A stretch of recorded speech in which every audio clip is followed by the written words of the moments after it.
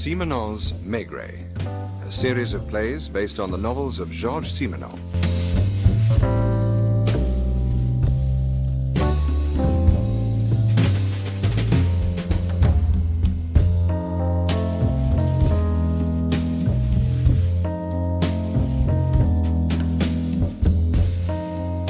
There are times, my dear Georges, when a disappearance is more expected than unexpected. Indeed, Jules. If, for instance, a solicitor was known to be embezzling his client's money, you'd expect him to disappear. And turn up again somewhere like the Argentine as Monsieur Dolph? Oh, don't say that happened once and we've both forgotten. Monsieur Dolph? I don't remember such a case. We wouldn't forget a case, would we, George? Of course not, Jules. This chap, however, was a solicitor, and his wife expected him to vanish at times, only nothing was as it seemed to be.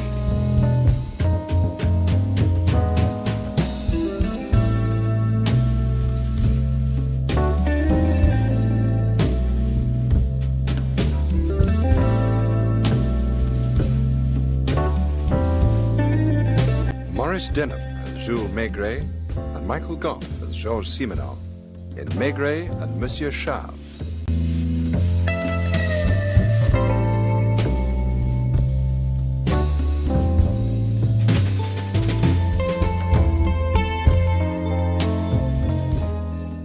Chief Inspector, there's a woman in my office who insists on seeing you personally.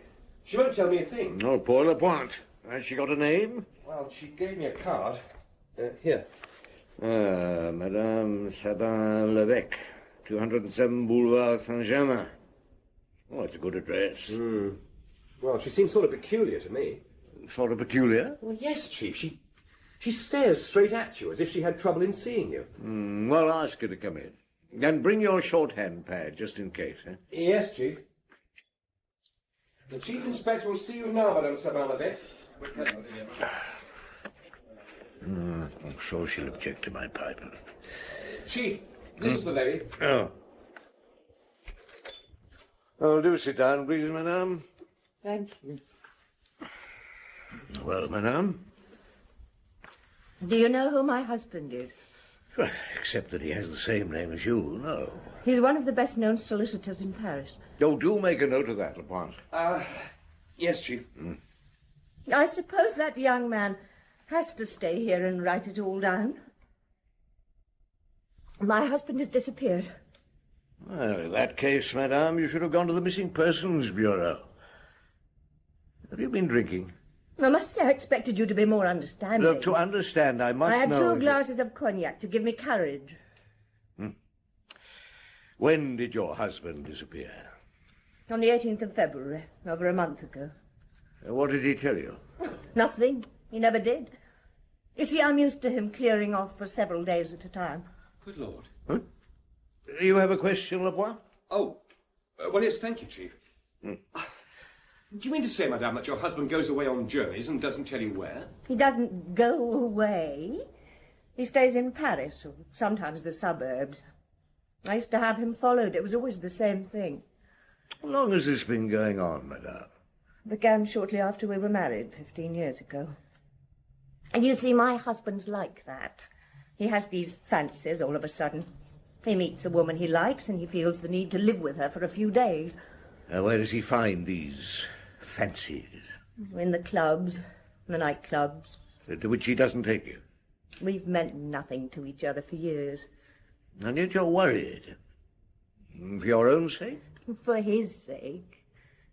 I don't love him anymore, Monsieur, but I'm worried for him. A month is a long time. He took nothing with him, not even a small suitcase. He didn't even take one of the cars. I'm afraid something may have happened to him. Your husband is a successful solicitor, you say. What happens when he does his regular disappearing? He isn't at all like the usual solicitor. He inherited his father's firm, and the head clerk can run everything. How old is your husband? 48, Monsieur. And as fit as a young man. Do you know if he had a lot of money on him the day he disappeared? Not for sure, but I doubt if he had much. He used his checkbook and his cards. What does the head clerk think? I don't know. I haven't asked him. We're not on good terms. Well, we'll ask him. And we should pick up a trail in the clubs. You find me complicated, don't you? I don't know, madame. I haven't thought about you properly yet. Have you any money of your own? No. Oh, my husband gives me all I want. I couldn't swear to it, but I think he's very rich. Well, you look tired. I am. I'm always tired. Perhaps I should get back. Yes, perhaps you should. Look, if you don't mind, I'll come and see you at your flat this afternoon. I have a nap after lunch, so come at about 4. That's fine. Tell me, what is your first name? Natalie. I have some Russian blood from my mother. Natalie. Have you ever been happy, Natalie? No, never. I don't know the meaning of the word. Good day, Monsieur Maigret. Good day. You will come alone. Yes, I'll come alone. Oh, allow me, madame. Shall I call a taxi for you? No, I have my chauffeur waiting. I remember the way out. Good morning, then, madame.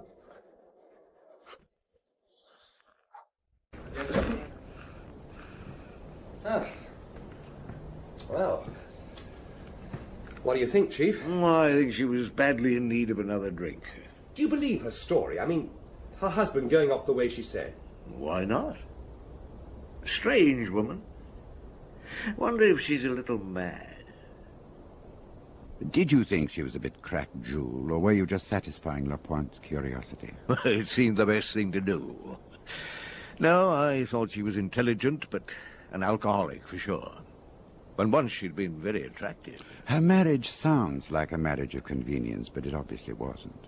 Let's assume there was love to start with. Only after a while he had to revert to his bachelor habits. I needed to know his husband. Needed to see where he lived. Needed... But you had a feeling he was dead.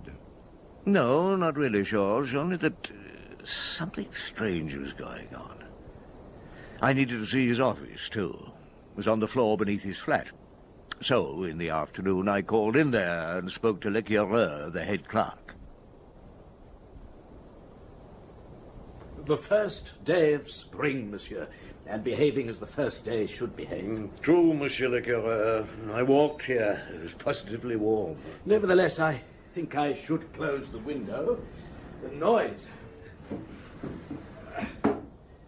Yes, monsieur, he sees all the clients personally. He never gives the impression of being a busy man, and yet he works harder than I do. Incredibly shrewd, too. I suppose you take over his work when he's away. It's my duty as his head clerk. There are, however, certain things I can't sign, so at the moment it's rather awkward. When he went away in the past for a few days, he kept in touch with you. He always rang me to see if he was needed. Chief Inspector, I wonder if I've the right to go into things. Professional etiquette, you understand? He's been gone for a month. He could be dead. You think he could have been murdered? His wife seems to think so. The idea crossed my mind, too.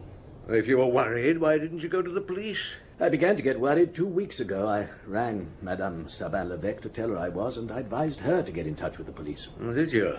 What did she say? Oh, there was nothing to worry about yet, and she'd take care of the matter in due course, whatever that meant.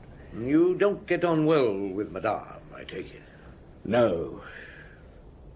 But it's not just that. It's, I'm sure I shouldn't be letting these cats out of the bag, as it were. Look, I know so much already, and we need to find your employer. So? Nobody here likes her. No one in this office or among her staff upstairs, except for her maid, Claire.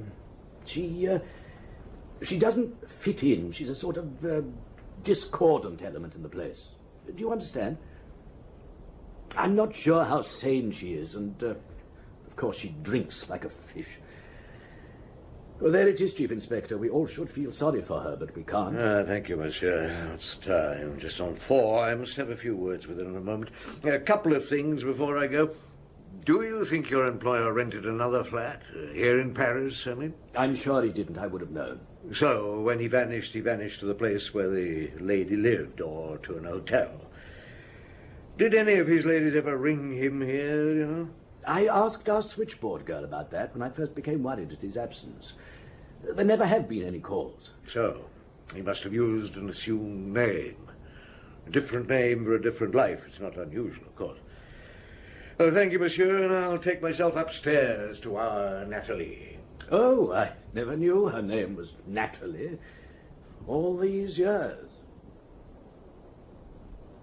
Will you have a brandy, Monsieur Maigret? Not at the moment, madame. Tell me, does your husband have any enemies that you know of? Only me. What do I know of his life, Chief Inspector? Nothing. We haven't shared a bedroom since 3 months after I married. They all love him. And you hate him? Not really. It was just the way he is. I made a bad mistake. Are you his heir? Yes, his sole heir. If he's dead, I'm a rich woman. But why didn't you ask him for a divorce? Too lazy? Too indifferent? You don't want to drink? Cheers. Now, these clubs he visits to pick up, shall we call them his girlfriends, do you know any of them? He's left matchboxes with the names on them lying around. Let me try to remember. Chapotet. Bellelay? The Cric-Crac. Are you sure you won't have a drink? No. What I want, madame, is a photograph, a recent one, of your husband. There's some over there, on the desk. I've been looking them out. Do you forget faces so quickly, Natalie? I never even let them register. Not anymore. I thought you might want a picture. Oh, this one of you. When was it taken? That. A few weeks after we were married. I've changed, haven't I? Where do you think your marriage went wrong, Natalie? I'll take these two of them if I may. Perhaps I never understood him, so I couldn't handle him. Perhaps he was mistaken about me. In what way? He took me for a different kind of person. What did you do before you met him? I was a secretary in a lawyer's office. Maître Bernard d'Argent, Rue de Rivoli. That's how I met Gerard. Gerard? My husband's name. Didn't you know? Oh, yes, of course, but I'm trying to think of him with his other name, the one he used when he went off on his little adventures. Yes, he must have had another name. I wonder what. Where are you going to start looking? Don't you want a drink? No, thank you, Natalie. I wonder what he took you for, apart from a lawyer's secretary. Lapointe's told you about the missing solicitor, eh, Jean-Pierre? He has, Chief, and about the wife. The wife, yes. Now, she told me that before her marriage she'd worked for a lawyer in the Rue de Rivoli. I called there on my way back just now. Only one old concierge could recall the lawyer. He's been dead 10 years.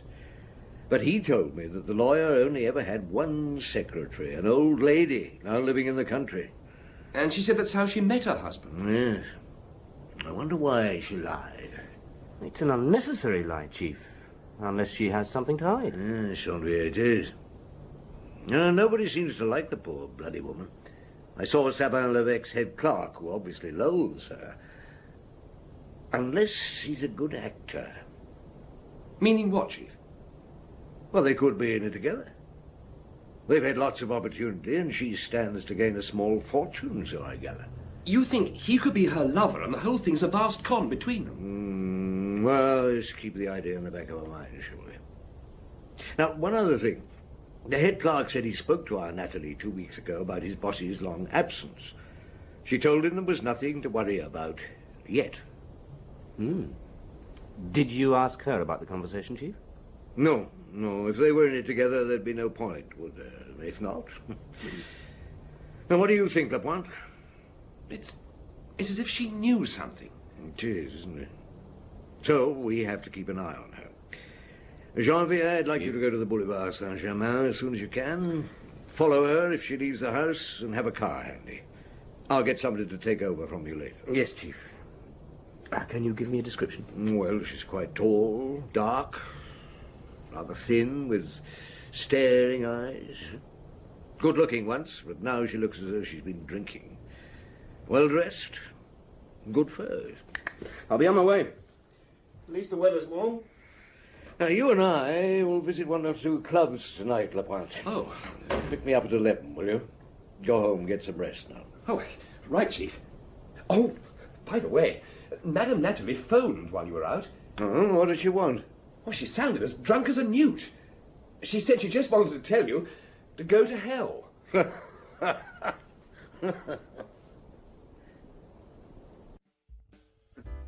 Good evening, Monsieur. Ah, good evening, Marco.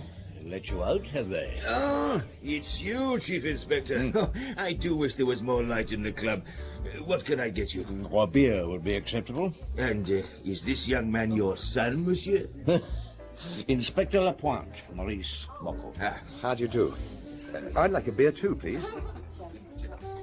You are on business, I take it? Do you know this chap by any chance? 2 beers, Monsieur.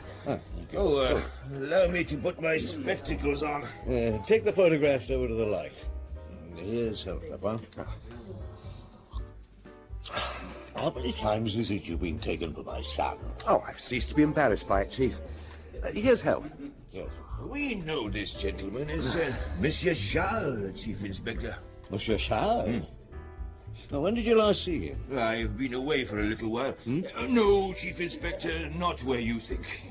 I returned to Corsica to see my old mother for the last time. Oh, I'm sorry, Marco. What do you know of Monsieur Charles? I will tell you. Not a regular. We don't see him perhaps for a month. Very charming, cultivated, and obviously wealthy. Martine, one of our young ladies, was supported by him for a few days. She'll be in shortly, she can tell you herself. Now, last summer, we had a very pretty girl here, Leila. She did not go with the customers, not that any of the girls are required to, you understand? Monsieur Charles offered her 10,000 francs, and when she refused, he put the price up to 15 and then 20. She refused, being Leila, but he could hardly believe it. I was watching, of course. I thought he was going to burst into tears. 20,000 francs? This was for a few days. Oh, yes, the usual 2 to 4 days. Only with Leila, he wanted to take her to a country hotel, of all places. Of all places. That's interesting, Lapointe. He could be sitting in some quiet country hotel. Holding hands with his latest conquest. It's a pretty picture. Something has happened. You are looking for him? He's vanished, Marco. Hasn't been seen for over a month. I wonder what his real name was. Ah, there's Martine. Martine, do come over here, my dear. Oh, hello. Ooh, I like the young one. I think I've seen the old one. The old one is Chief Inspector Maigret. The young one Inspector is... Lapointe, Martine. Now come and sit down. Oh, thank you. What can we get you to drink? I have a martini, of course. A martini for Martine. Oh! Yes, I see. Well, bottoms up. Yes. Oh. So, you're the famous Maigret. You're going to ask me some questions? Oh, go on, do. Yes, I will, Martine. Do you remember Monsieur Charles? Oh, yes. Girl doesn't forget the Monsieur Charles of this world easily, believe you me. It wasn't his real name, was it? No, it wasn't. It isn't, I mean. And what's happened to him? Yeah, I liked him. What's he done? He's disappeared. So these questions are serious? You could help us, perhaps. Yeah, when did he do his vanishing act, then? Well, he left home on the evening of the 18th of February. The 18th? Oh, look, that's funny. Look, you won't believe me. Oh, try us, Martine. What is it? All right. The 18th is my birthday. Well, that's why I remember the day and the evening. You see, I have a girlfriend, or did have. She's gone to England now, called Doreen. She came in here to see me on the 18th, you know, wish me happy birthday, give me a present. She was all dressed up, and I asked her where she was going. And she said she'd met this man, Monsieur Charles, and he was taking her off for a few days, meeting her at her club, the Cric-Crac, in an hour. Oh, I didn't tell her I knew Charles. Perhaps she guessed that I did. A lot of us round here do know him, of course. So he met Doreen in the creek crack. Well, that's just the point. He didn't. What? She rang me the next day. Awfully upset she was. Really, she was. He never turned up. Now, she waited until the club closed, but he never turned up, and he never even sent a message. Now, it was the 18th. I'm quite sure of that. So, it seems he didn't go off with any girl on the 18th. Yes, only planned to. And another martini, Martine? Thank you, sir. 2 more beers, Marco. I remember one thing. He used to walk to the club, so somebody could have waited for him. Yeah, that crazy wife of his could have done anything, I think. Oh, he told you about her, did he? Your beers, monsieur. Ah, thank you. Martini, martini. Well, bottoms up. Well, cheers. Oh, poor Charles. If anything's happened to him... Where did you stay together, Martine? Oh, my little flat. That's what he wanted. He used to talk about himself in a vague sort of way, and about his wife who drank. He thought she'd grown a bit mad, but it was as if he hardly knew her anymore. He spoke of her as you do of a stranger. Was he a lonely man with that many friends? Oh, he had friends, but not in Paris. He had a house on the coast somewhere. Oh. I don't think he was lonely, not really. He was rather like a young chap. Someone who'd never grown up in some ways. We were like a couple of newlyweds during those 4 days. He watched me, you know, having a bath, getting dressed. As if he'd never seen a woman before. And he'd lean out of the window to see me leave when I went shopping. And when I got back, I'd find the table laid. I was very considerate, just like a real sweetheart. When he left, he gave me some money. It was a lot of money to me.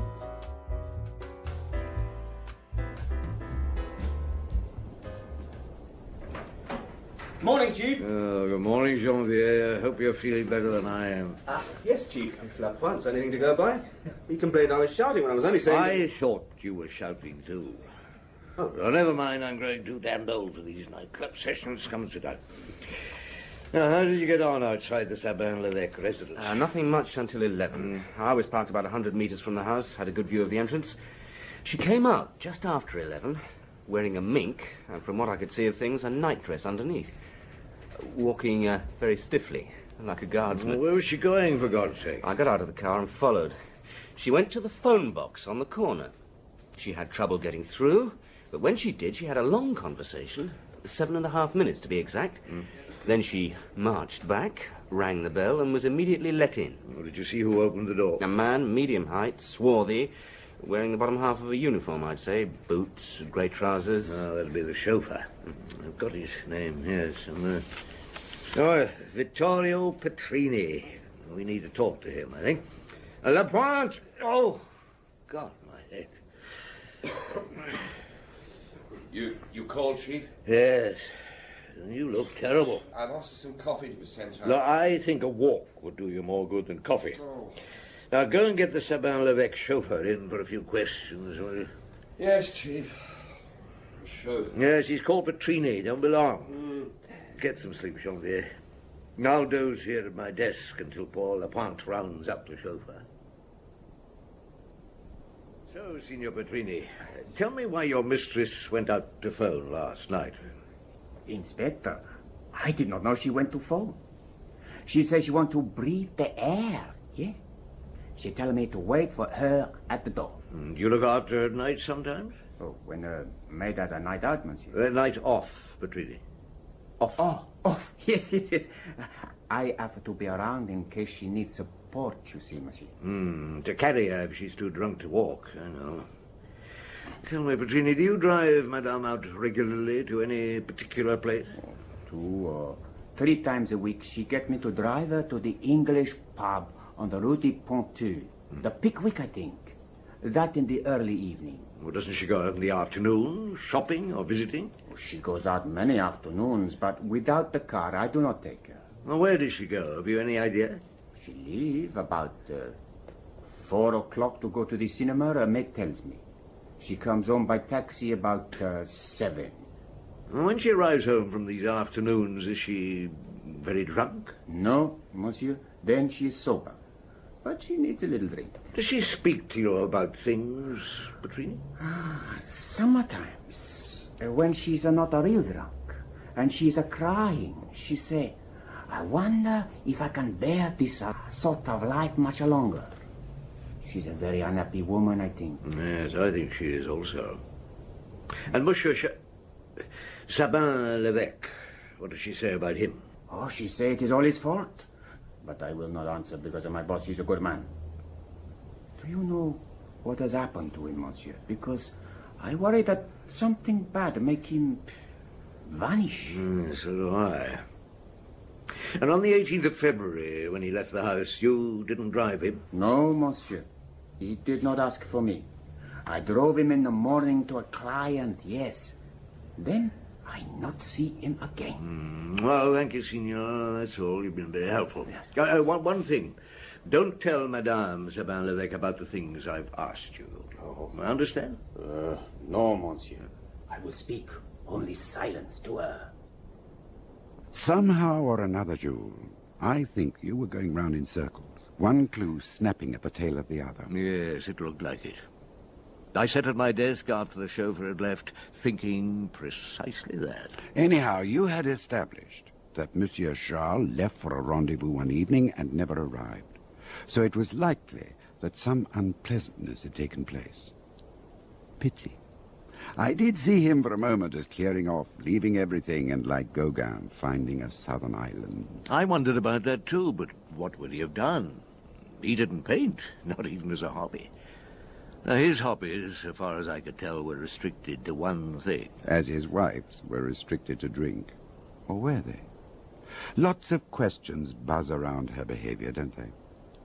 Why give herself a false past? If she thought her telephone was being tapped, she must have had a reason for thinking so. Who did she have to telephone late at night? And where did she go those afternoons when she left the house at 4? We needed to find out. I had 2 men watching the house with instructions to follow her at all costs. And then the phone rang. It was the commissioner for the 15th arrondissement. A man's body had been fished up out of the Seine at the Quai de Canal. Credit cards, checkbook, wallet still on him. We had found Monsieur Charles.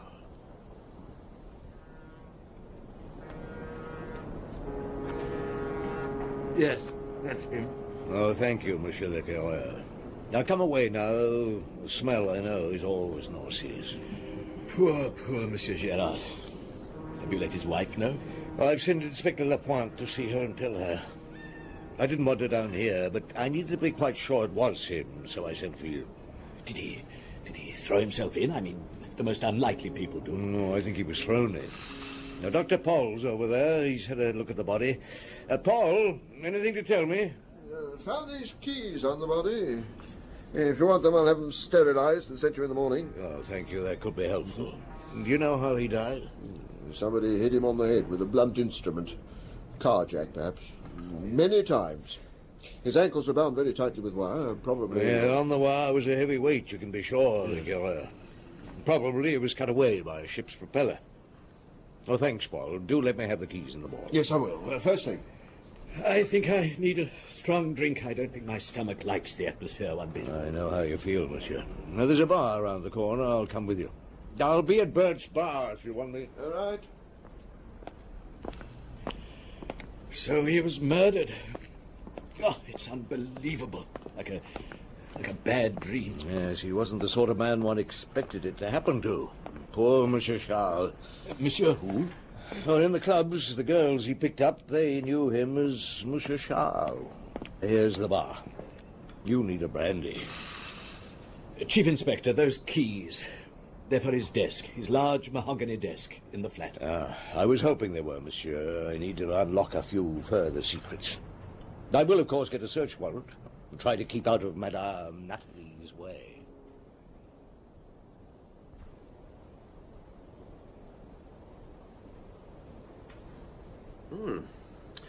It's an impressive desk, Chief, isn't it? Well, this seems only to have writing paper. Gold pen. Not very helpful. Oh, there's photos in this one. Well, they look interesting. Let me see. Natalie, 20 or so, with Monsieur Charles. Looked pretty, wasn't she? Well, tarty. No. Tarty, you said. Well, what about this? What sort of a smile is that, and little else? Natalie? Why, it looks like a high-class call girl. On the back, the name Trika. A good call girl name, eh? And we know where our solicitor looked for his lady friend. Having fun? Ah, it's you, is it? Trika? Your maid has told you, I hope, we have a search warrant. She didn't. Why do you call me Trika? One of your jokes, is it? Not very funny. Not all that funny, Natalie. I didn't realize what a fine garden you have here. Show her the photo, Lapointe. What a fine garden. It has the name Trika on the back, madame. It was a part I was playing in some theatrical thing. I think you were once a hostess in a nightclub, and I propose to find out unless you save me the trouble. You can go to hell. Where do you go in the afternoons, Natalie? What afternoons? Look, I haven't had your phone tapped, you know. I don't care if you have, copper. Don't you? Then you must have an odd liking for phone books. At least I can be alone in them, not have coppers all over the place. Look, I'm not giving up, you know, Natalie. Oh, it's not piss off. Your husband was brutally murdered. I don't like any murder, but what was done to him is something I dislike even more. He asked for it. God, he asked for it. Well, what do you mean, Natalie? What do you mean? I'm going to have another drink. Stop her, Lapointe. Look, just stay still, madame. Pigs! Pigs! He asked for it because he mixed with the worst riffraff in those clubs. With those women. Some pimp killed him. Some pimp. Do you know how he died, Natalie? I don't care how he died. I don't want to know. Oh, clear off! Clear off! He was hit on the head with a heavy, blunt instrument. Not just once, but over and over again, until his skull was in small pieces.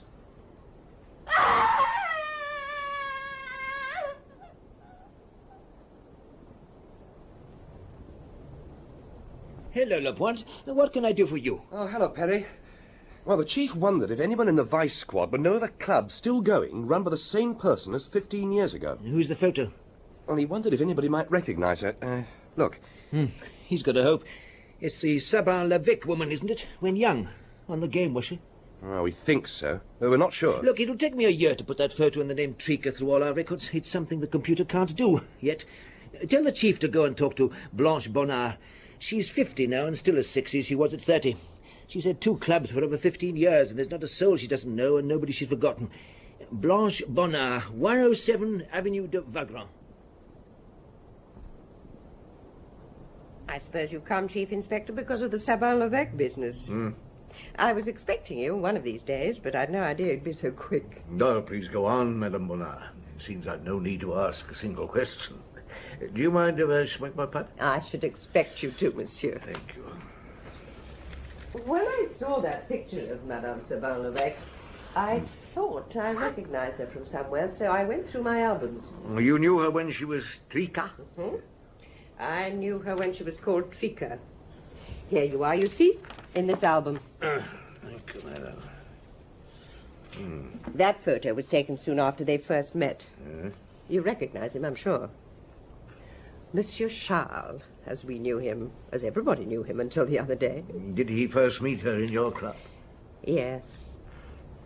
She could look very innocent, and she was very young. Just the sort of girl for Charles. He noticed her the moment he came in that evening, went over to her table and asked her to go off with him, but she refused. But obviously he didn't give up. He came back every evening for a week before she finally agreed. She came back a few days later to fetch her things. I asked her madly in love Trika. I remember that she only looked at me in reply with that funny, almost not seeing you look. A couple of months later, I saw the marriage splashed over the papers. No, it wasn't a happy marriage, I'm told. Charles returned to his old tricks in no time. Sad. Sad, Madame Bonnard. Worse for Monsieur Charles. Ah, but she's free now, and rich. Is that what's bothering you, Monsieur? Was it foul play? Very. He was bashed on the head. A lot more than was necessary to kill him. But would a woman be capable of that? Well, some women, but not her, though. She didn't do it, of that I'm sure. But she had a hand in it. I have no evidence. But you're looking for it. Well, what are you going to do next? Well, she doesn't live far from here. I think I'll visit the lady. Not that it'll do any good. Somehow I can't keep away from the wretched woman. Well, you must have a glass of port before you go. Oh, thank you, madame. I shall enjoy that.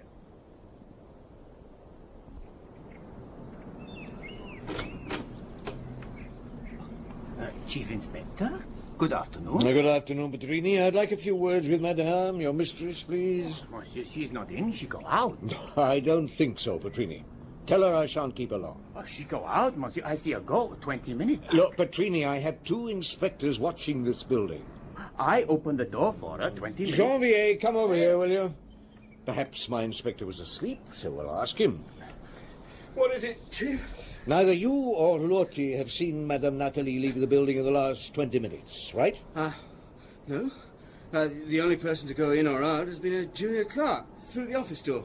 Nobody in or out from the Sabin Lavector. Oh, no, monsieur. She lived by the garden door, like always. There is a door out from the garden. See, a little door in the wall onto a passage at the back which go onto the road to Tivoli. Madame always has the key. Mm-hmm. You'd only noticed the garden 48 hours before, I believe. Yes, that's so, Georges. A real hidden garden, but quite large. And to one side of the building, you could only see it from 2 windows in the flat. When I first saw it, the thought did cross my mind, but not firmly enough, obviously. So while your chaps had dutifully watched the front, Natalie had come and gone as she wished by the back. We were soon to discover where she went, by the way. You put a watch on the garden door, of course? Yes, on the principle of the stable door and the horse. They saw her come back about an hour after I left. And you rushed round to ask her where she'd been? No, not this time. We'd find out, I thought, when she flitted out next time. Now, that evening, she took an overdose of sleeping tablets. But her maid found her in time, and her doctor cleaned her out. It sounds as if something had come to a crisis. I felt that, too.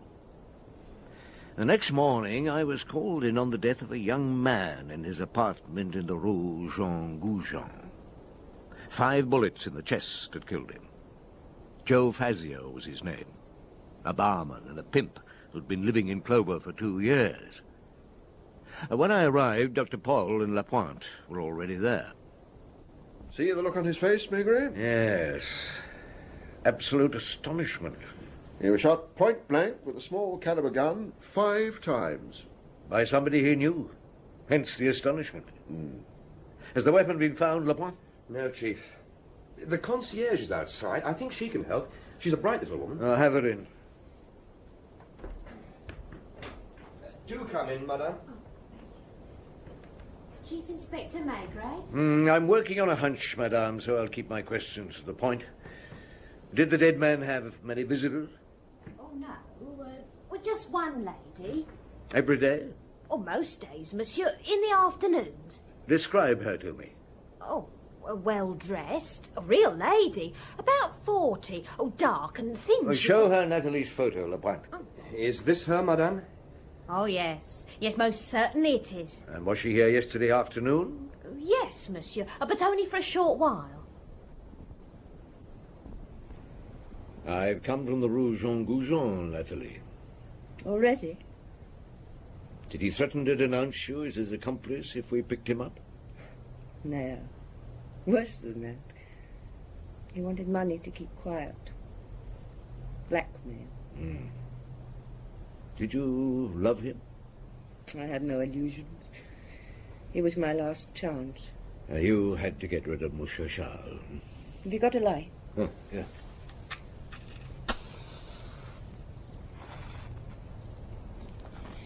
Thank you. Yes, it must have been rotten. You took to the bottle. I imagine you had lovers, too. One-night stands. Men I met in bars. Hotel rooms. Some offered me money. Thought I was a common tart. And then you met Joe Fazio. 2 years ago. That was different. I loved him. He wanted money to keep quiet, and he was going to leave me, go back to Marseille. I couldn't bear the thought. Whose idea was it to kill your husband? I think we both had the idea. Joe did it. It was easy. Gerard was on his way to some girl. It was a quiet street. Joe stole a car and took the body to the Seine. What sort of life would you have led with Joe? I don't know. I never thought about it. Wasn't out of love for him that you got him to kill your husband, was it? You just wanted him dead so you'd be the undisputed mistress of the household. The rich widow. I wanted him dead. That's true. He was so childish, so selfish. You mean he was king of the castle and you counted for very little? Every single one of them hated me. In spite of everything, I feel sorry for you, Natalie. I suppose you're going to take me away with you. I am. And to be honest with you, I wish I didn't have to. I'm going to have another drink. It doesn't make me drunk today.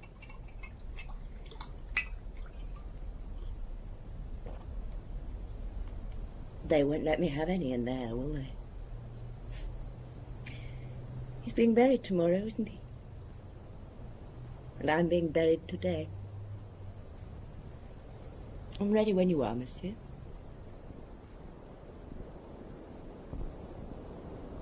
A very enigmatic lady, Jules.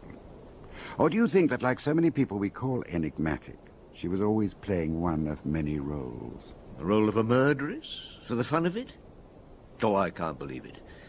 But she'll always remain a mystery to me. She led me a merry dance. Up the garden and through the garden gate. Well, not only that. No, somehow the more I questioned her, the less I knew. I think she probably used her drinking to advantage, even, giving herself time to think. Indeed.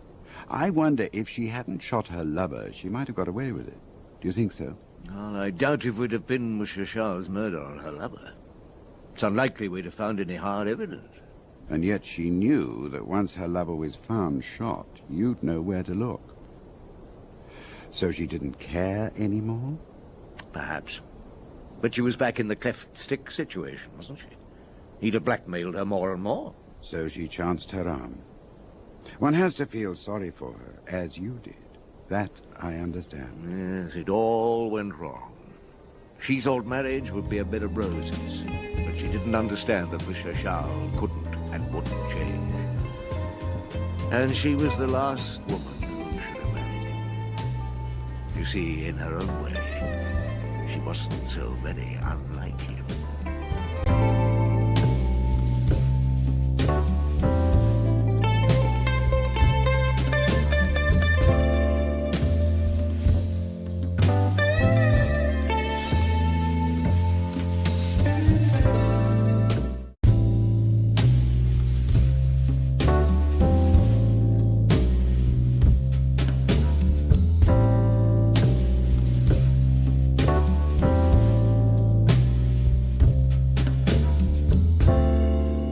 Simenon's Maigret, a series of plays based on the novels of Georges Simenon.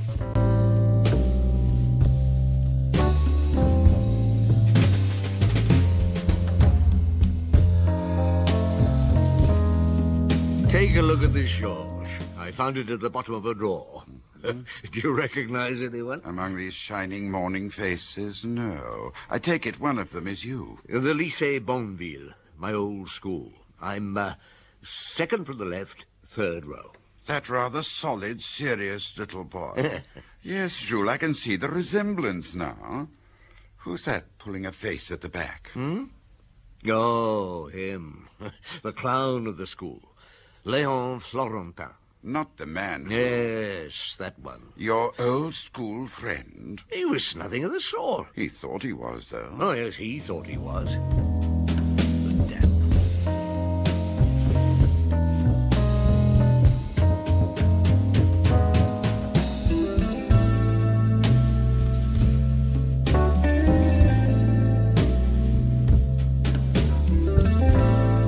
Maurice Denham as Jules Maigret, Michael Goff as Georges Simenon, and John Moffat as Léon Florentin in Maigret's Boyhood Friend.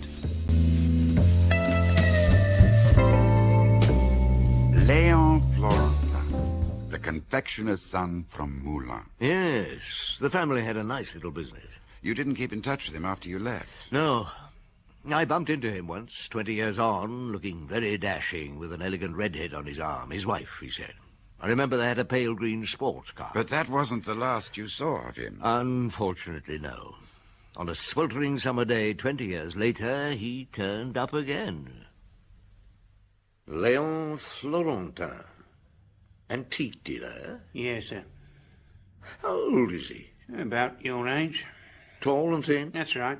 Very tall and thin, with a regular mop of grey hair. That's him. All right, send him in. Inspector Maigret will see you now. Oh, thank you. All right. Hello. How are you, Maigret? Oh, I'm well. Do sit down. How's your wife? My wife? Yeah, oh, you mean Monique, the little redhead? Yeah. She wasn't my wife. No, we just lived together for a time. No, you're not married. What would be the point? I say, I like your office. I didn't expect to see such good furniture at police headquarters. So you're an antique dealer now? In a manner of speaking, yes. I buy old furniture and do it up. You know how it is. Everyone's an antique dealer these days. You're doing all right, Oh, yes, everything's fine. At least it was fine until this afternoon. And what happened? The sky fell. Go on. It's hard to explain, that's the trouble. Look, I'd better tell you that I have a woman friend for 4 years now. You've lived together? Not exactly, no. She has her own place. Her name is José. Well, actually, her name is Josephine Papet, but she prefers to be called José. She's 34, but you'd never think it. Whew, it's hot in here. Well? I'm not the only one. The only what? I'm not her only friend. Oh, she's a marvellous girl, really, and I'm everything to her. You know, lover, friend, confidant. Yeah, but has she many other friends? Well, there's Paré and Courcelles. Then there's a chap with a limp called Victor, and Ginger, a youngster. So where do you come in? I go there when she's alone. You sleep there? Every night except Thursdays. What happens on Thursday? That's Courcelles' night. He lives in Rouen, but he's got business premises in Paris. Oh, now you despise me. Look, I've never despised anyone in my life. It's a delicate situation. Yes, I can see that. But you have my solemn word, José and I love each other. Or rather, I should say, loved each other. Are you saying you've broken with her? No. Is she dead? Yes. When? This afternoon. I swear it wasn't me. How did she die? She was shot. By whom? I don't know. Where did it happen? In her flat, in the bedroom. And where were you? In the cupboard. What? Well, you see, whenever I was there and the bell rang, oh, don't despise me. It wasn't like that. I work for my living. I earn... No, tell me exactly what happened. Well, we had lunch together. She's a marvellous cook. Yes, and she was expecting her Wednesday visitor, but not before 5:30 to 6. Who was it? Francois Paré. He's a civil servant in his early 50s, in charge of waterways at the Ministry of Works. Anyway, at 3:30, the bell rang, and I got into the cupboard. Well, no, it's a sort of closet, really, you know, in the bathroom, not the bedroom. And what then? I'd been in there about a quarter of an hour when I heard a sound like a shot. At the time, I thought it must have been a car backfiring. I waited for the man to go. You knew it was a man? Well, no, but I assumed it. How did you know when he'd gone? I heard footsteps leaving and the door shut. What time? About 4. So the murderer stayed for about a quarter of an hour after he killed her. What? How'd you make that out? Well, you said the bell went at 3:30. You heard the shot a quarter of an hour later. Oh, yes, I suppose he must have done. When you went into the bedroom, where did you find her? On the floor by the bed. Did you call a doctor? No, she was dead. Did you ring the local police? No. Well, look, it's well after 5. What have you been doing for the last hour? I was stunned. I just sat there. Well, eventually I pulled myself together. I went into a bistro and had 3 large brandies. And then I remembered that you were the big white chief of the CID. So I came here. I thought you'd know what to do.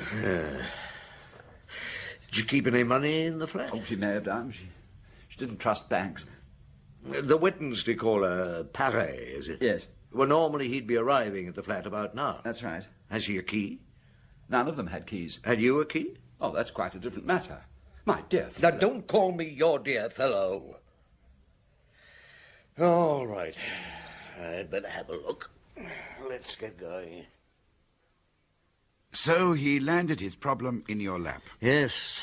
The years hadn't been very kind to him, and though he irritated me, I couldn't help feeling sorry for him. I guessed that he'd lived off José for years. He was lucky to find her. Indeed he was. And now she was dead. And I'm pretty certain he was wondering what the hell was going to become of him. Where was the flat? In the Rue Notre-Dame de Lorette. Downstairs there was a mountainous concierge, a really enormous woman. She stared at us without expression and without any apparent interest. The flat itself wasn't what I expected. What did you expect? Oh, something less fussy, less old-fashioned. The dead woman was a plump little brunette. She had been quite attractive. Well, the doctor and the forensic boys arrived and started work. The examining magistrate came and went, and I slipped downstairs to talk to the concierge. I'd like to ask you some questions, madame. What about? Oh, I take it you haven't heard. Mademoiselle Papet is dead. Is that what all the coming and going's about? Yes. Now, may I have your name? Why? It's not your business. I have to include it in my report. Madame Blanc. Widow? No. Does your husband live here? No. Did he desert you? Yes. 19 years ago. I see. Now, did you see anyone go up to Mademoiselle Papet's flat between 5:30 and 6? Yes. Who? Her Wednesday regular. Was he up there long? No. Did you see him or anyone else go up earlier in the day, about 3:30? No. No one. Did anyone come down? Not until 4:30. Who? That fellow. The one who was with you. Do you know your tenant's other friends? Is that what you call them? Well, visitors, then. How many of them are there? 1, 2, 4. Not counting that fellow. Did any of them ever meet? Not that I know of. I have to tell you that Mademoiselle Papet was murdered. Well, it was only to be expected, wasn't it? Well, have you seen our piece of monumental masonry? What? The concierge, that's what I call her. I shudder to think what she calls me. That fellow. Oh, so I'm that fellow, am I? She can't stand me, you know. Are you sure you told me everything? Why should I lie?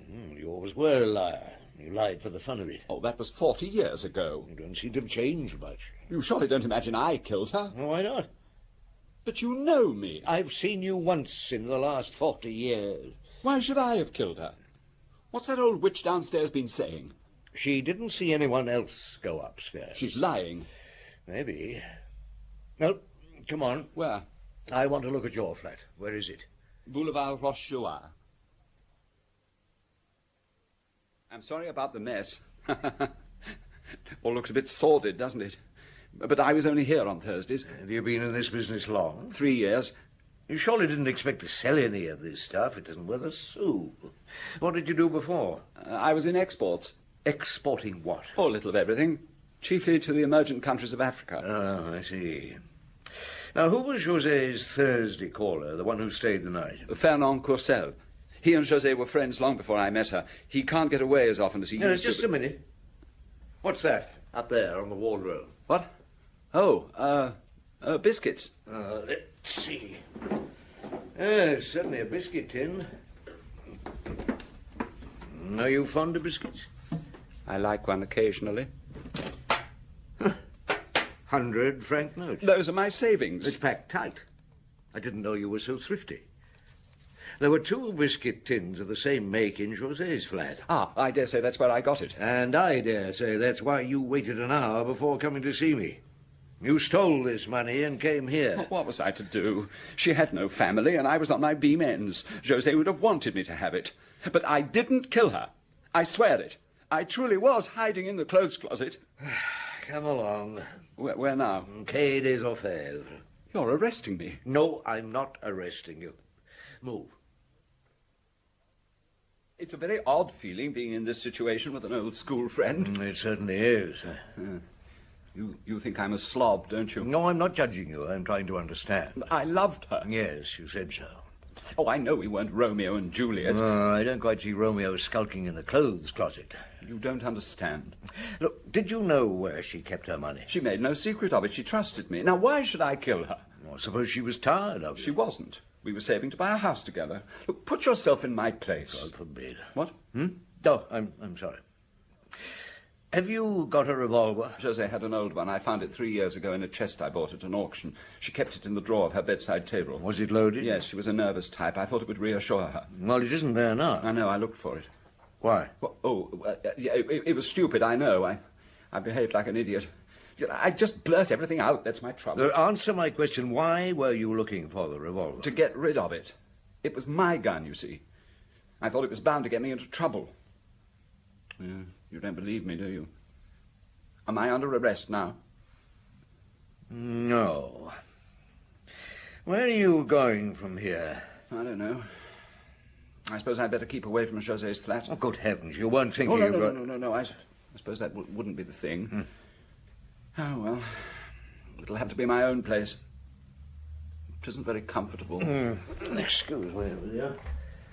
I won't be a moment.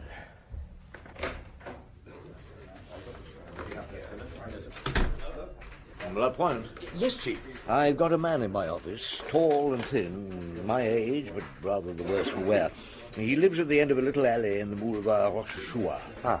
I don't know what he'll do when he leaves here, but I don't want you to let him out of your sight.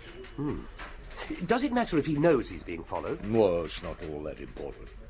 But he's as cunning as a wagon load of monkeys, and he's sure to be on the lookout. Right, Chief. I'll see to it. Let me ask you something. At this point, if it had been anyone else, would you have arrested him? I'd rather not answer that. I won't pursue it. So you got on the track of the other lovers? Yes, obviously I had to interview them all. I wasn't looking forward to it. In fact, I wasn't looking forward to anything to do with this case. Oh, it's a wretched business. What is it, Jules? A murder? Yes, a shooting. The woman's dead. The trouble is, I was at school with the fellow who lived with her, and now he's up to his neck in this ghastly mess. What motive? Jealousy? No, not if he did it. Did he? God knows. That may be Lapointe. I asked him to ring me at home.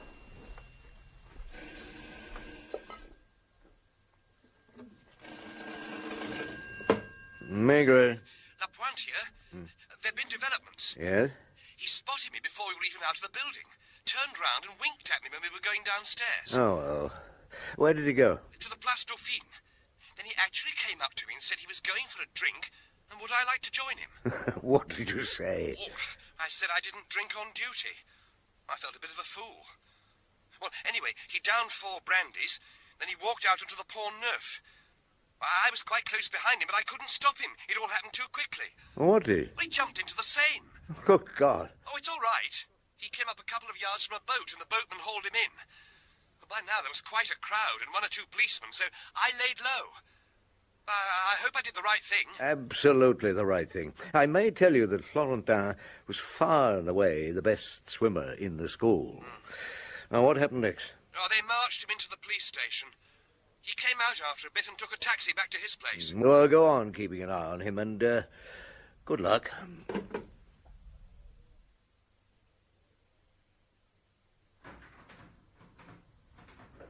Sit down, Inspector. Oh, thank you. I was expecting you. You've seen the morning paper, Monsieur Parry? Yes. Thank you for coming to the ministry yourself and sparing me the indignity of a visit to police headquarters. Well, I was anxious as you are to avoid publicity. Had you known Josephine Papet long? About 3 years. Are you married, Monsieur Parry? Yes. Lately, my home hasn't been very happy. My wife is a sick woman. She suffered from a psychiatric disorder. It strained our relationship a good deal. I see. What were the circumstances of your first meeting with Josephine Papet? It was in a brasserie in the Boulevard Saint-Germain. I often stopped there for a drink.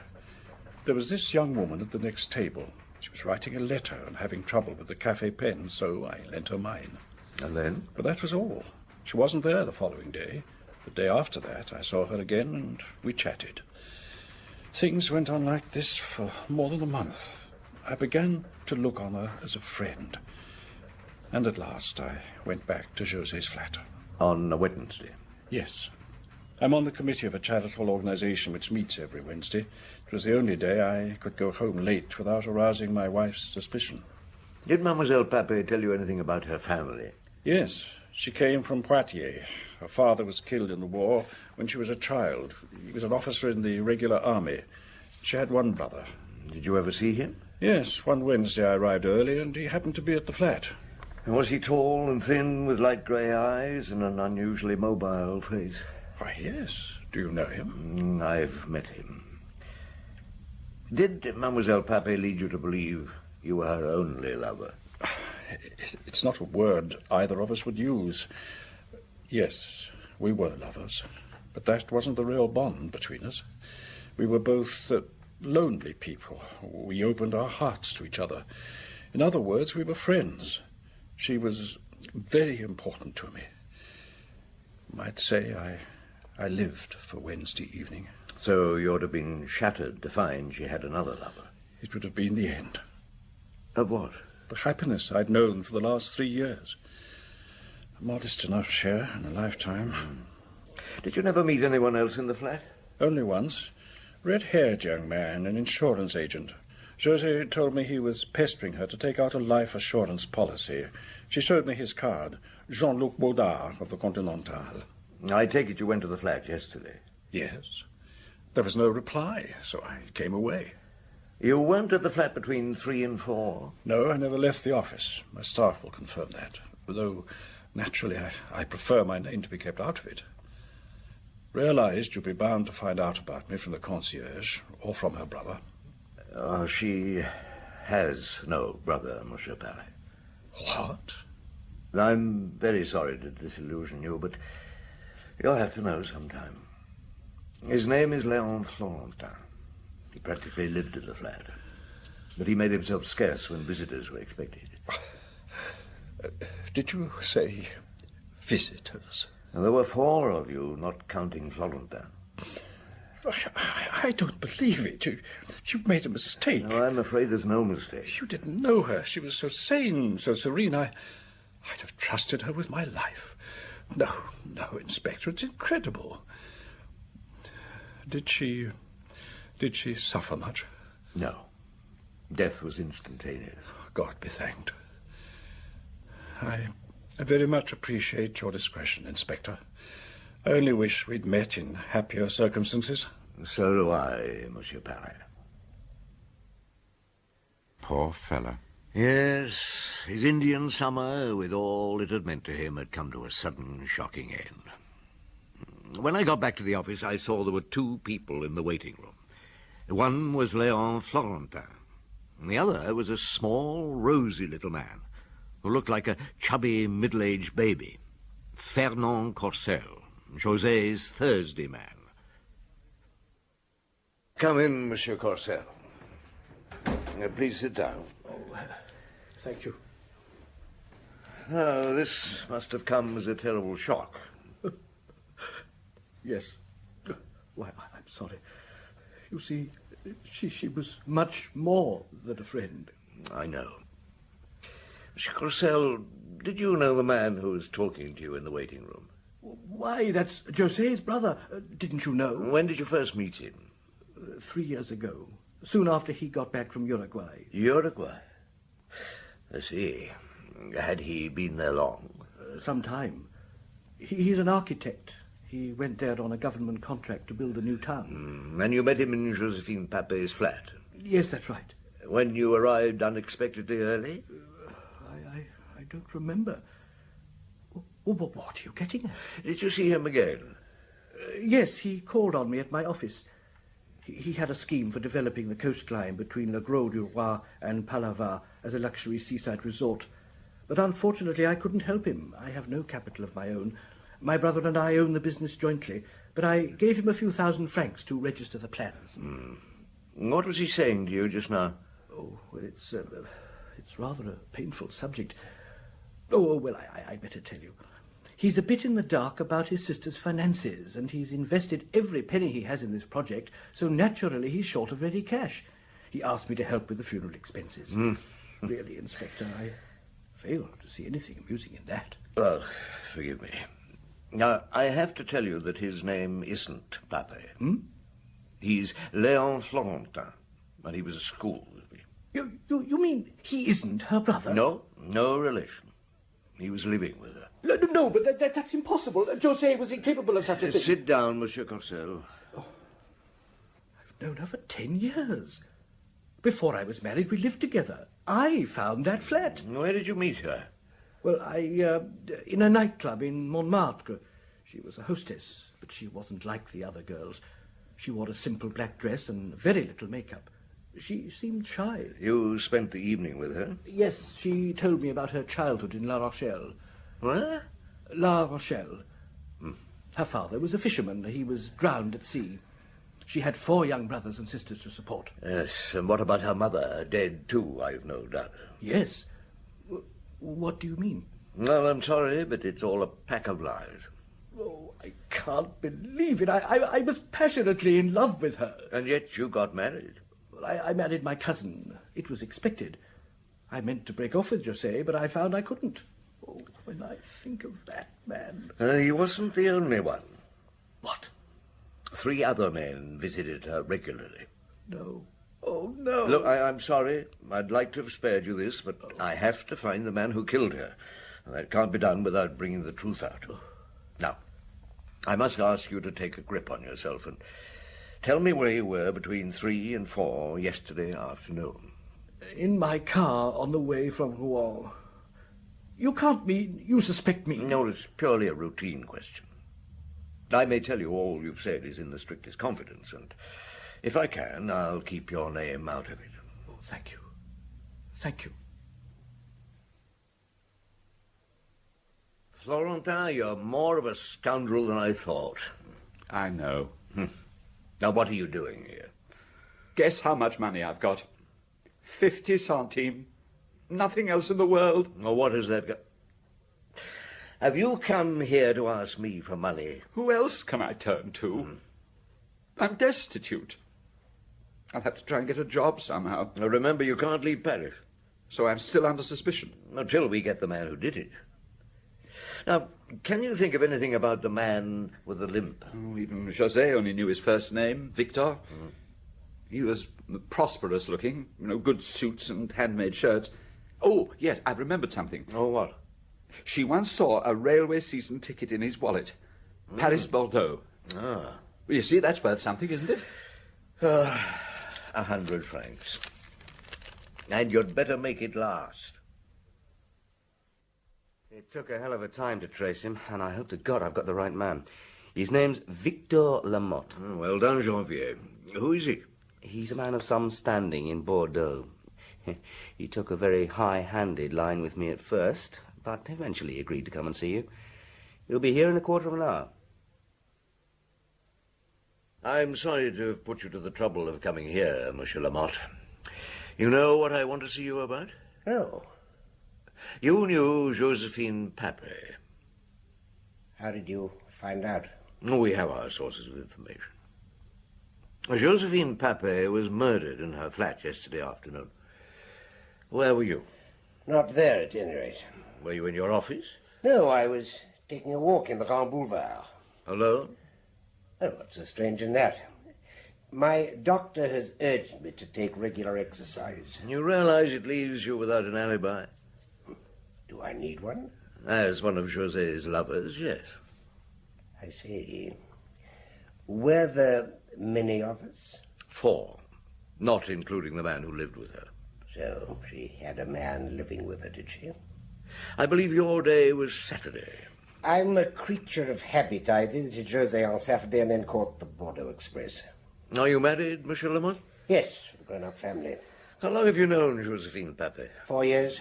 What did she mean to you? She provided relaxation. Had you any affection for her? That's too strong a word. Perhaps I should say liking. Yes, she was a pleasant companion, and I believed her to be discreet. I'm surprised you were able to track me down. We knew you had a limp and a railway season ticket. I see. Where did you first meet José? On the train, in the restaurant car. We sat at the same table. She seemed a very respectable sort of woman. Had you a mistress at that time? What did you say your name was? Well, it's of no importance, but if you must know, it's Maigret. Well, Monsieur Maigret, I did have a mistress. Just a week before I met José, she announced that she was going to be married. In other words, there was a vacancy to be filled. I don't care for your tone. How long had you known José when you first went to her flat? 3 weeks. Did she tell you where she came from? Yes, Grenoble. Did you make her a generous allowance? That is a most indelicate question. Answer it, please. I gave her 2,000 francs a month in an envelope. I left it on the mantelpiece. Did you know any of her other protectors? You'd hardly expect her to introduce us. No, I didn't. Were you distressed to learn of her death? To be honest, no. Millions of people die every day. You want a signed statement from me? No. If it should come to trial... It will. Always supposing you get the murderer. We'll get him.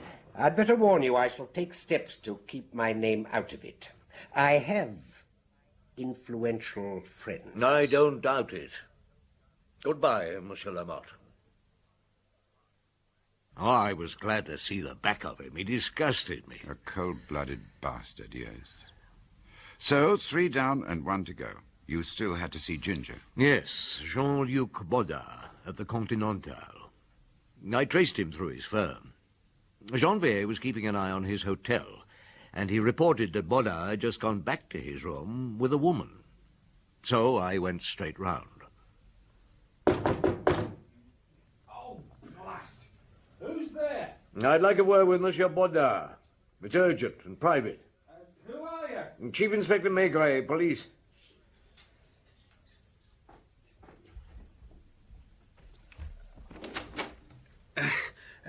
Do I have to come with you? I mean, I'm not alone. I want to ask you a few questions. Yeah, all right. Come in. Thank you. You want me to go, I suppose? Yes, you'd better wait for me in the brasserie.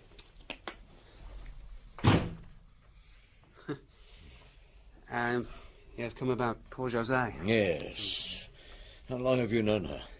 Oh, about a couple of months. How did you meet her? I called at her flat. I'm an insurance agent. Was she alone? No, there was a man with her, a bit of a layabout, tall and thin. He made himself scarce. You sell life insurance, I believe. Accident policies as well, and other things. Were you able to interest Mademoiselle Papet? Well, not in the sense you mean. But, well, she was a tidy little armful, and I had the feeling she fancied me, so I had a go. Well, sometimes you get your face slapped, but it's always worth a try. Was it worth a try with her? I'll say. How often did you see her afterwards? I wasn't counting. What do you know about her? She told me she was born in Dieppe. She told you the truth. She was. Well, she told me about the others. She was a bit scared of the one with the limp, and a bit irritated by the grey-haired one. He wanted to marry her. Did he? Yeah. She said you'd think he owned me. If I'd wanted to, I could have stepped into his shoes, but I didn't. I wanted out. She was getting too keen. I was trying to end it, gently. Do you think he killed her? I've no idea. Any one of them could have done it. What were you doing yesterday afternoon? Oh, you want to know if I've got an alibi? Sorry. I haven't. Well, thank you. That's all for the moment. Good. Oh, I say, would you mind looking in on the brasserie on your way down, giving the jolly bird the green light? Tell her I'm waiting. I don't feel like getting dressed. And did you? Yes, actually. She was so surprised she couldn't think of anything to say. I've never been given a job like that in my life. Why did you do it? Because I rather liked him. He was a refreshing change from Victor Lamotte. Anyway, I'd seen them all now and heard their stories. I thought about it for a long time. And I decided that the key to it all was with that woman. The concierge? That's right, the monolithic concierge. So, after interrogation... Confrontation. Yes. I summoned them all to my office. And the concierge. For Janvier held her in reserve. Gentlemen, you can be in no doubt why you're all assembled here. Josephine Papet is dead, and one of you killed her. I protest. Keep your protest till later. I have accused no one. All but one of you deny setting foot in the flat on Wednesday afternoon. But not one of you has an alibi. I have. No, Monsieur Paré, yours won't do. Your office has a second door. You could have got out that way without anyone seeing you. Now, I have to tell you all that when Josephine Papet was killed, she was not alone in the flat. The murderer? The murderer, of course. But somebody else was there, too. When the bell rang at 3:30 that afternoon, Léon Florentin was there. He hid in the clothes closet, as he'd done in the past. After a quarter of an hour, he heard a shot, but he was too scared to come out till he heard the murderer leave the flat. A quarter of an hour later. Now, that's important. Why the delay? Perhaps he was looking for something. Yes, he was looking for something. Monsieur Paré, did you ever write to Mademoiselle Papet? Yes, when I was on holiday away from Paris. Your wife is a sick woman. I'm sure you would go to great lengths to spare her pain. And you, Monsieur Lamont, did you ever write to her? Yes. Your wife is rich, your family well known in Bordeaux. Monsieur Courcelles? Oh, well, I may have scribbled a note or two. You too are married. Yeah, but I'm not. No. You could have an altogether different reason for killing her. What? Blackmail. The letters have vanished. There was nothing in her desk but bills. Now, I'm not inviting a confession, but one of you knows who killed José. I hope he will come and see me. Well, Lapointe? Sir? Fetch Janvier, will you? Yes, sir. You certainly don't pull your punches. This is an outrage. Ah, come in, Madame Blanc. I think you know all these gentlemen. I still have nothing to say. Let me go. Now, which of these men did you see going up to Josephine Papet's flat on Wednesday? You refuse to answer? I have nothing to say. You can't frighten me. Very well. Well, gentlemen, I'm grateful to you all. For those who are interested, Josephine Papet's funeral will take place tomorrow morning. The hearse will set out from the forensic laboratory at 10 o'clock. So you left them to stew a bit? That's exactly what I did. For by now, Georges, an idea was stirring in my mind. I'd had another look at the photographs taken in José's flat, and something had struck me very forcibly. I thought I knew what had happened now, but I still didn't know who the murderer was. And then, on the Saturday of José's funeral, things started to come to a head. The concierge disappeared. Who was supposed to be shadowing her? Lorty, poor devil. She went shopping, and he waited outside an Italian grocer's for her. When she didn't come out, he went inside and found it had a back door. She'd been blackmailing the murderer, of course. Of course.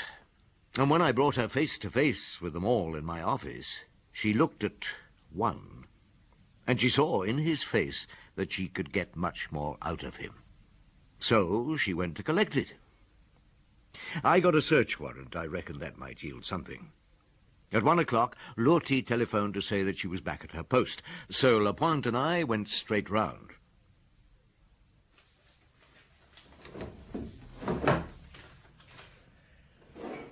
You won't find anything. Won't we? There's nothing to find. Hope you're tidying up after you. You're making a great deal of mess. No, your post office book, madame? Yes? Anything wrong in that? No, nothing that I can see. Any luck, Lapointe? No, sir, nothing. I haven't.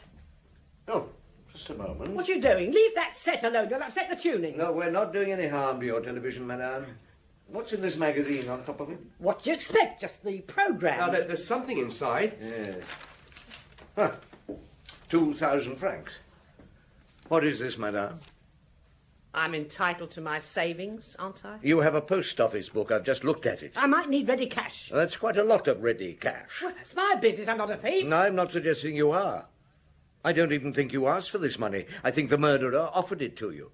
You know who he is. I have nothing to say. Yesterday you realized he was a frightened man. You went to ask for more. I'm saying nothing. Beat me up if you like. Thank you, but I'd rather not. Come on, Lapointe. I'll see you again, madame. Damn her. Damn her. How can I get that frightful woman to talk? Chief. I have a notion Florentin knows something too. And he's much weaker than she is. I've been trying to put the pressure on him. Well, he's lying. I've known that for some time. Well, then. Yeah, you're right. I've been chipping away at a rock when there's something much more brittle available. This place is beginning to feel like home. You didn't half rattle them yesterday. Why did you send for me? To show you this photograph. José's bedroom, just after the murder. What am I supposed to be looking at? The bed. There isn't a crease on the counterpane. Now, you said José and her murderer went into the bedroom and spent a quarter of an hour there. Well, obviously, it wasn't for the usual purpose, so what were they doing? Well, maybe they meant to go to bed and then quarrelled. Or he wanted his letters back. Florentin. Yes? There's something wrong with your story. Did you take those letters? No, I swear I didn't. Why did you take a sudden dive into the Seine? My only thought was to end it all. No rubbish. You're an excellent swimmer. I think you took the letters when you took the money. You still had them on you when you saw Lapointe following you, and you panicked. You realized you were going to be watched continuously. So you jumped into the Seine and ditched them. I never had the letters. I give you my word. Your word's not worth much. You got it in for me. Why should I have it in for you? Because you were always jealous of me. Because my family owned a nice little business in Moulins, and your father was just an upper servant on the Château de Saint-Fiacre estate. You Oh, you're despicable. Oh, I'm sorry. I apologize. No, I lost my head. Oh, Maigret, please, for old time's sake. For old time's sake, indeed. Oh, look at yourself, man. What's to become of you? You're a miserable wreck, Florentin. Well, everything went sour on me. I've been unlucky. But if I get a chance... You're still hoping, but what for heaven's sake? I don't know. Right, that's settled. And now the time's come to take a weight off your mind. I know you didn't kill José. Huh? But your story is a pack of lies. No, I can Now, be quiet. The doorbell rang, certainly. But you didn't hide in the clothes closet. You bolted into the bedroom. José and her caller were in the sitting room. You heard his voice and you were terrified because you knew he hadn't come to see José. He'd come to see you. Why? Why should he? Oh, José was going to chuck you out. You knew she'd fallen in love with Baudin. So, you looked around for another source of income. You tried to blackmail one of José's lovers. How did you know? I didn't. Till yesterday. Now, are you going to tell me the rest of the story? I suppose so. You know it all anyway. Oh, yes, I know it all. He found me hiding in the bedroom and dragged me out, shouting abuse at me. With her there, listening. He was furiously angry. I wouldn't give him back his letters. He opened the table drawer and pulled out the revolver. José screamed. I was terrified. So you hid behind her? Well, I hardly knew what I was doing. I swear to you, it was an accident that the gun went off. I believe that. He didn't know anything about guns. I mean, you could see that. I was actually on the point of giving him back his blasted letters when the thing fired, and José fell dead. He panicked and rushed from the room. Has he still got the revolver? I suppose so. So you left with José's savings and the letters. You came to me because you're a coward and you thought I'd protect you. Will I be charged with anything? Well, that depends. On whom? On the examining magistrate. And, to some extent, on me. I could only survive a year or two in jail. I've got heart trouble as it is. He's here, Chief. With his lawyer. No, send him up. Who? The murderer. What, you know which one it is? Yes, I know which one it is. The concierge talked? No, but she did the next best thing. What do you mean? On Saturday, she disappeared. We knew she'd gone to blackmail the murderer. She turned up again later, but wouldn't say a word. And suddenly, I realized that I knew. How? How could you? Well, she went to find the murderer on a Saturday. Now, she wasn't the woman to forget the day. She wouldn't make that mistake. But on Saturdays, most offices are shut. Most men are home with their wives. On that particular day, there was only one of José's lovers she knew she could find. Yes. That's the one. Yeah, he wasn't at home with his wife. He was always in his Paris office on Saturday, because he was José's Saturday caller. The man with the limp. Victor Lamotte. The concierge talked, didn't she, in the end? In the end, yes. Now, Lamotte got off lightly. After all, it was pretty much an accident. What happened to Florentin? Oh, God knows. Perhaps in 20 years' time, some shambling old wreck will wink at me from the gutter, and I'll recognize my old school friend. Think of it, in 40 years, I hadn't set eyes on a single one of the boys who'd been my schoolmates at the Lycée Bonneville. And when at last I did, of all people, it had to be Florent.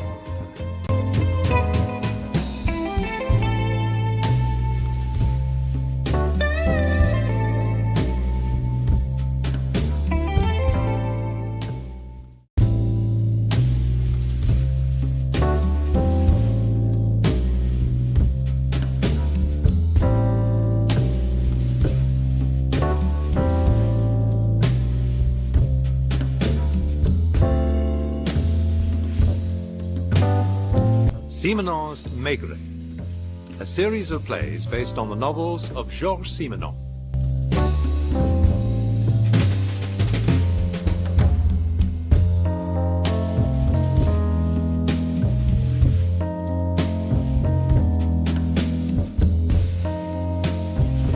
Georges, you've forgotten. And I certainly didn't go to Saint-André-sur-Mer for oysters. I have not forgotten. No, everybody forgets at our age. Without the possibility of stuffing yourself with oysters, would you have taken leave to investigate a minor petty affair? But the death of an old woman, a petty affair. Which could have been dealt with competently by the local police. And the white wine in that part of the country is very, very good. Oh, my God. Let's go over it. Let me tell you why I went.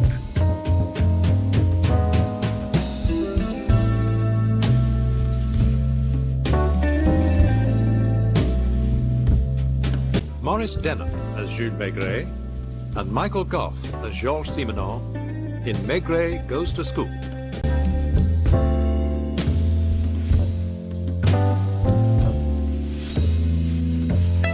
Joseph Gaston was shown into my office. It was a wonderful day. You told me that before. Oh, good. Now, he was a grey-faced man with unnaturally bright eyes. He was in quite a state. For some reason, he expected me to know why he was there. So they must be thinking I ran away. But if I were guilty, I wouldn't be here now. I don't follow you. Guilty of... Guilty of killing Léonie Birard. That's why I've come to you. I've read a lot about you. I know that you were born in the country. You'll understand these people. Although I've lived there for 7 years, I'm the schoolmaster. I'm from Paris, still an outsider. That's why they don't like me. You understand? Yes, I do. Now, this woman, Léonie Birard... She used to be the postmistress. Saint-André, that's the village I come from, is about 9 miles northwest of La Rochelle. You'll need to know the layout.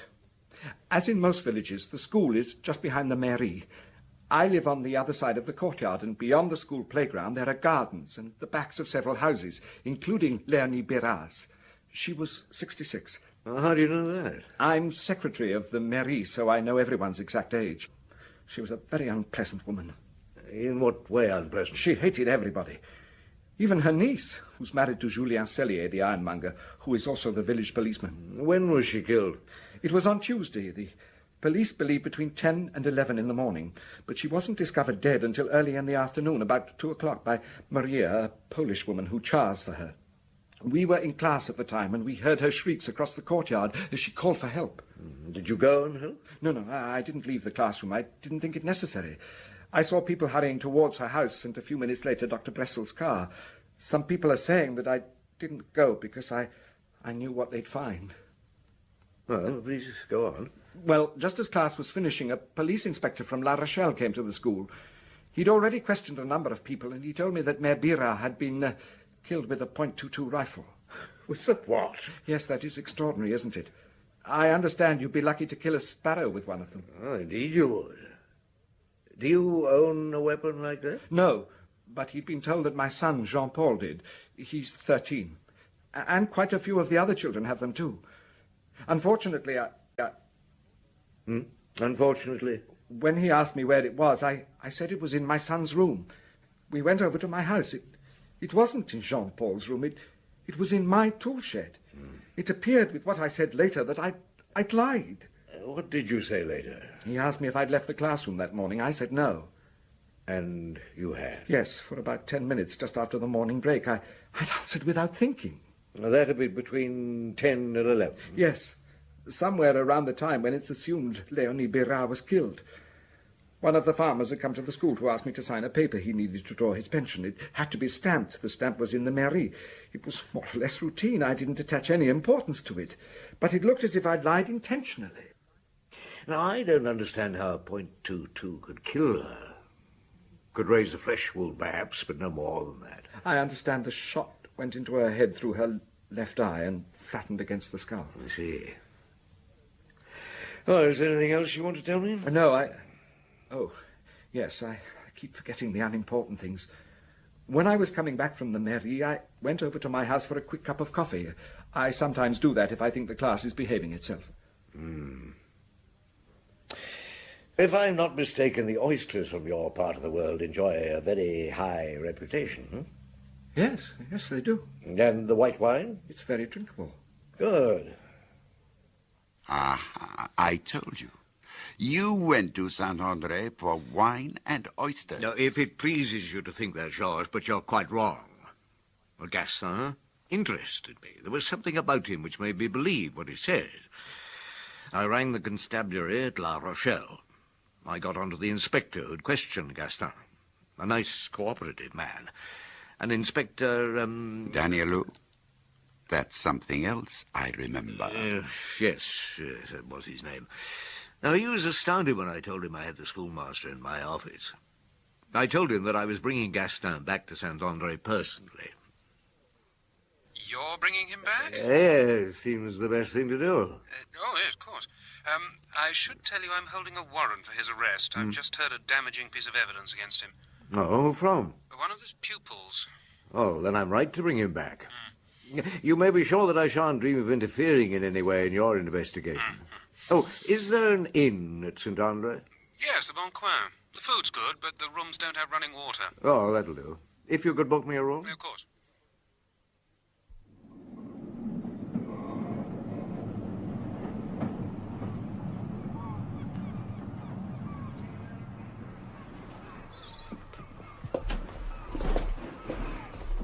Ah, delighted to see you, Chief Inspector. Thank you, Inspector.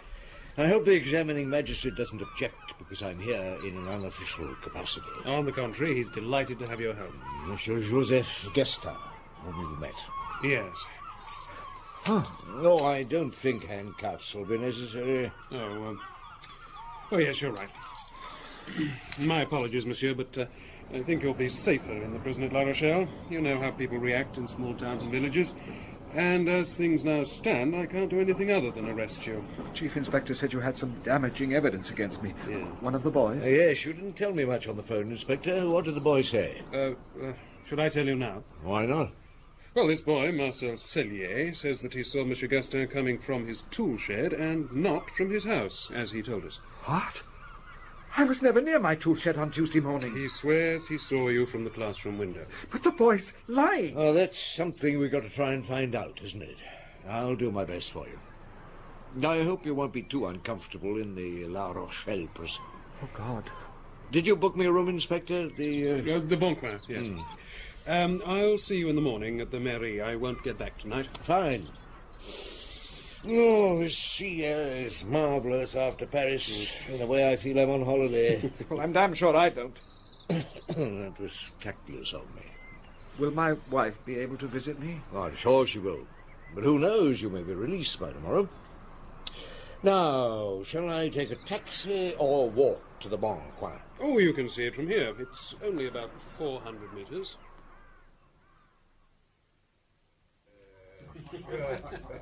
Ah, the famous Inspector. Hope the water wasn't too cold. Well, let me make amends. What would you like? Will you join me? No, thank you. I hear your local white wine is excellent, monsieur. Louis. Everybody calls me Louis. You're here because of the Leonie business. I should have thought that was obvious. Thank you. Yeah. Sunday. The schoolmaster. Is he guilty? I wouldn't know. There's a man here who heard the shot. You heard the shot, didn't you, Tayo? What? Yes, he's the deputy mayor. Not that anything he says is much good. He's usually half drunk by 10:30 in the morning. Hey, Ferdinand. What do you want, Louis? This is Chief Inspector Maigret. A very bright inspector from the big city. She's come to pin the murder of that hag on one of us. Nastiest bitch on earth. Ah, she isn't on earth now. She's the most unpleasant woman I've ever known. Well, tell the inspector what you saw. Well, nothing, except Teo planting onions. I brought him a letter. Now, I've got to get back to me cars. Yeah, when was that? About 10 o'clock. I don't remember. Sociable fellow. If Teo was planting onions, I'd be surprised. He keeps a keg of wine in his gardening shed. And when he says he's gardening, he's gone to tap the barrel. He's usually half cut by 10. And if he had seen anything, he probably wouldn't say so. Even if he saw someone firing the shot? All the more reason to keep quiet. Afraid you don't understand country people, Inspector. I was born in the country. Now, can I get something to eat? Oysters, perhaps? I'm afraid not. There's a neap tide, so nobody goes out for mussels or oysters. Yes, I do know that. Some fresh fish, perhaps. There's a splendid cook. Oh, well, yes, I'd prefer... And fish will go well with your white wine. Trace? Fish for the Chief Inspector? Sorry about the oysters. I said I was born in the country. I hope I still understand village people. They're like a family. Joseph Gastin is... An outsider. Yes. You think he killed Leonie Birard? The villagers all want it to be him. And there's his wife. The villagers despise her. Oh, why? What has she done? Oh, nothing here. No, it was what happened in Courbevoie a few years ago. It appears that she and one of the local councillors, Monsieur Chevassou, having fun and games together, and Madame Chevassou found out about it and shot Madame Gastin in the shoulder. Madame Chevassou was acquitted. After that, the Gastins developed a hankering for country air and came here. And for that she's despised. Extraordinary. Thought you said you understood country people. Gastin's a cuckold. Though, mind you, he's not the only one. The village is full of them. Now, who stood to benefit from the old lady's death? Some charity, perhaps. They say she disinherited her niece when she married Cellier. Or the village policeman. That's right. Or perhaps a Char. Maria, the Polish woman, I don't know. Ah, your fish, Chief Inspector. Hope you enjoy it. I'm sure I shall. And you're right, the white wine is excellent. So you see, Georges, no oysters. But the fish was good. I arranged to be woken at 8 o'clock the next morning. The coffee was filthy, but relief was at hand. An hour or two later, I went round to see the village doctor. And he offered you a very good bottle of red wine at 10 o'clock in the morning. When you told me, I was appalled. You drink too much, Jules. We all do. Another glass, Chief Inspector. Oh, I'm not going to refuse. How did Madame Gastin get on with Léonie Birard? Oh, as far as I know, they never saw each other except through their windows. Léonie used to poke out her tongue at her now and then, as she did with everyone. A disgusting old woman. Yes, you're not a villager. You don't like them. Oh, don't be stupid. I love them. They're all crazy. And although I'm a townsman, I'm accepted. I'm happy here. Yeah, unlike Joseph Gastin. Oh, he's a pathetic man. He's always trying to do his best. It's an odd remark. Oh, it seems reasonable to me. Do-gooders are such boring people. And there's his wife, an insignificant little woman. That affair in Courbevoie was the one moment of passion in her life. Do you think her affair has anything to do with the death of Léonie Birard? Oh, now you're the detective, not me. Now, I have an exceptional little wine in my private bin. So I went to see Madame Gastin. She was, as Dr. Bressel suggested, an insignificant little woman. And she was riddled with guilt. I blame myself for what happened. If it hadn't been for... For what happened in Courbevoie? You know about it? Everybody knows about it, Madame. Oh, I've ruined his life. I'm doing my best to make up for it. I try so hard. Joseph's an exceptional man. People thought so well of him in Courbevoie. But because of me, we had to come here. For the first few years, it seemed as if everything would be all right. And then they found out about... How did they find out? That dreadful old woman, I suppose. She spied on everybody, opened our mail, talked. Did your husband have any arguments with her? Oh, quite often. As secretary of the mairie. In our early days here as postmistress, she had often to consult him. Joseph's strict. He refuses to go beyond his duty. He'll never sign a certificate just to please someone. How did you get on with her? Oh, she made filthy remarks when I went past her house. And you resented that? Oh, naturally. And once, when she saw me near her window, she turned round and pulled up her skirts. Did your husband know that she'd insulted you in this way? Yes. No. I see what you mean, but he would never have thought of killing her. He's the most gentle person, thoughtful and considerate. Did you know that Jean-Paul should be head of the class?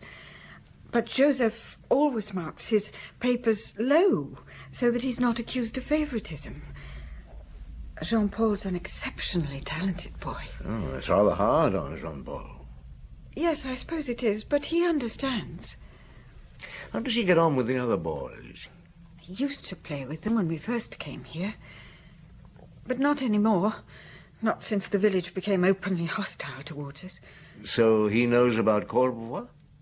As much as a boy of 13 could know. And understand. How did he find out? The same way as the other villages. Through gossip. Started by Léonie Birard. You seem to have had good reason for hating her. Yes. Is your son at home? Yes, he is. I thought it better not to send him to school for the moment, although they've sent a relief teacher from La Rochelle. I'd like to have a word with him. Well, yes. Jean-Paul? Yes, Maman. Coming. This is Chief Inspector Maigret. He'd like a word with you. Sit down, Jean-Paul. Well, you're not frightened of me? I'm not frightened of anybody. Good. Now, Tuesday morning, the day before yesterday, what happened after break? Nothing. Think again. Your father left the schoolroom just after break. Did he come here? I don't know. And one of your school friends said he did. I haven't any friends. Haven't you? I'm the schoolmaster's son. Jean-Paul, I know your father left the classroom about 10:15. Did he come here? I don't know. When he leaves the classroom, do the boys begin jumping up, chattering, playing up? I don't know. Well, of course they do. All boys do. Then why did you ask, if you know? Who went to look out of the window? I don't know. Now listen to me, young man. You want your father to come out of prison, don't you? Yes. Yes, then perhaps you could try and be more helpful. Oh, you mustn't be angry with him, Chief Inspector. Yesterday he was questioned for over an hour. I don't know anything. I didn't see anything. I've nothing to tell you. 13A. It's quite an ordeal for a youngster. I should probably call again, Madame Gaston. I left the Gaston house and walked over to the mairie. Danielou was questioning the Polish Tsar. I listened. I didn't want to interfere. She had a baby in her arms. You say she promised to leave you all she had, including the house. Yes, she promised. When did she give you this promise? I don't know, a long time ago. After my second baby, I think. How many children have you? 5. 2 at school, there's a baby here and 2 at home. Who's looking after them? Nobody. No! No, shut up or I smack you! Yeah.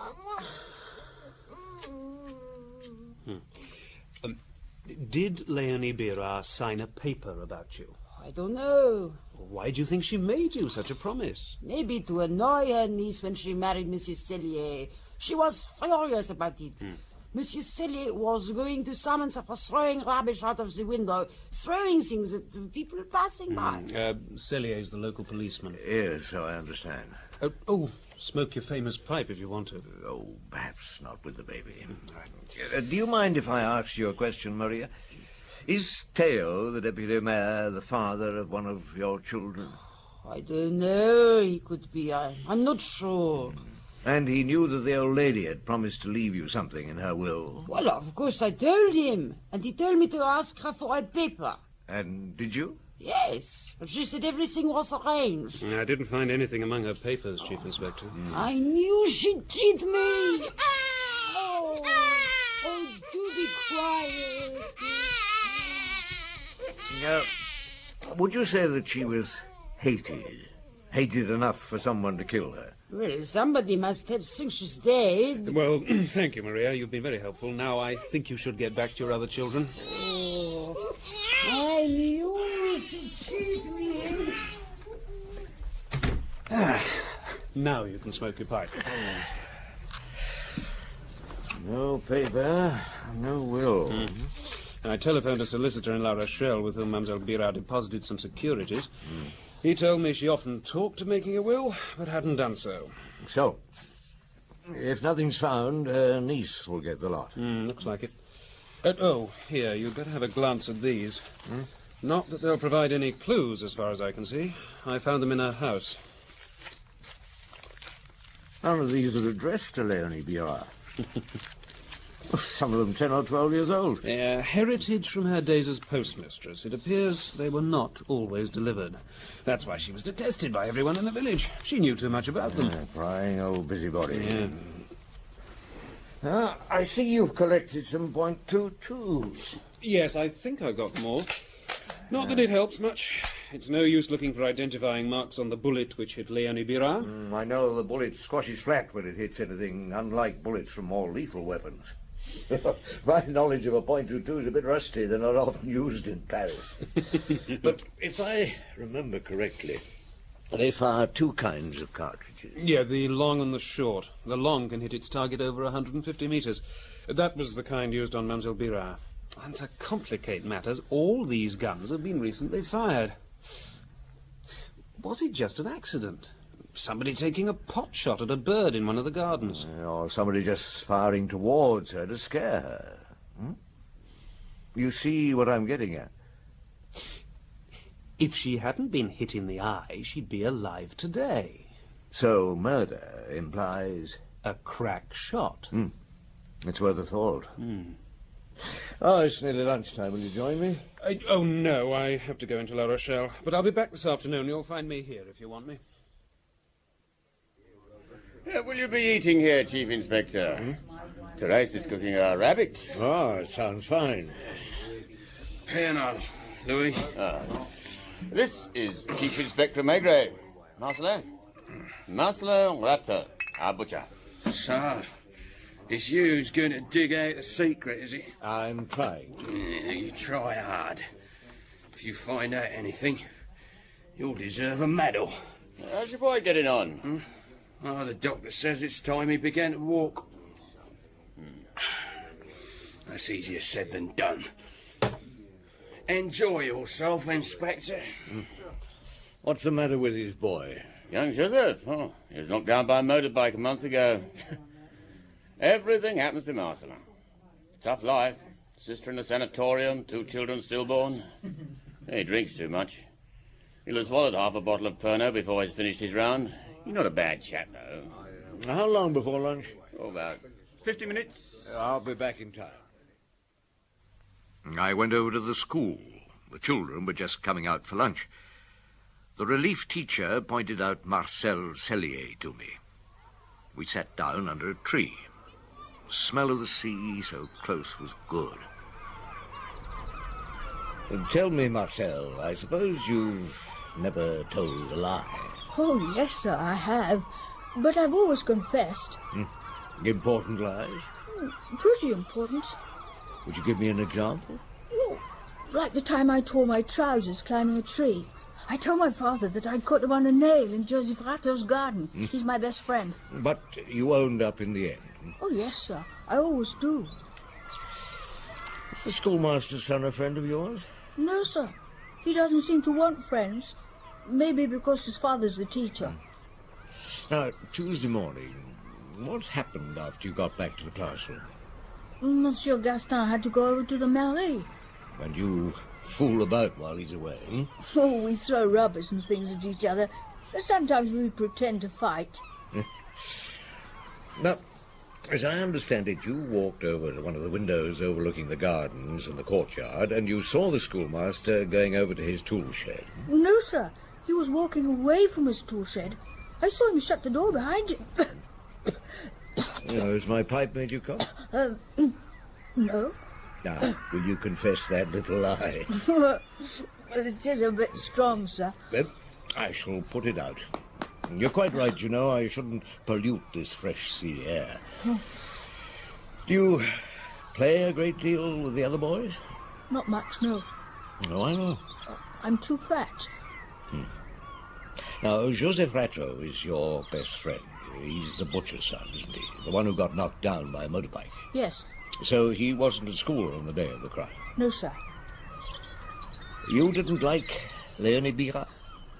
She used to shout rude things at me when I went past her house. You didn't tell your father what you saw from the window until the Wednesday evening. Why not? I suppose I didn't think it important until then. And he reported what you told him to the inspector? That's right. You haven't lied, have you, Marcel? You know what you said has put your schoolmaster in prison. No, sir, I told the truth. Oh, thank you for being so straightforward. You've been very helpful. Have I? You've given me quite a lot to think about. Now, I think it's time we both had our lunch. I'm hungry. Me too. What do you think of the rabbit? Absolutely first class. My compliments to Therese. Drop of mark to wash it down? Excellent idea. Doctor, won't you join me? A mark? Oh, thank you. 2 marks, Louis. Sit down, Doctor. Oh, well. What do you think about it? About what? About nothing. About everything. Do you think many of them think Gaston killed the old lady? About 1 in 10. What about the other 9/10? Whom do they suspect? The person they'd like to be guilty. Oh, God, they're marvellous. Yeah, thank you, Louis. Thank you. Would they let Gaston be convicted, knowing he was innocent? Without batting an eyelid. Now, I'd like to talk to you about that accident at the butcher's son. Oh, that can't have anything to do with Léonie's death. Although, oddly enough, it happened just near her house. Joseph's leg was broken in 2 places. Will his father get anything out of the insurance company? Oh, a fair amount, I should think. It seems it was the driver's fault. Do you think it was? Oh, well, it's not for me to decide. That's up to the insurance company. Dr. Bresser, you've got more to tell me. Now I understand what's meant by the third degree. Okay, so I'll come clean. Marcelin's a sad case. If he goes on drinking, his will be the next funeral after our respected ex-postmistress. Well, the funeral's tomorrow, isn't it? Yes. The long and the short of it is, the driver was a local lad, and being insured, he had nothing to lose, so he took the blame. You made out the certificates, Of course. And made them out so that Marcelin would get the biggest possible compensation. Let's say I stressed the possibilities of complications. After all, when a cow dies around here of a sudden illness, the vet certifies it was an accident. So, unless I'm mistaken, Marcelin's boy might have been up for the past week or two. Well, I haven't removed the plaster yet. He has to make a proper recovery. My good doctor, you're a scoundrel. No. It's just that I love 'em all. Well, I should like to have another drink with you. After lunch, I went back to the mairie. Inspector Danielou had got back from La Rochelle. He told me Gaston had been questioned extensively by the examining magistrate. Gaston thought it was, most likely, a practical joke that proved fatal, and that Marcel Cellier was lying. He swore that he'd never been in the tool shed that afternoon. Oh, well done, Georges. So, one of them was lying. But which one? Master or pupil? I took the file on the killing back with me to the hotel to study it.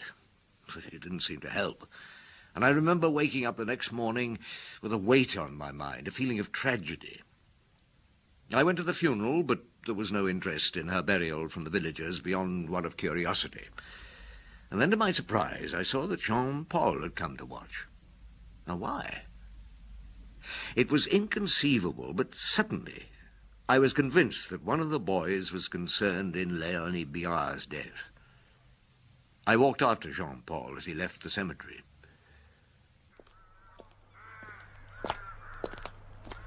Jean-Paul. Oh. I'll walk with you. Your mother didn't come to the funeral? No. Why did you come? I wanted to see. Why? I don't know. Why aren't you friends with Marcel? I'm not friends with anybody. Are you sorry your father's in prison? He didn't do it, you know. Suppose you knew something that would get him out of prison. Look, I'm only trying to understand. I know how difficult things are for you. Now, Marcel Cellier seems like a good boy, and he says he saw your father come out of the tool shed. He's telling a lie. Why do you say that? Because I saw my father cross the yard from the mairie and go into our house for his coffee, like he often did. Well, if you're telling the truth, why didn't you say this before? Because I'm the schoolmaster's son. They would have thought Yes, I understand. Now, you're quite sure about this? Yes. Because Marcel was at the window on the right. And you can't see the tool shed from there. What? He couldn't have seen my father. Ask the other boys. If they remember. Now, come on, lad. Cheer up. Everything's going to be all right.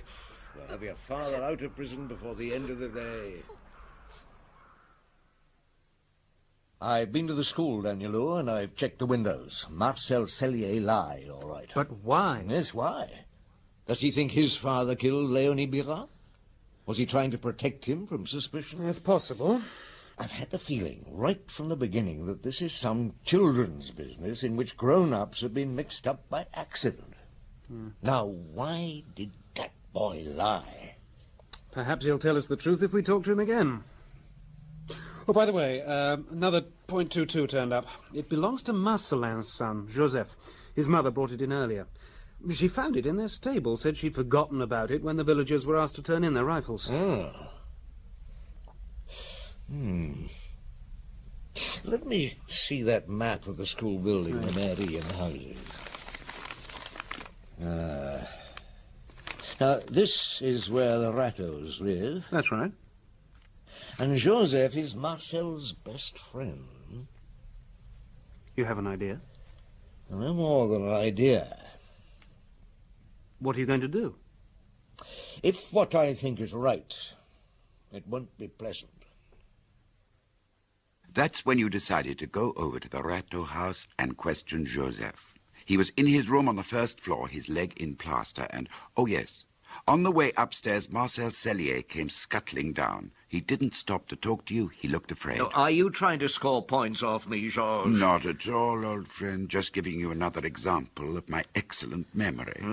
And then you interviewed the boy alone. His mother remained downstairs. Correct in every detail. I interviewed the boy alone. Ah, Joseph. I'm Chief Inspector Maigret. I'd like a word with you. No, don't bother to get up. All that plaster. I know about you. I passed your friend on the stairs. He didn't seem to want to talk to me. Well, he was in a hurry to get home. Joseph, would you like me to take that plaster off? Must be very uncomfortable. Oh, you know. The doctor told me.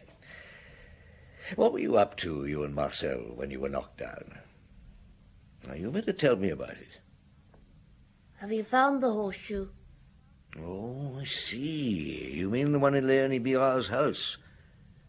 Inspector Danielou found one there. We wondered about it. I put it there. Oh, how did that happen? Well, Marcel and I found an old one when we were coming home, and we thought it would be a joke to throw it in the old lady's window. And then I thought it would be funnier to put it in her bed. Really? So I climbed in her window to do that. But I knocked something over and she heard me. I got out as quick as I could, but I dropped the horseshoe in the house. And I'd only run a few yards to join Marcel when zoom, I got run over. So, Mère Birard saw the accident? Yes, I know she did, because of afterwards. Oh, go on. They took me to the doctor and they gave me something to sleep. And when I woke up, my father was there. And he began talking about insurance. He said if I told what really happened, he wouldn't get any money. So when Marcel came to see me, I made him promise not to say we were fooling about. Well, you must have got bored staying up in this room all alone for nearly a month. Do you ever go over to the window? Well, I oughtn't to. In case somebody finds out you can walk. Are you going to tell the insurance people? No, it's none of my business. I can see the old lady's house from here. Did she ever see you at the window? Yes, she used to tease me by waving the horseshoe at me and poking out her tongue. So she knew the accident was your fault? Well, that's what I meant before. Otherwise, why should she do that? Did you tell your father? Yes, and wasn't he cross? He said I'd better keep quiet about it. He said we needed the insurance money. Why did Marcel come to see you just now? Well, he said he'd have to own up if they questioned him again. He'd been a confession. And he'll say that he saw you at the window just before the old lady was killed. Well, how did you know that? Yes, I was there, just looking out, and she was waving the horseshoe at me. And Marcel could see both your house and the other house from one of the schoolroom windows.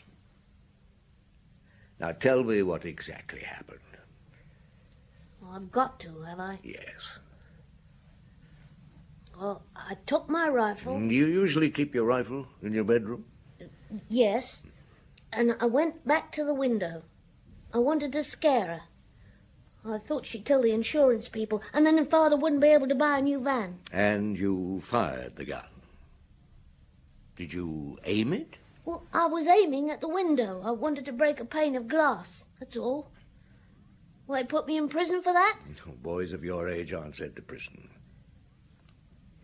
Where was your father when you fired your shot? I think in the shop. Yet he didn't hear anything. Oh, well, when he's had a few, he... Now tell me, Joseph, your rifle was found in the stable. Who took it down there? I did. But you're not supposed to be able to walk. Oh, I forgot. It was my father. I asked him to take it down there. If this is true, why didn't you ever fire at the old lady before? On one of the other days when she was waving the horseshoe at you. Now, suppose you tell me what really happened. I'll help you. You were at the window. The old lady at hers. You could see down into your own yard. The stable door was open. Now, what was your father doing? He was quartering a lamb. Well, a moment ago you said he was in the shop. You're getting me confused. The rifle was not in your room. Now, from where your father was, he could see Leonie Birard waving the horseshoe. Isn't that right? Well, nobody could have told you that. Did you just guess it? And your father hated this monstrous old woman just as much as everyone else in the village. So, what I think happened next is that he went into the stable and came out carrying your gun. What will they do to him? That depends. It'll be better for him if you tell the truth. Will it? Really? Yes. Well, it all happened so quickly. He did have my gun, and he pointed it towards her house, and then he fired, and I heard him mutter, "That's one for you, you old louse." Did he aim carefully? No, he just lifted the gun to his shoulder and he fired. Anyway, it wouldn't do him any good to aim. He couldn't hit a bullock at 20 meters. Suppose it's because he drinks too much. And then? When he saw Mother Bergerac fall down, he stood quite still for a moment, and then he ran into the stable with a gun. And when he come out, he was swinging at a bottle of... Pernod? He hides one there away from Maman. Well, then he staggered off. He must have gone to the Bon Coin, because he came home that night drunker than I've ever seen him. Now, Marcel lied because he thought it was you who fired the shot. Yes, we're friends. Well, that's all, lad. Some people have to grow up quicker than others. Will he go to prison? He only wanted to give her a fright. I know.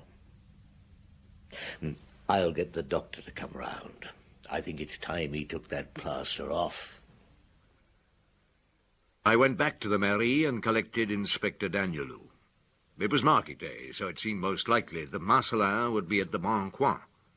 He was, and he was very, very drunk.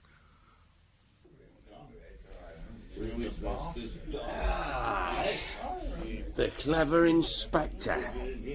Have you dug deep? Shut up, Marcelin. You're drunk. I'll get drunk if I want to. I'm going to tell him.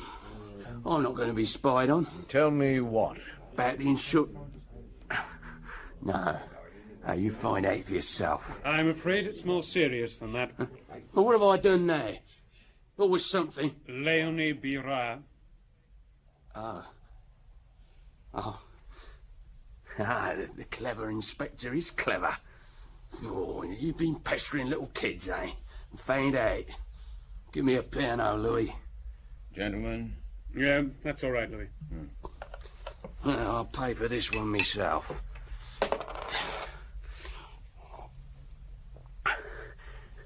I got her, didn't I? I got her, the lass. Are you coming? I don't want to handcuff you. Suppose I want to be handcuffed? As you please. See that, chaps?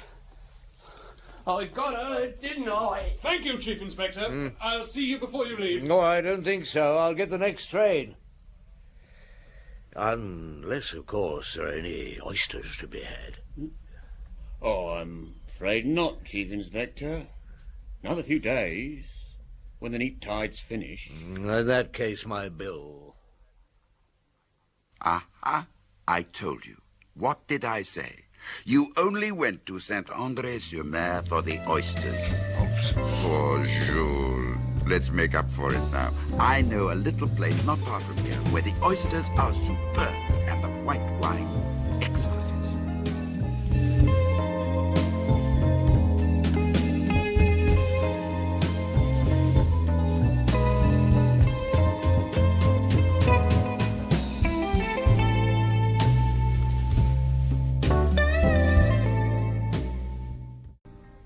What an extraordinary question.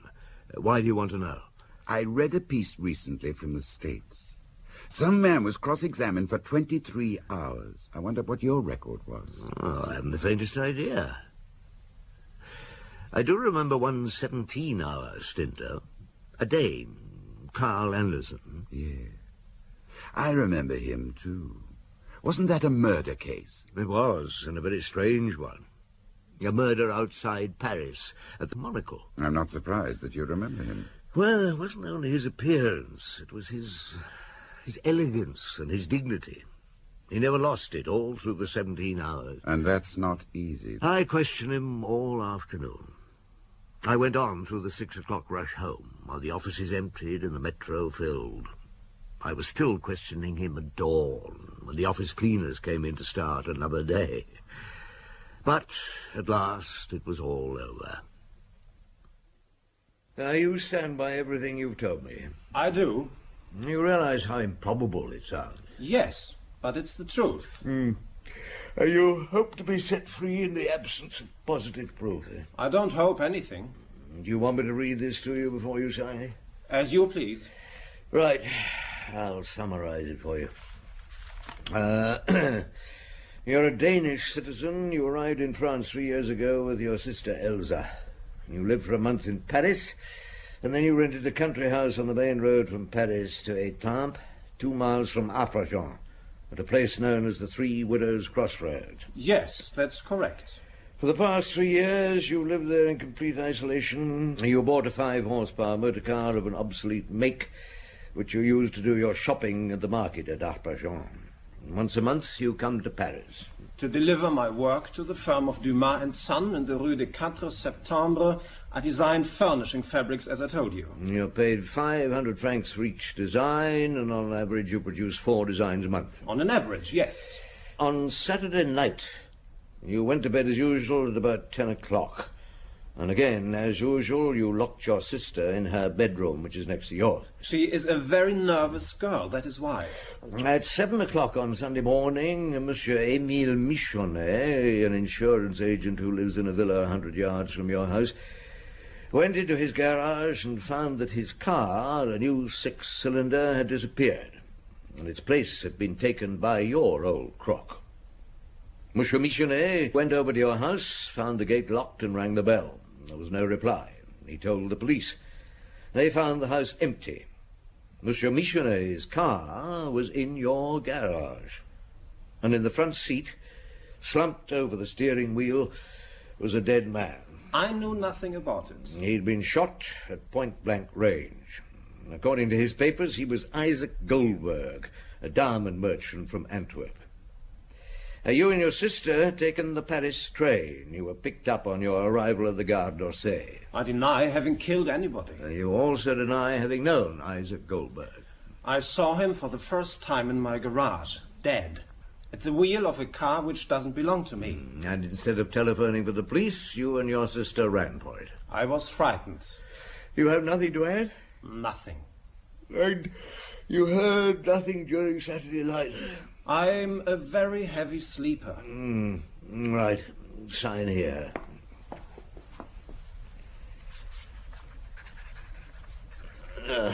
Thank you. One moment. Janvier, take Monsieur Anderson through to the office. He's free to leave. Right, sir. Your things will be returned to you. You remain, of course, at the law's disposal. Any attempt to leave the country, and I'll have you taken to the Santé prison. What about my sister? Well, you'll find her at home. Thank you, Chief Inspector. Oh, don't mention it. I give you my word of honor that I'm innocent. I'm not asking you for anything. Now, Monsieur Michonnet, what can I do for you? I've come about my car, Inspector. I had a long talk last night with Madame Michonnet, whose acquaintance I hope you'll make before long, and she agrees with me. I can't do without a car. Monsieur Michonnet... It's essential for business. You see, my area stretches 20 miles from Arpajon. Now, Madame Michonnet agrees with me. We don't want to keep a car in which a man has been killed. It's up to the law to do the necessary. To provide us with a new car of the same type as the other one. Yeah, but... Except that I want this one to be maroon, which makes no difference to the price. You have to remember that my car had been run in, and I shall have to... Look, is that all you have to say to me? It is a matter of urgency that a car... Well, very well. I shall come and see you at your house. And what about the car? When the investigation's over, your car will be returned to you. But I told you that Madame Michenet and please give my regards to Madame Michenet. Good morning, Monsieur. Janvier, get me a taxi in a couple of hours' time. I'm joining Newcar down to the Three Widows Crossroads. Yes, Chief. It's not much of a room, I'm afraid, Chief, but it's the best I can manage. Oh, it'll do, Newcar. Anything to report? Not much. The garage proprietor gossips quite a lot, though. Name Oscar. Hasn't got much time for the Michenets. Thinks they're a stuck-up pair. What's Oscar himself like? Bit of a rough diamond, except that he isn't a diamond. He doesn't seem to know much about the Andersons. He's only ever seen the sister twice. Village gossip says the house is like a pigsty inside. Junk all over the place. Lovely house, too. That's it. Over the wall on the far side of the square. Big country place. Gardener's lodge, stables, the lot. But by the look of it, they only use 2 or 3 of the rooms in the main house. The rest looks derelict. Well, I'll go over and have a word with him. I take it Anderson's back. He got back about an hour before you arrived. He walked up from the station. Quite a trek. Right. I'll see you later.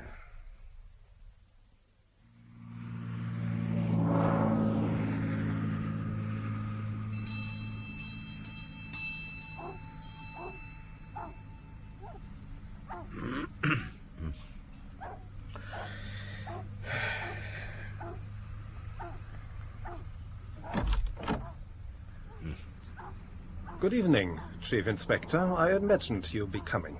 I'd like to speak to your sister. Is she in? Yes. Come in. Thank you. Follow me. Please excuse our untidiness.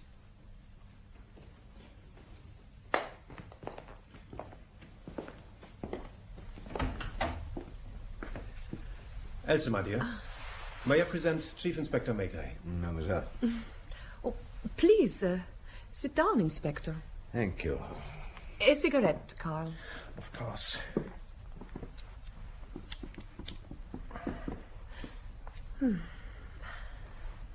You wish to ask me questions? Yes. Your brother, Mademoiselle, has told me that he heard nothing unusual during Saturday night. It seems he's a very heavy sleeper. Very. Did you hear anything? Nothing particularly unusual, no. You know that we live on a main road. The traffic goes on through the night. Every day from 8 o'clock in the evening, lorries go past on their way to the central market and make much noise. Our sleep is interrupted all the time. If the house were not so cheap... Had you ever heard of the dead man, Isaac Goldberg? Never. I'd like to look round the house, if I may. Certainly. I suppose you use this drawing room most of the time? Yes. It is here that I do my work. You haven't any servants? You know how much I earn. It isn't enough to allow me to pay a servant. Who does the cooking? I do. I suppose you want to see the garage, too. The police have put seals on it, but you must have authority to break them. You haven't offered the Chief Inspector a cup of tea, Carl. Oh, thank you, but I never drink tea. But I do, and I want some now. Will you have some whiskey then, Inspector? Carl, please. I'm sorry. What can I offer you? No, nothing, thank you. It's all incredible, isn't it? My brother insisted that we'd be accused because the dead man was found in our garage. He wanted to run away. I wanted to stay. I was sure that the police would understand that if we had really committed the murder, it would not be in our interest. There's someone at the French windows. Yeah, it's my inspector. Excuse me, may I... Of course. What is it, Luca? There's a telegram for you, sir. Madame Goldberg is arriving tonight by car. Now, excuse me, I'll come back again tomorrow. My respects, mademoiselle. You aren't going to look at the garage, then? Tomorrow. Good night.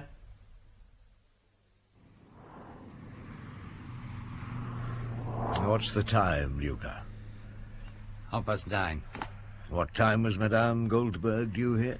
8 o'clock. Shall I ring headquarters and check? No, give them another 5 minutes. Evening, gentlemen. Good evening, Monsieur Oscar. Let me introduce Chief Inspector Maigret. Oh, pleased to meet you. Evening. Lovely night. If this keeps up, we'll have splendid weather for Easter.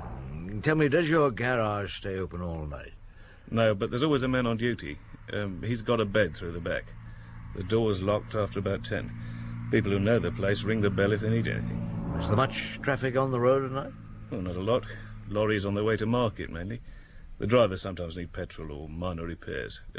Will you come in and have a drink? No, thanks. Oh, pity. All right, I won't press you. Another time. I'd better get back. Zozo, check the third pump, will you? It's broken down. Excuse me. Yes? Is this the Three Widows Crossroads? Yes, it is. Thank you.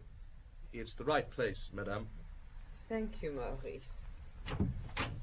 No, it's all right, it's all right. Oh, I can manage. Oh! Good God, she's been shot. Stop! You! Stop!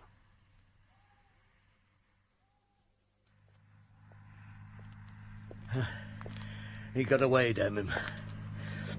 You'd better get a doctor. Yes, but I don't think he'll be able to do much. Is it, Yes, Madame Goldberg. I heard a shot. Has someone been hurt? Yes. Did you see anyone? Well, just a motorist who asked the way to Allenby. Oh, there's a light on in the Missionary house, Luca. I'm going there. Right, Chief.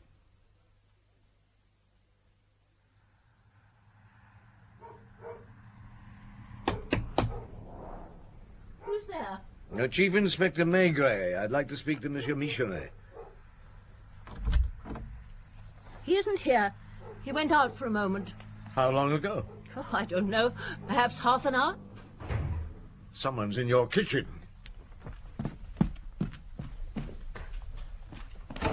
Ah, good evening, Monsieur Missionary. Give me that gun. What? Your gun. What for? It hasn't been fired.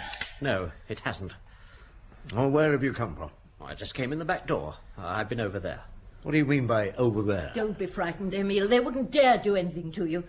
This really is too much. Do you realize that my brother-in-law is a justice of the peace in Carcassonne? Just a moment, madame. What were you doing? I've been at the Andersons' house. I wanted to keep an eye on them myself. You didn't go to the field? You didn't hear anything? Well, there was a shot, wasn't there? Has somebody been killed? We don't know yet. I swear to you, Chief Inspector.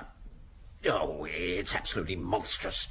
It's my car that's stolen. It's in my car that somebody leaves a corpse. And they refuse to let me have it back when I've slaved away for 15 years to buy it. Now I'm accused of heaven knows what. Be quiet, Emile. I'll speak to him. There are no other weapons in the house? No, just this revolver.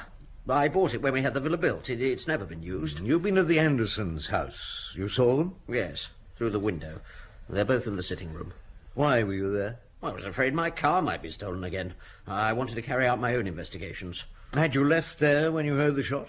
Yes, but I wasn't sure that it was a shot. You saw nobody else? Nobody. Excuse me, Chief Inspector. Yes, Monsieur Oscar, what is it? Forgive me for walking through, madame. The door was open.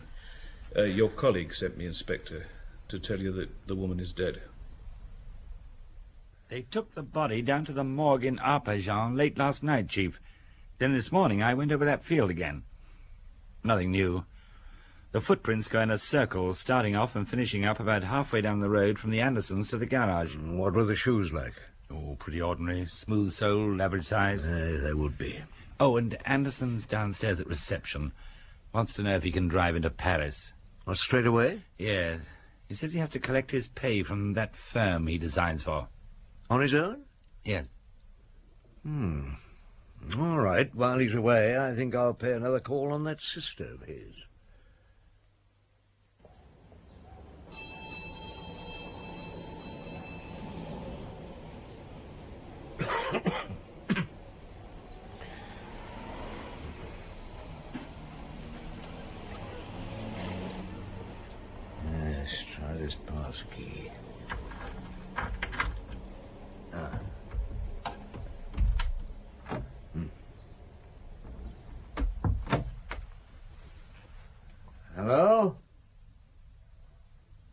Anyone there?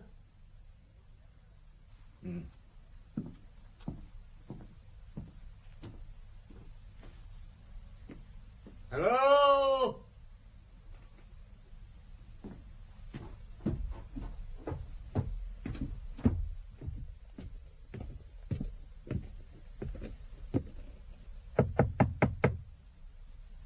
Who is it? You're the Chief Inspector who was here yesterday. I'd just like to have a word with you, mademoiselle. I'm listening.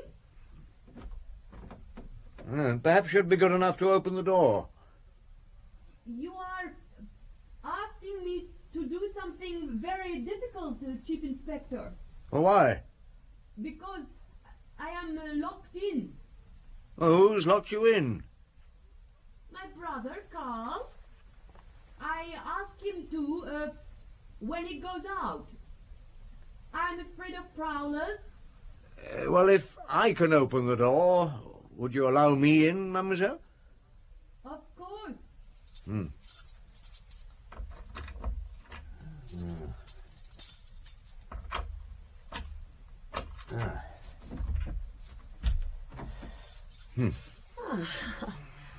How resourceful you are, Chief Inspector. Well, I wanted to talk to you. Oh, forgive me if I'm disturbing you. No, you're not disturbing me. But do forgive my negligee. Well, it's charming. Why didn't you go to Paris with your brother? He says it's embarrassing to have women around when men are talking business. Do you ever leave this house? Oh, yes. To go for walks in the park. Just for that? Oh, it's 8 acres. That's enough for stretching my legs, isn't it? Oh, but do sit down, Chief Inspector. Here.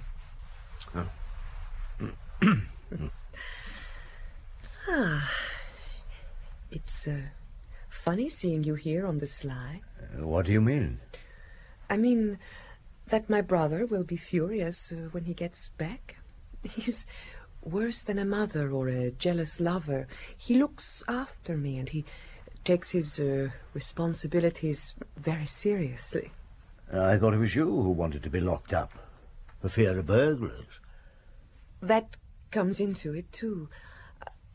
I've become so used to being on my own that I've ended up frightened of people. Are you bored here? No. Yes. Oh, I don't know. Sometimes I wish I were a child again. You spent your childhood in Denmark? Yes. In a big castle on the shores of the Baltic. A terrible, gloomy castle, all white in a grey-green landscape. We were rich, but our parents were very strict, like most Protestants. For my part, I have no use for religion, but Carl is still a believer. We left the country... 3 years ago? Yes. Just think of it. My brother, destined to become an important court official. As a boy, he had the same tutor as the crown prince. Now he prefers to bury himself here. And bury you at the same time. Yes. Your brother's a strange man. Oh, what do you expect me to say? He acts strangely sometimes. But that business of the car... Why should he have killed a man he doesn't know? You sure you've never seen Isaac Goldberg before? Quite sure. There must have been a mistake. It's because of that you let him go, isn't it? Perhaps. You will defend him, won't you? You will get him out of this mess. I should be so grateful to you.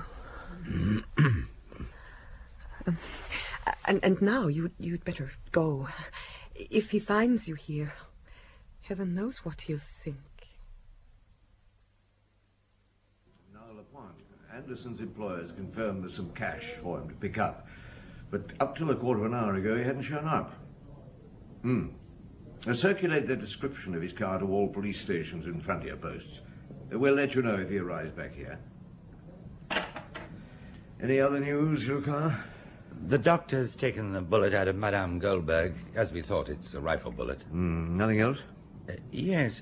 I checked with the Belgian police, and they say they'd suspected Goldberg for a long time of trafficking in stolen jewels. His visit down here came just after a theft of £2 million worth of jewels in London. They think he brought them here to dispose of them. Do they? Well, if so, where are they? Nothing was found on the body. Where is my brother, Inspector? Why hasn't he come home? We have news of your brother, mademoiselle. That's why I called. Yes? His car has been found abandoned just this side of the Belgian frontier. What? Everything suggests he fled the country. Oh, that isn't true.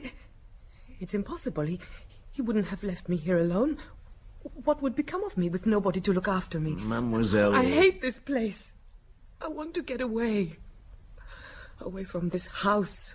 Away from the Crossroads. I want to go to Paris where there are people. The country frightens me. Will they arrest Carl in Belgium? A warrant will be issued for his extradition. Oh, it's incredible. When I think that only 3 days ago... A great deal can happen in 3 days, mademoiselle. Come in. Yes, Lucas, what is it? Nothing much, Chief. I just saw the garage proprietor in his Sunday best and asked him where he was going. It seems he's in the habit of taking his wife out to dinner in Paris once a week and afterwards going to the theatre. When that happens, he doesn't come back till the next day because he spends the night in a hotel.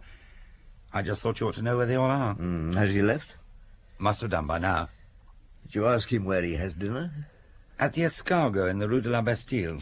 Then he goes to the Ambigu Theatre. He puts up at the Hotel Rambuteau in the Rue de Rivoli. All cut and dried. And Michenet sent a message by his wife that he'd like to talk to you, or rather have a chat with you, to use his own words. Right. It's still the girl that puzzles me. Sometimes I think that all the people round her, the garage proprietor, Michenet, the Dane, are all guilty, but not her. And sometimes I feel the exact opposite. But then what about Anderson? A man like him.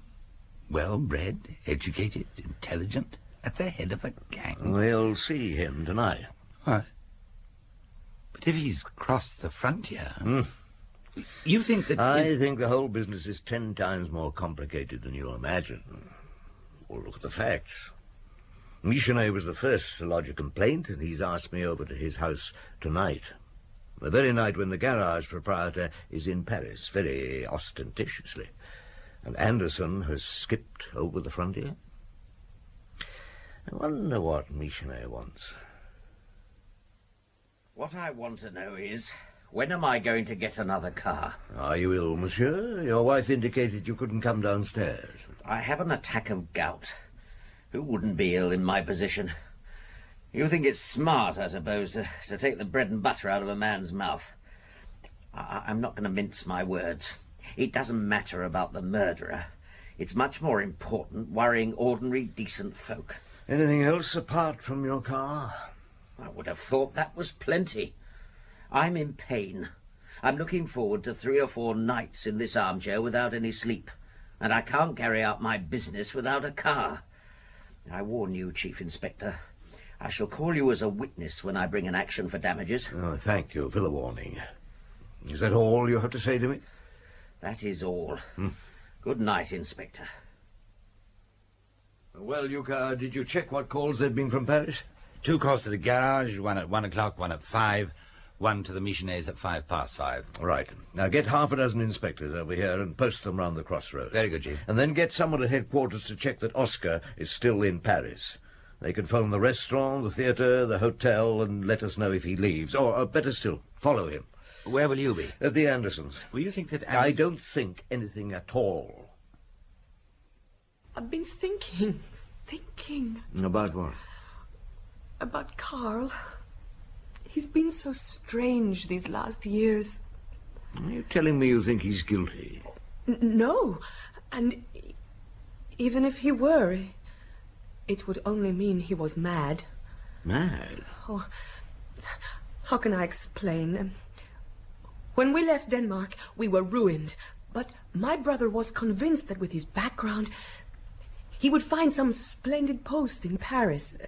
He didn't succeed.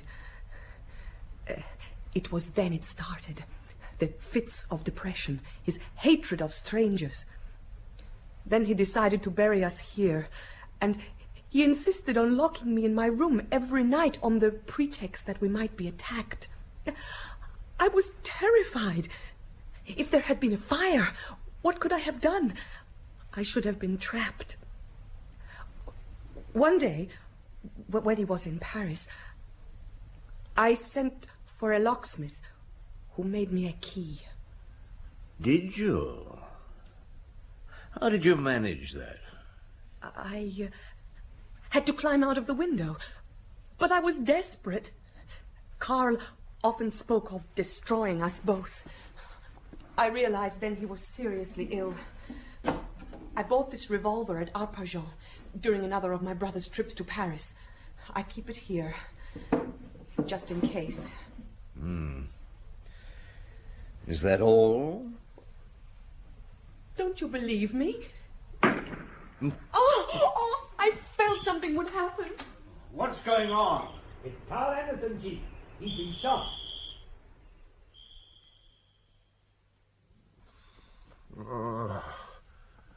Elsa? Elsa? The doctor says he'll pull through unless there are any unforeseen complications. He's been shot twice. Once earlier on today, probably early afternoon. In the back at point-blank range. Browning automatic. Someone was probably holding the gun in his back, and he must have moved subtly and saved himself. The bullet was deflected and lodged between his ribs. And the other bullet? Fired from a rifle. It smashed his shoulder blade. The doctor's sending an ambulance over straight away. Elsa? He's conscious. No, don't move, Anderson. Elsa's in her room. I'll send her in a minute. Did you see who shot at you? No. And the first time, where was that? I was on my way to deliver my work. You didn't show up there? No. At the Porte d'Orléans, a man flagged me down. He said he was the police. Yeah, let me have you. He got into the car and told me to take the road to Compiègne. The road goes through a forest, and as I was taking a bend, I was shot in the back. Yes? I came to in the ditch. The car had gone. What time was that? I don't know. Late morning, I think. I kept feeling faint. I could hear trains going by.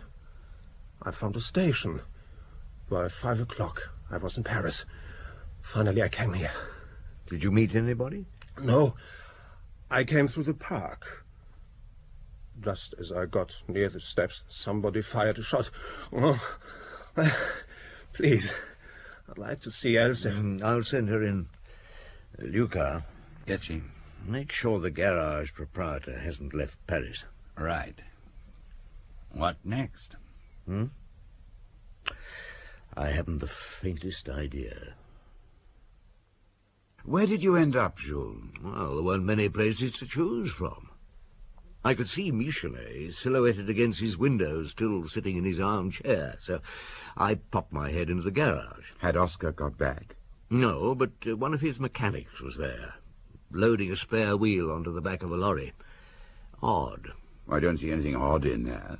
It was a garage, after all. Well, the wheel was the wrong size for the lorry. Well, he could have been picking it up for another car. No, he wasn't. And there were dozens of spare wheels there. Far too many for a place that size. The mechanic seemed rather anxious to leave, so I handcuffed him to one of the workbenches and opened up the tires. And what did you find? The diamonds? No. Drugs, mainly. Cocaine, heroin.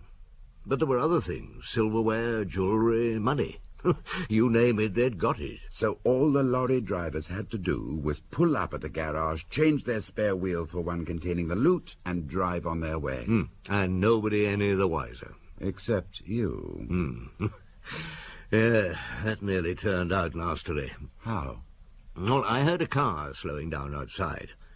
Someone shouted, "Oscar." I went out, and as I did, whoever was in the car opened fire with a revolver. Well, I dived back inside. They drove off. The police on guard at the Andersons heard the row and set off after them. Who was it? Oh, Oscar and some Italian he'd brought back from Paris. Name of Ferrari, Guido Ferrari. Our chaps caught up with them about 20 miles along the road. Lively little place, your Three Widows Crossroads. Noisy, too, guns going off all over the place. When I looked up at Michelet's window, there he was, still sitting in his armchair, hadn't moved. Well, he had gout, hadn't he? Yeah, but even with gout, you'd expect him to turn round, pull the curtains back, have a peep. So Luca and I went across and took a look round. No sign of Michelet. Just one of his wife's mops, propped up in the chair, and arranged to throw a shadow like a head on the curtains. So that anyone would think Michelet was still at home. Or so that I'd think he was still at home. And then the Crossroads really started to get noisy. We were just leaving the house when we heard what sounded like a fight going on in the Andersons' garden. Devil of a row. We got there, and who do you think it was? Michelet and Elsa Anderson. How do you know? Everyone else was busy shooting or being shot at. She's got the gun, Chief. She's fired off 5 shots already. We can't get near them. Michelet, Mademoiselle Anderson, give yourselves up. Michelet, let her go. That's the last, is it? I think so. Oh, I hope you're right. Come on, let her go, Michelet. Elsa, the gun's empty. Drop it. There, that's better. Now, what the hell are you two up to? He was throttling me. That's a lie. He tried to strangle me. He's insane. She's lying. She's the one who's insane. Why had you got that revolver? I was afraid of a trap. It's a lie. You say you were attacked? Yes. She's lying. And you didn't scream for help? I couldn't. What stopped you? He did. She's lying. He's mad. Now take him inside, Luca. Right, sir. Now, come on, mademoiselle. It's all over. Oh, I suppose it is. What gave you the tip-off? Did I make a mistake? Several. How long have you been Carl Anderson's mistress? I'm not his mistress. I'm his wife. Where did you meet Isaac Goldberg? I'm not talking. Oh, well, most of the facts seem to have fallen into place already, so as for the rest, we'll see. All right, Luca, let's have a look at them. In you come. Elsa, Oscar, Michelet. Who's this? Guido Ferrari. He was in the car with Oscar when they were picked up. Is he known? Yes. Right. Now, first crime. Isaac Goldberg is shot at point-blank range. Who brought Goldberg to the Three Widows Crossroads? I have nothing at all to do with Be this, quiet, Inspector. Ferrari. I'll deal with you in a moment. Well? I'm waiting. Goldberg was in Antwerp. There was something like 2 million worth of diamonds to get rid of. Who started the ball rolling? I did. I met him in Copenhagen. I knew he specialized in stolen jewels. When I read about the London robbery and the papers said the diamonds were supposed to be in Antwerp, I guessed Goldberg was in on it. I spoke to Oscar about it. Who wrote to Goldberg? She did. And what was your part in all this, Oscar? I was the fence. I found markets for the stuff, that's all. So, Goldberg arrived during the night in his own car. There was a party waiting for him, because you weren't planning to buy the diamonds, however cheap they were, but to steal them. And to steal them from Goldberg, you had to kill him. Now, who was given the job? Anderson. Who? Anderson. That's a lie. Elsa, how did you meet Anderson? It was in Copenhagen. I was living with a sailor, Hans. He belonged to a gang, and one night they decided to break into a bank, but somebody squealed and the cops surrounded us. I started to run, and then I saw the wall of a park. I pulled myself up and fell down the other side, and when I came to, there was this tall young man looking down at me. Anderson? Yes. He hid me in his parents' house and looked after me. He lost his eye in a flying accident. He wore a black monocle. He was convinced that no woman could ever love him, looking like that. But he fell in love with you? Yes. We got married in Holland. He taught me to dress differently, how to lose my accent. He made me read books. And later we settled here because Carl was always afraid of meeting some of my old friends. To throw people off the scent, he passed me off as his sister. How did you get mixed up with Oscar? I spotted her, damn it. It was easy. I saw straight away that all her airs and graces were put on. I used to pray around the house when old One Eye wasn't there. One day we got into conversation through the window. She caught on straight away. I threw her a lump of wax to make an impression of a lock. Then we met outside and we talked. It was easy. She was fed up, anchored after the old life. Now, every night there was a lot of suspicious activity at the Crossroads. The vegetable lorries coming back empty from Paris, bringing the stolen good. There was no need to worry about the Andersons' house, but there remained the Michonnets. We needed a respectable character to sell some of the stuff in the country. Elsa, I suppose, was given the job of fixing Michonnet. Well, what's the good of a cracker like that otherwise? He fell for us straight away, didn't you, Michonnet? So you got the chance of a couple of millions worth of diamonds, but you're going to end up with a corpse as well. It was then you decided to frame Anderson, wasn't it? It was her idea. You? Yes, I know. Elsa had got to the point where she hated him. So he was to be saddled with the crime. That's right, isn't it, Elsa? I'm not talking. Michonnet is very scared. He's never been mixed up in anything like this before. So it's decided to take his car, as that's the best way to clear him. He'll be the first to complain to the police and make a fuss about its disappearance. And somebody has the bright idea of switching cars, so that the police would be led to Anderson's garage. But things started to go wrong. I didn't arrest Anderson. I let him go free. And to cap it all, Madame Goldberg turned up. Are you going to tell me who killed her? Never mind. I know the same man killed both the Goldbergs, when it was he who posed as a police officer and shot Anderson. But Carl wasn't dead. The murderer, after he'd abandoned his car, went back to the ditch for the body, and it was gone. He telephoned Oscar from Paris. Carl is bound to come back to his wife. He must be finished off. So, now the moment has come to use poor, besotted Michonnet. You have no proof. I wouldn't rely on that. Oscar goes to Paris, very ostentatiously. Elsa tells Michonnet she'll go away with him once Carl is dead. So he shoots Carl. But once more, Carl survives. He would. Yes. Meanwhile, Oscar hears all isn't going to plan. He and Ferrari drive down from Paris and attempt to kill me. They take the road to Orleans. Why? You know so much, you tell us. Thank you, I will. They go that way because a lorry is on that road with a spare wheel containing the diamonds. Why did you attack Elsa, Michonnet? I didn't. I loved her, but she tried to kill me. Yes, that fits. She knew your talk. You weren't a professional. So she decided to finish you off. And you, Oscar? I'm a fence, just that. I've never had anything to do with killing. He's lying. He's not, Ferrari. Because you're the one that fired the gun 3 times. First at Goldberg, then at his wife, And finally, in the car at Carl. That's a lie. He gave all the orders. Him, Get Oscar. them out of here, Luca. Thief, I didn't even get the money you Take promised them me. back to headquarters. Come along, you. You bloody walk. Come on.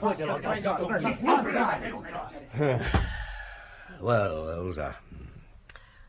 Well, what? It's Carl's fault, too. Really? You know yourself it's his fault. He's half mad. It excited him to know I belonged to a gang. That's why he fell in love with me. And if I'd become the virtuous young woman he wanted to make me, he'd soon have got bored. All the same... Ferrari was the killer, wasn't he? Oh, no. You won't get me to squeal, Chief Inspector. Au revoir. Au revoir, mademoiselle. Madame. How long did she get? 3 years. And Carl? Oh, he recovered. His family took him back. I saw him again just once, 3 months later, at the prison, waiving his marriage contract and demanding to see Elsa. He stood by her in spite of everything. Yes.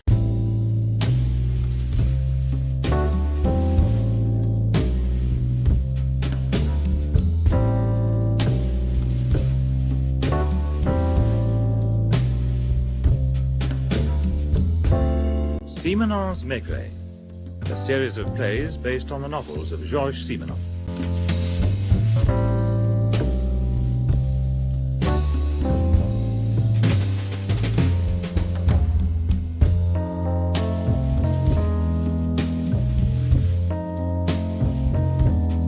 No, Georges, I haven't told you about the José case. Why not, Jules? Well, there are several cases I haven't told you about for, personal reasons.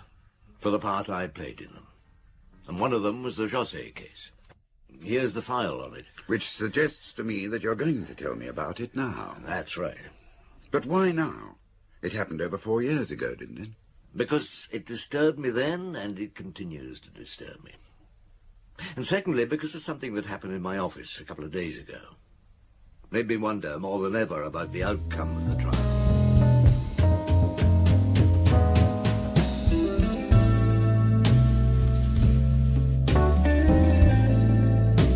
Maurice Denham as Jules Maigret and Michael Goff as Georges Simenon in Maigret Has Doubts.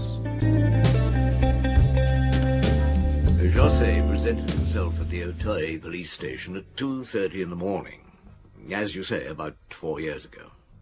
I've forgotten the exact date, but you'll find it in the file. And announced that his wife had been murdered. I first heard of it on my way to work.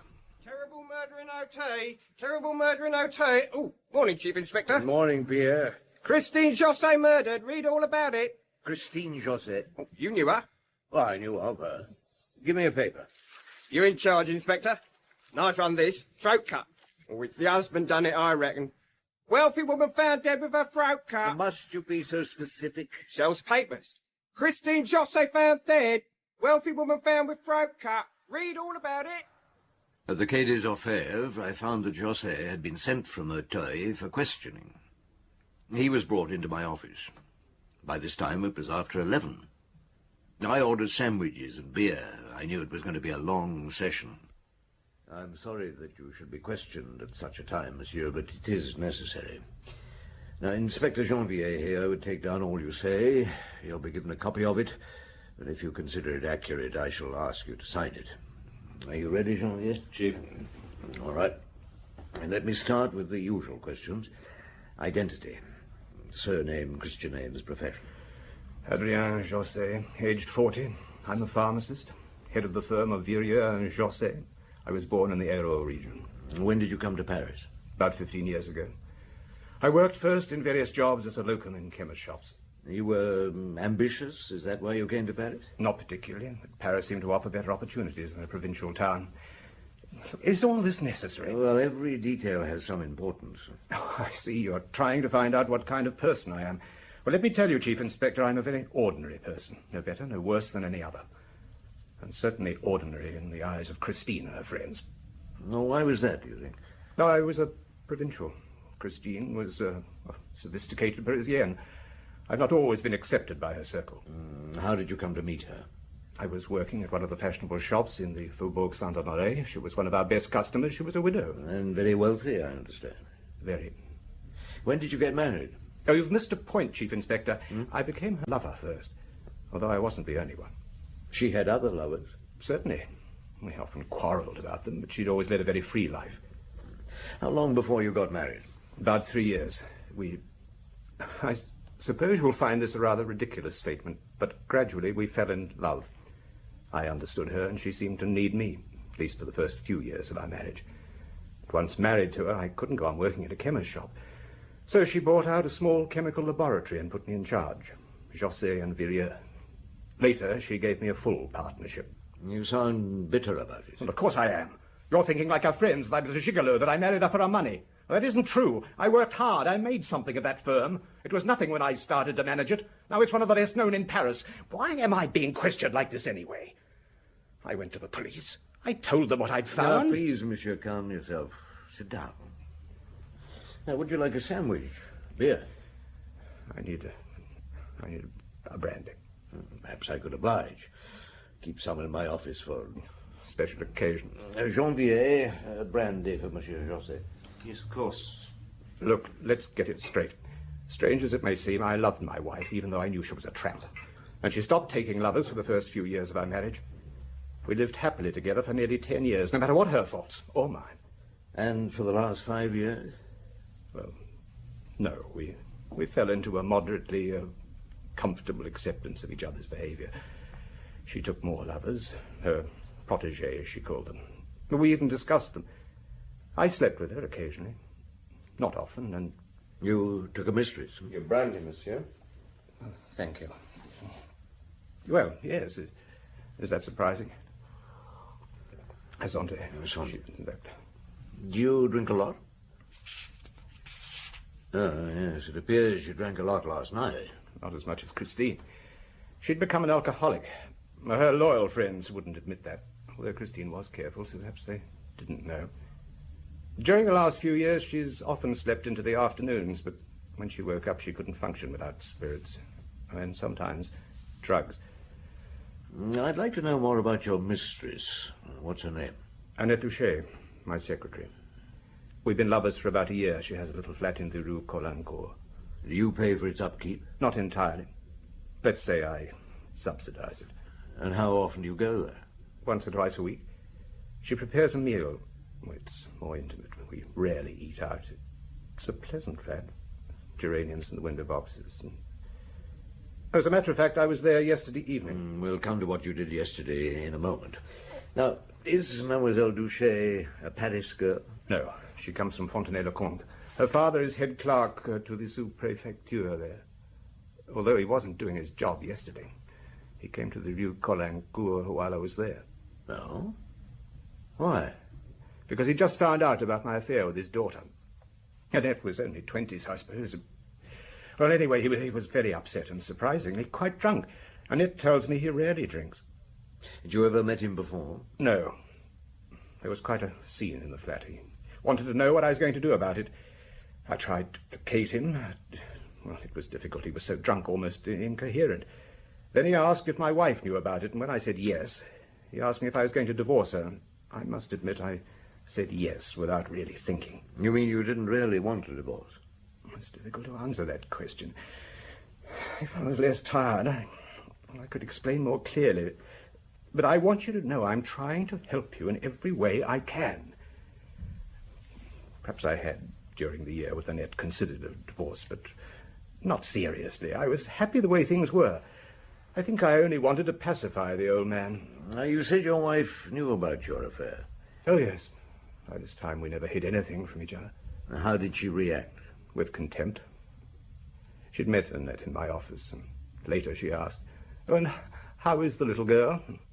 Not pregnant yet? What will you do when that happens? Will you ask for a divorce?" No, excuse me.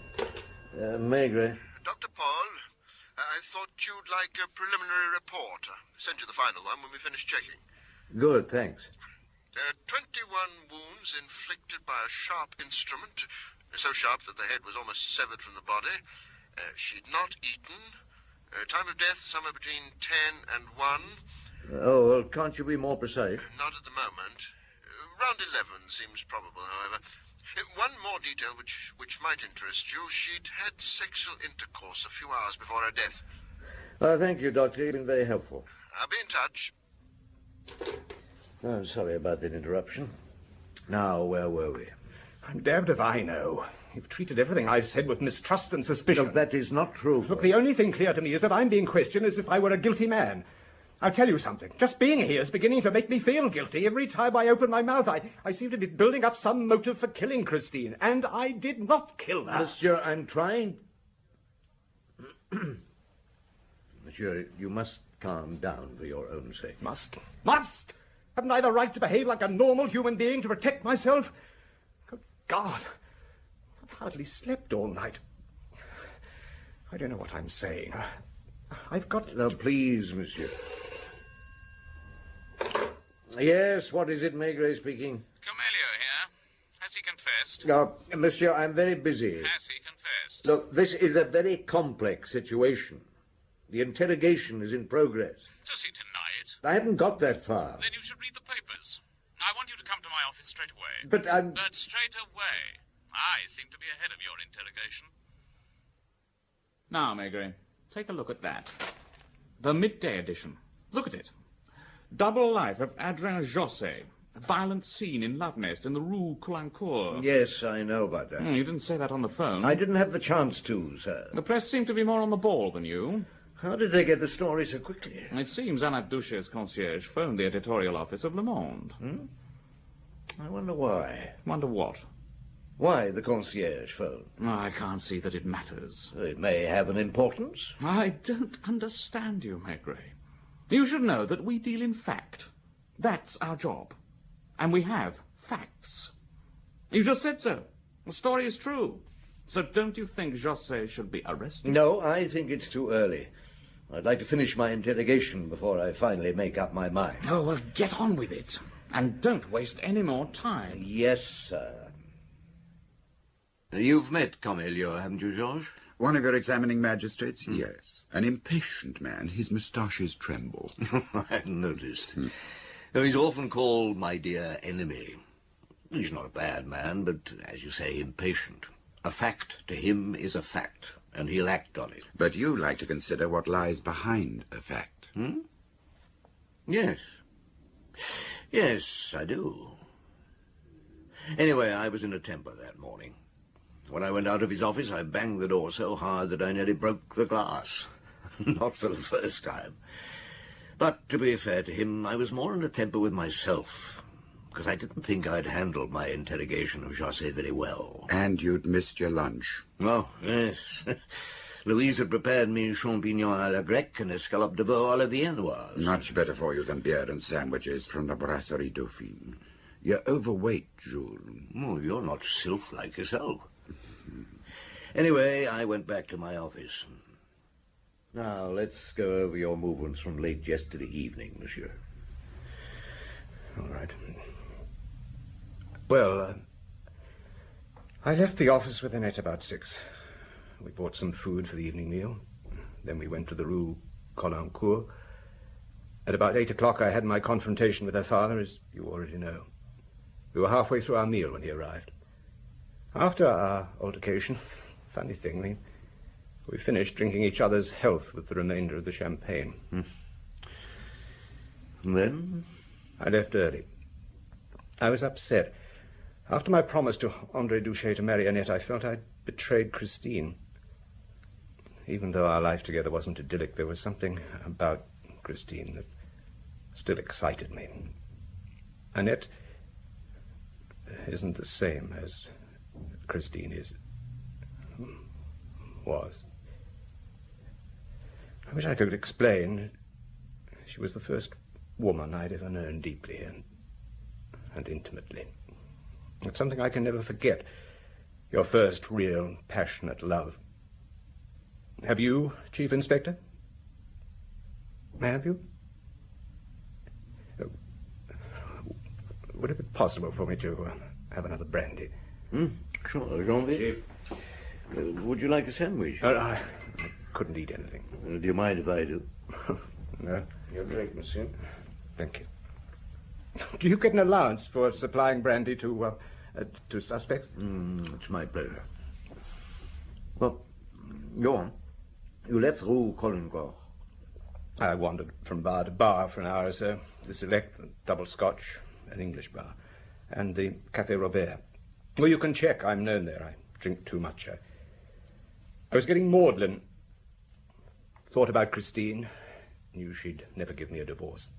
She used to say, as long as I have my money, I can buy friends. Money. Oh, another damaging remark. You'll find I will inherit her estate. Despite what I've said about her, there was good and bad in her. We understood each other.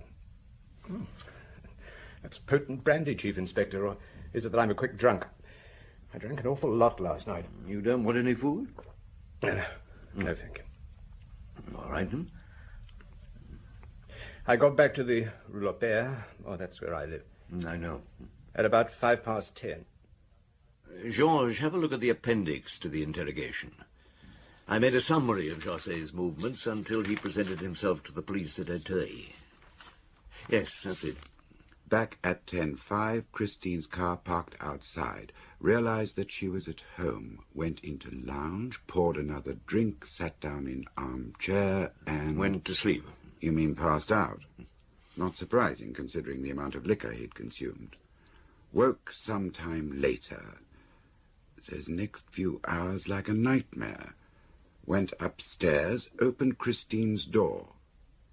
They slept in different rooms. Yes. Opened Christine's door and discovered body. Time, about midnight, according to José. She was half out of her bed. Her head hanging down onto a fur rug. There was blood everywhere. God, I've never seen anything so... What happened next? I went into the bathroom and vomited. Your men should find traces of it. As to why I vomited, I suppose you'll draw your own conclusions. Does a murderer vomit after he's committed a crime like this? I don't know. And then? I washed my face and shaved. Shaved? I'd begun to panic, and my first reaction was to go away, to catch a plane from Orly Airport. I travel a lot. I'm quite well known there. I thought I should make myself presentable. I've always dressed well. Even in my early days in Paris, I spent more on clothes than on food. For a provincial, I had a certain style. I suppose that was one of the reasons why Christine first took me up. I was a presentable escort, almost good enough for her society friends. Didn't you think of phoning the police? Yes. I even went to the phone. But I didn't ring. Why not? I'm not sure. It was the words, I'd have to say, I suppose. Someone has killed my wife. I wasn't thinking clearly. I was still half drunk. And afraid? Well, of course, I told you I was most dreadfully murdered. Yes, I see you do understand. You've grown quite pale, Chief Inspector. May we go on? You decided to catch a plane at Orly? Yes. But there was a complication. I didn't have much money on me. But there was about 30,000 francs in the safe in my office. Then I thought of my wife's jewels, the ones she kept into the house. They were worth quite a lot. They were in her bedroom. And you didn't want to go back in there? Well, of course I didn't. And did you go? Yes. I'd left the light on in there when I went to the bathroom. But I switched it off first, then I almost ran to a dressing table, snatched up the jewels that were lying on it, and then I went downstairs, let myself out of the house. Did you take a taxi? Yes, I caught one round the corner. I thought it would be unwise to use my own car. But I went to my office and let myself in. What time was this? Well, I'd no idea then. Thinking back, it must have been about midnight. And then? I took the money from the safe, then I sat down. I was numb, still in a state of shock. I had little time to think. That's when I began to realize that going to Orly Airport would be a futile thing to do. So I put the money back into the safe. Did you go back to your house then? No. By this time I needed a drink. There was a bar open near my office. They may remember me coming in. I had a large whiskey. Then I went back home. An important little detail we'll check. Oh, I'm bloody sure you will. And when you got back, did you return the jewels to your wife's dressing table? Yes, yes. Your men will find my fingerprints all over them. And you still didn't call the police? What did you do then? I went out again, wandered about the streets. Where? I don't remember. Oh, yes, sir. Yes, I do remember finding myself on the Pont Mirabeau. But I don't remember how I got there. And finally, you walked to the Auteuil police station, arriving there at 2:30. Oh, or was that the time? I don't know. Maigret. Cornelieu. Has he confessed? No, he still denies it. I'd like to see you in my office. Look, there are other things I could be doing. Chief Inspector, I would like you to come to my office at once, please. Well, as quickly as I can, sir. Well, that's all for now, Monsieur José. Sorry it's taken so long. Inspector Janvier will bring you a typed statement. Read it, and if you think it accurate, I'd be pleased if you'd sign it. And if there's anything you want, just ask the inspector for it. On the way to Cornelieu, I wandered into the inspector's office. Lapointe had just got back from José's house, where he'd been questioning the maid, and Madame Siran, the housekeeper. He was typing out his report. How did you get on, Lapointe? Well, has he told you about the dagger? What dagger? Ah, you don't know. Well, this should interest you. When I was questioning Madame Siran in José's study, I saw that she was looking for something, although she tried to hide it from me. I asked her what she was looking for. She said nothing at first, but she finally admitted that she was wondering what had happened to the dagger. What kind of dagger? German. One of those commando knives that people sometimes keep as a souvenir. Well, she said it was usually on José's desk. He used it as a letter opener. But it wasn't there. No. I searched the house from top to bottom. There was no sign of it. I thought it could be the murder weapon. A dagger of that type could be pretty lethal, couldn't it, sir? If it was an old commando knife, I think you're safe in making that assumption, my boy. Is there anything wrong, Chief? Look, I've had to forego an excellent lunch, and our respected examining magistrate is driving me up the wall. Otherwise, I'm my normal, calm self. So get that smirk off your face. I prefer your look of ingenuous innocence. Yes, sir. And let me have your report as soon as you've typed it out. Why are you so reluctant to come to a conclusion? Am I? It's simply that I'd prefer to be sure.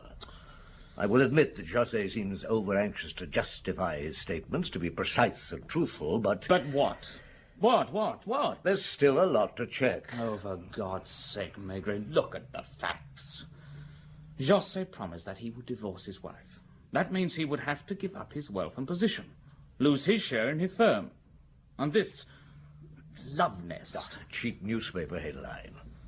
Aren't you prejudging the case, condemning the man on moral grounds? Oh, absolute nonsense. We have here an unscrupulous man who took advantage of a vulnerable, wealthy woman, and then took a mistress. It's a classic situation which often leads to tragedy. You've never understood these people, Maigret. This society. I do. 4 or 5 of my friends who know José and his wife have been on the phone to me. Are they against him? Oh, they know what he is, an interloper, an intruder. And were they José's friends also? I didn't say that. I said that they were my friends, and I respect their opinion. Rather tenuous grounds for a charge of murder, don't you think so? Oh, really, Meg? Look, I said before I'd like to finish my interrogation before you take any action. All right. I'll wait until your final report before his committal. But you may take it. But my mind is made up. From the look on your face, it looks as if I'm going to be arrested. I think so. It was inevitable. I knew all along I should have gone to the airport. Well, that wouldn't have done you any good. Monsieur, why didn't you tell me about the dagger? What have you done with it? Oh. Yes, I should have told you. You threw it into the Seine from the Pont Mirabeau, didn't you? Well, they found it. Not yet. I've only just heard about it. Tomorrow the divers will go down. Did you kill your wife? No. Then why did you go to the trouble of disposing of the dagger by throwing it into the Seine? Because if it had been found in the house, I don't know. It could have been used to kill Christine. It was in my bedroom when I got home. I don't know how it got there. I suppose I took it there for some reason or other. I don't remember. If the police had found it, I couldn't think what I would say to them. I know it's irrational. Were there any bloodstains on it? No. Well, then why? Well, because if the dagger had been used, the murderer would have cleaned the weapon, wouldn't he? So you see, if I'd killed her, I would have cleaned it. Well, that's what the police would have thought. That's why I threw it into the Seine. Nobody would have believed me. I didn't get away from the Quai des Orfèvres until 6:30 that night. On the way home, I decided to go to the Rue Caulaincourt to see what kind of woman Annette Douchet was, and to verify Joset's story. Somehow he'd given me the impression that the whole affair with her was a romantic one. Geraniums in the window, tete-a-tete meals, candlelight. And what I found was disappointing in a way. She turned out to be a very ordinary girl, who, although she'd obviously been crying, seemed hardly upset that her lover was facing a charge of murder. What about the geraniums? They were half dead. She confirmed the quarrel with her father. In fact, everything that José had told me. One new fact that I didn't know was that her father had been drinking at the bar opposite before he came to the flat. Well, I was thirsty. I thought it worth a visit. Yes, I remember him well. A thin, gaunt man. Wasn't a drinker. A sick man, if you ask me. Hey, wait a minute. You're Chief Inspector Maigret, aren't you? Yes. So, that pharmacist has confessed, has he? I didn't say anything about a pharmacist. Oh, you don't have to. I've read about it. He used to come in here with that girl quite often. I've had my eyes on him for quite a while. Bloody terrible, I call it. A mistress like that. Very interesting, but I'm more interested in your customer. Was he angry, in a temper? No, he was very quiet. Anything else you can tell me about him? No. I'd never seen him before or since. You didn't get far with that interview. Oh, routine, necessary legwork. I didn't get home until nearly 10. Louise warmed up the escalope. Needless to say, it was overcooked. I've got a very good recipe for escalope with sultanas and red wine. I'll let Louise have it sometime. Thanks. Well, I was late to bed that night. I sat up smoking, going over what José had told me, looking for any flaw in his statement. There's still a lot of checking to do. What worried me most was that he'd told me, or so it seemed at that time, the exact truth about his movements, yet he'd lied about the dagger. He doesn't seem to have lied, Jules. Wasn't it more a rather silly omission? You couldn't blame him for that. A frightened man, a weak man. I wonder what I would have done in similar circumstances. Well, in 10 minutes, with your dexterous brain, you'd have persuaded your interrogator that he'd done it himself. Now, what I had to consider was that José seemed to have told the truth about all his movements outside the house. But what happened inside between 10:05 and about 11:30? We only had José's statement, no witnesses. Since Christine died after 10, could anybody else have got into the house unnoticed, while he was allegedly sleeping? Could they? Undoubtedly. It was something I checked up on the next morning. It's solidly built, heavy oak doors. The lounge room leads from the hallway, which in turn leads to the first floor. Now, if the door was closed, an intruder could have got up to Christine's room without being heard. But also, an intruder wouldn't have been aware that José was asleep in an armchair. What next? Cornelio didn't make a committal for another 3 days. He waited for my final report, which simply verified José's statements. He considered there was enough circumstantial evidence for an arrest, and strong motives for murder. When he did make up his mind, José was taken from the Quai des Orfèvres in handcuffs. Handcuffs? The man had come to the police station of his own accord. Cornelio loves his publicity. Handcuffed, José made a better picture for the press. Now, the following morning, I got a nasty shock. And again, I didn't hear about it until I was on my way to my office. Second victim in José case. Second victim in José case. Maigret Duché suicide. Love nest Oh, sequel. stop yelling, Pierre. Give me a paper. You mean you don't know about it, Jules? Look, you're asking for a clip on the ear. Not knowing, Chief Inspector. I'm losing faith in you. I reckon José's for the chop. Don't you, Jules? Go and sell your paper, or I'll run you in for vagrancy. Love nest sequel. Death in Fontenay-le-Comte. Father suicide. I would have liked to go to Fontenay-le-Comte myself, but it wasn't possible. So I sent Janvier instead. Yes. This is his report. Arrived Fontenay-le-Comte at 3:30. Questioned several of the local inhabitants. André Duché doesn't appear to have been a popular man. Very reserved, but respected. Interviewed the local correspondent who sent in the report. Said Duché most upset when he heard of the murder of Christine José. Even more upset when Love Nest story broke. Committed suicide on evening of José's arrest. No evidence of foul play. Discovered in armchair, his own pistol fallen to the floor nearby.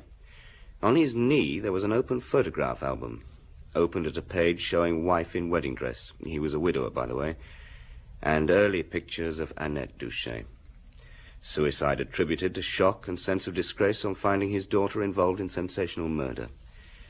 But I'm not so sure that was the sole reason for suicide. We'll stay on for a couple of days and nose about.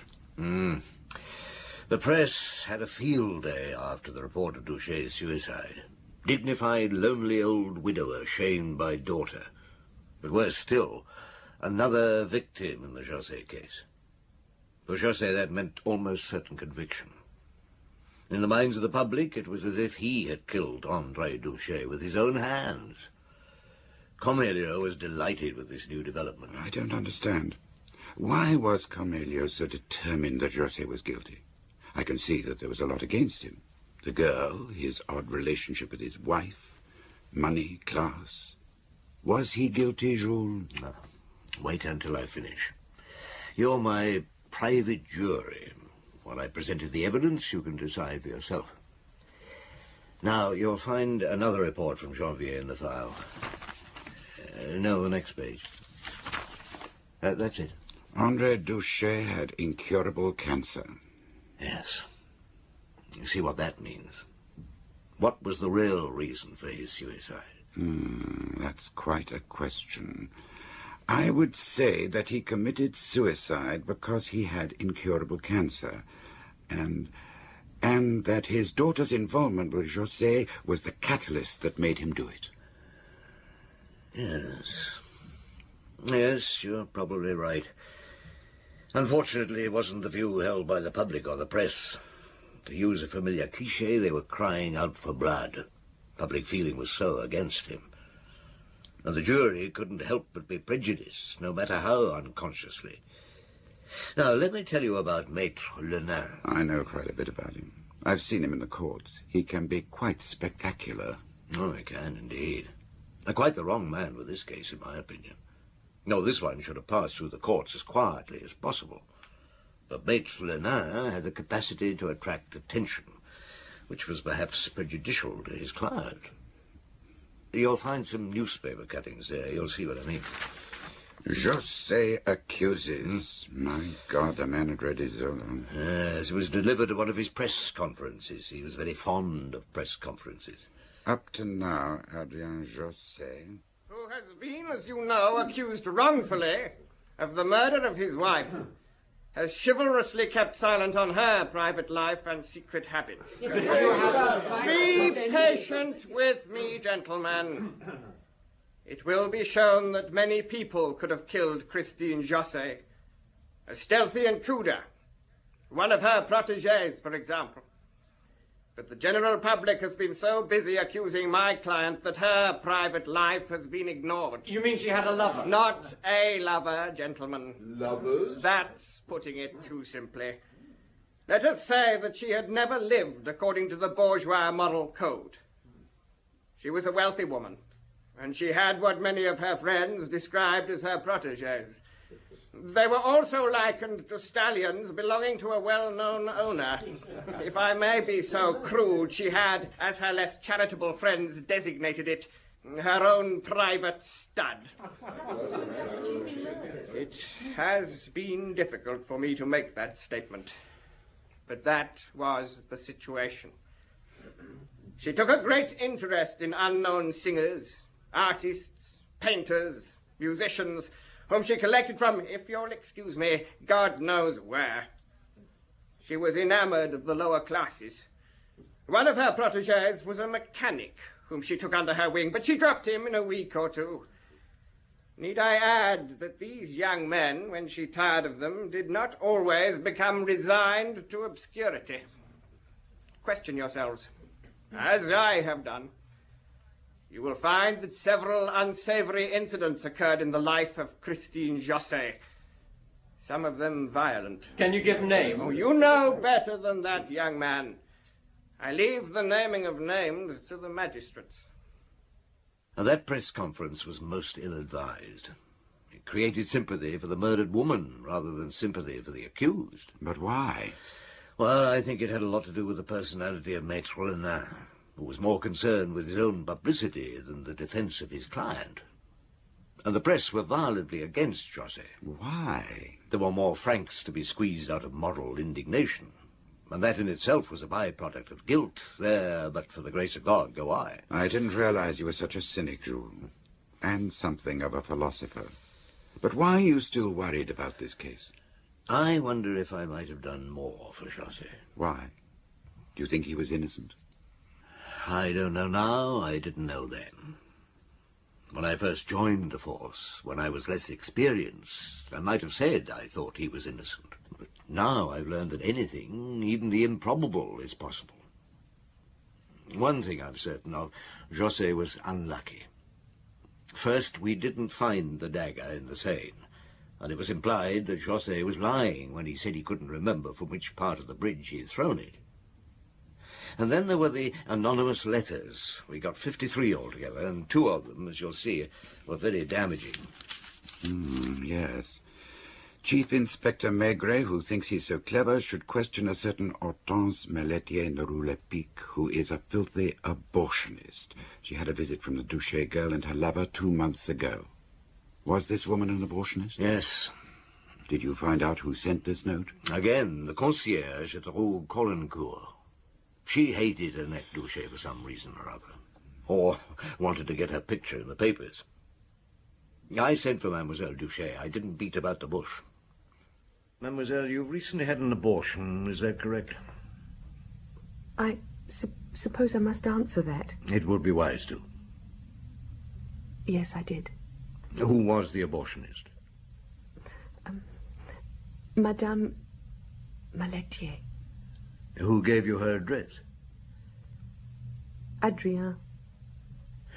Well, I'm afraid I'll be instructed to arrest you, and Madame Meletier as well. But you should get bail. I'm sorry, but there'll be no way of keeping it out of the press. Josset and mistress accused of second crime. Abortionist arrested. Annette Douchet arrested. Read all about it. Josset accused. Second crime in murder case. With that revelation, public feeling reached its peak. It was difficult to find anyone who believed Josset was innocent. But there's that other anonymous letter I'd like you to read. Christine Josset liked low types. You will find a man called Popol at the Bar de la Lune in the Rue de Charon. She met him several times in a boarding house near the Saint-Martin Canal. Although she gave him money and bought him clothes, that didn't stop him beating her up. She was heard screaming several times. Josset doesn't deserve to be found guilty. He should have cut her throat years ago. Well, one person with sympathy for Josset. Did you find out anything? No, I went to the Bar de la Lune myself. It was a meeting place for a bunch of very unsavory characters. Not a word could I get out of them.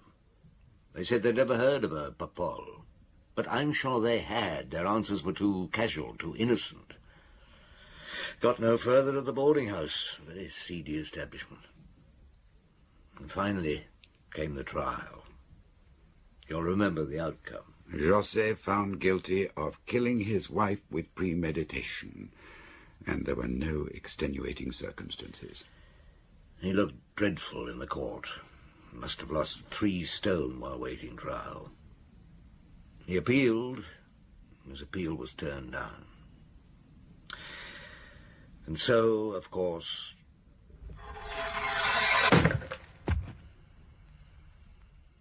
You've given me the impression that you think José was innocent. Oh, have I? I hadn't meant to do that. I wanted an objective assessment. I still don't understand why you're telling me about José now. The last page in that file is missing, if indeed it belongs there. Last week I was questioning a man called Dupont, a drug pusher. You might call him one of our regular clients. Oh, come off it, Dupont. You're no more a sailor than I'm your uncle. Well, I've been to South America on cargo boats. Venezuela, for example. Well, when were you last at sea?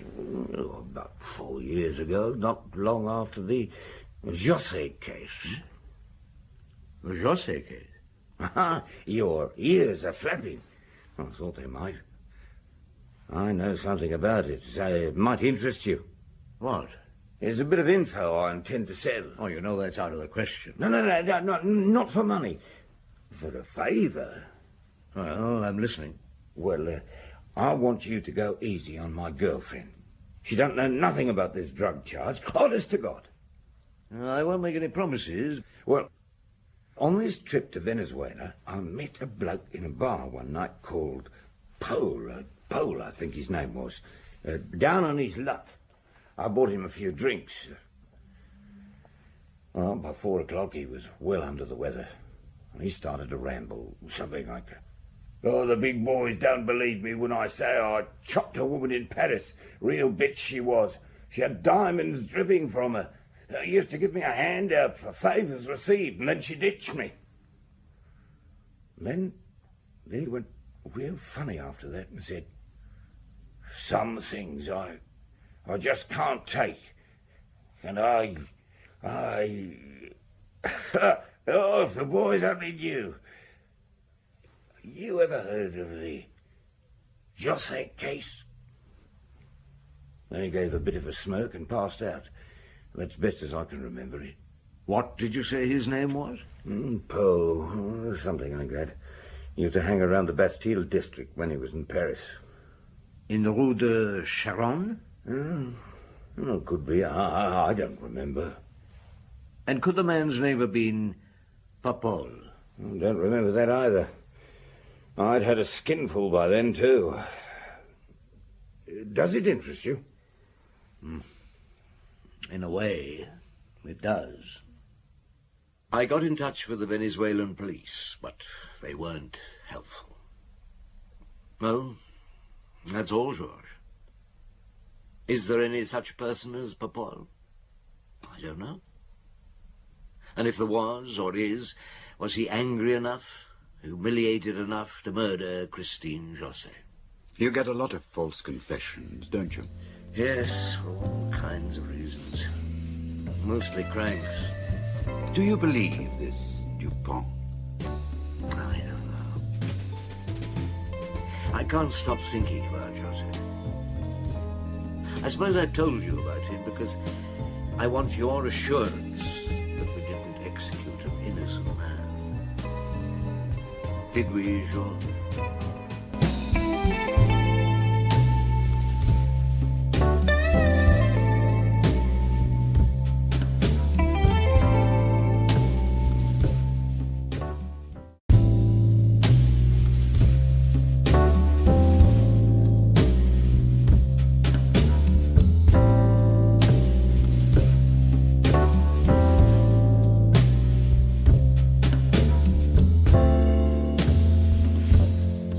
Simenon's Maigret, a series of plays based on the novels of Georges Simenon.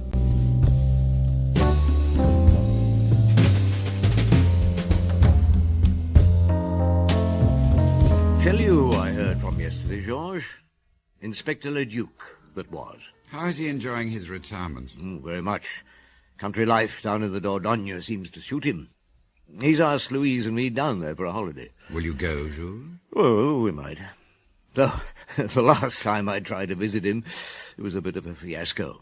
I ended up bedridden. You had only yourself to blame. Jumping out of a moving train is not the thing to do. Not at your age. Well, it was instinct. Police instinct. And imagine yourself trying to get to sleep in the lower bunk of a second-class couchette with the chap above you tossing and turning, moaning like anything, and then finally, after a couple of hours of that carry-on, putting his patent leather boots on and dashing off into the corridor. I just peeped out after him to see what he was up to. So would you have done if you had been in my shoes? Maybe, but I certainly wouldn't have jumped out of the train after him. Not in the middle of a wood, and in the middle of the night. No wonder he turned round and took a shot at you. And hit me. Next thing I knew, I was in a hospital bed in Bergerac. And the local police inspector, the doctor, the public prosecutor, and goodness knows who else, were all standing round accusing me of being a homicidal maniac.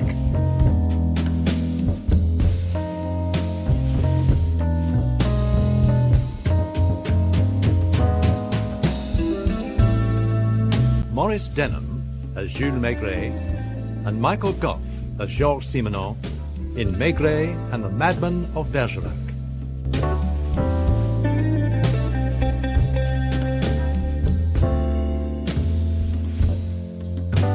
A homicidal maniac? So that's the impression you made? Oh, the circumstances were unusual.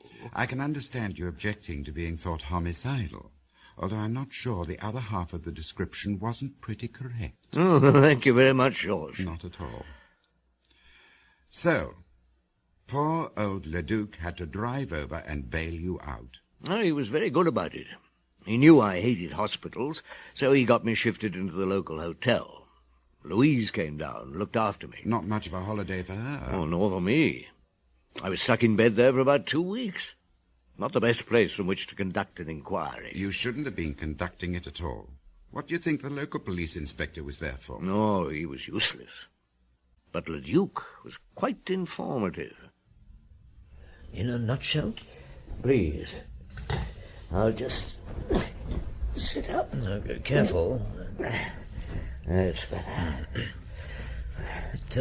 It must have been about a month ago. They found a woman's body on one of the main roads. Strangled. But that wasn't all. Having killed her that way, whoever did it stuck a long needle right through her heart. Was she robbed? No. Assaulted? No. She was a good-looking woman, too. About 30.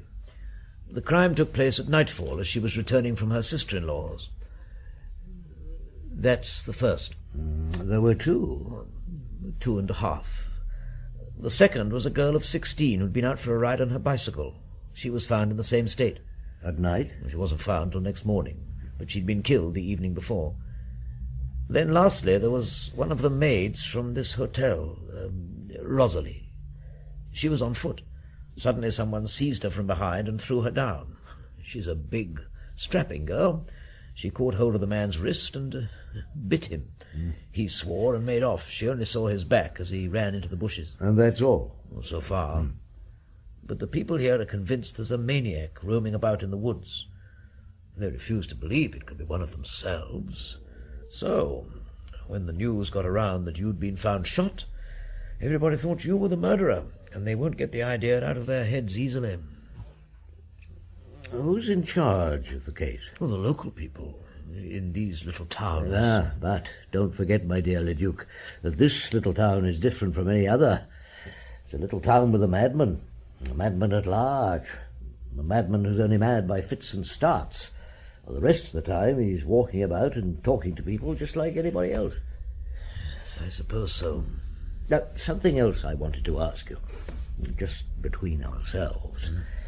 What facilities are there in this part of the world for enjoying the charms of the fair sex?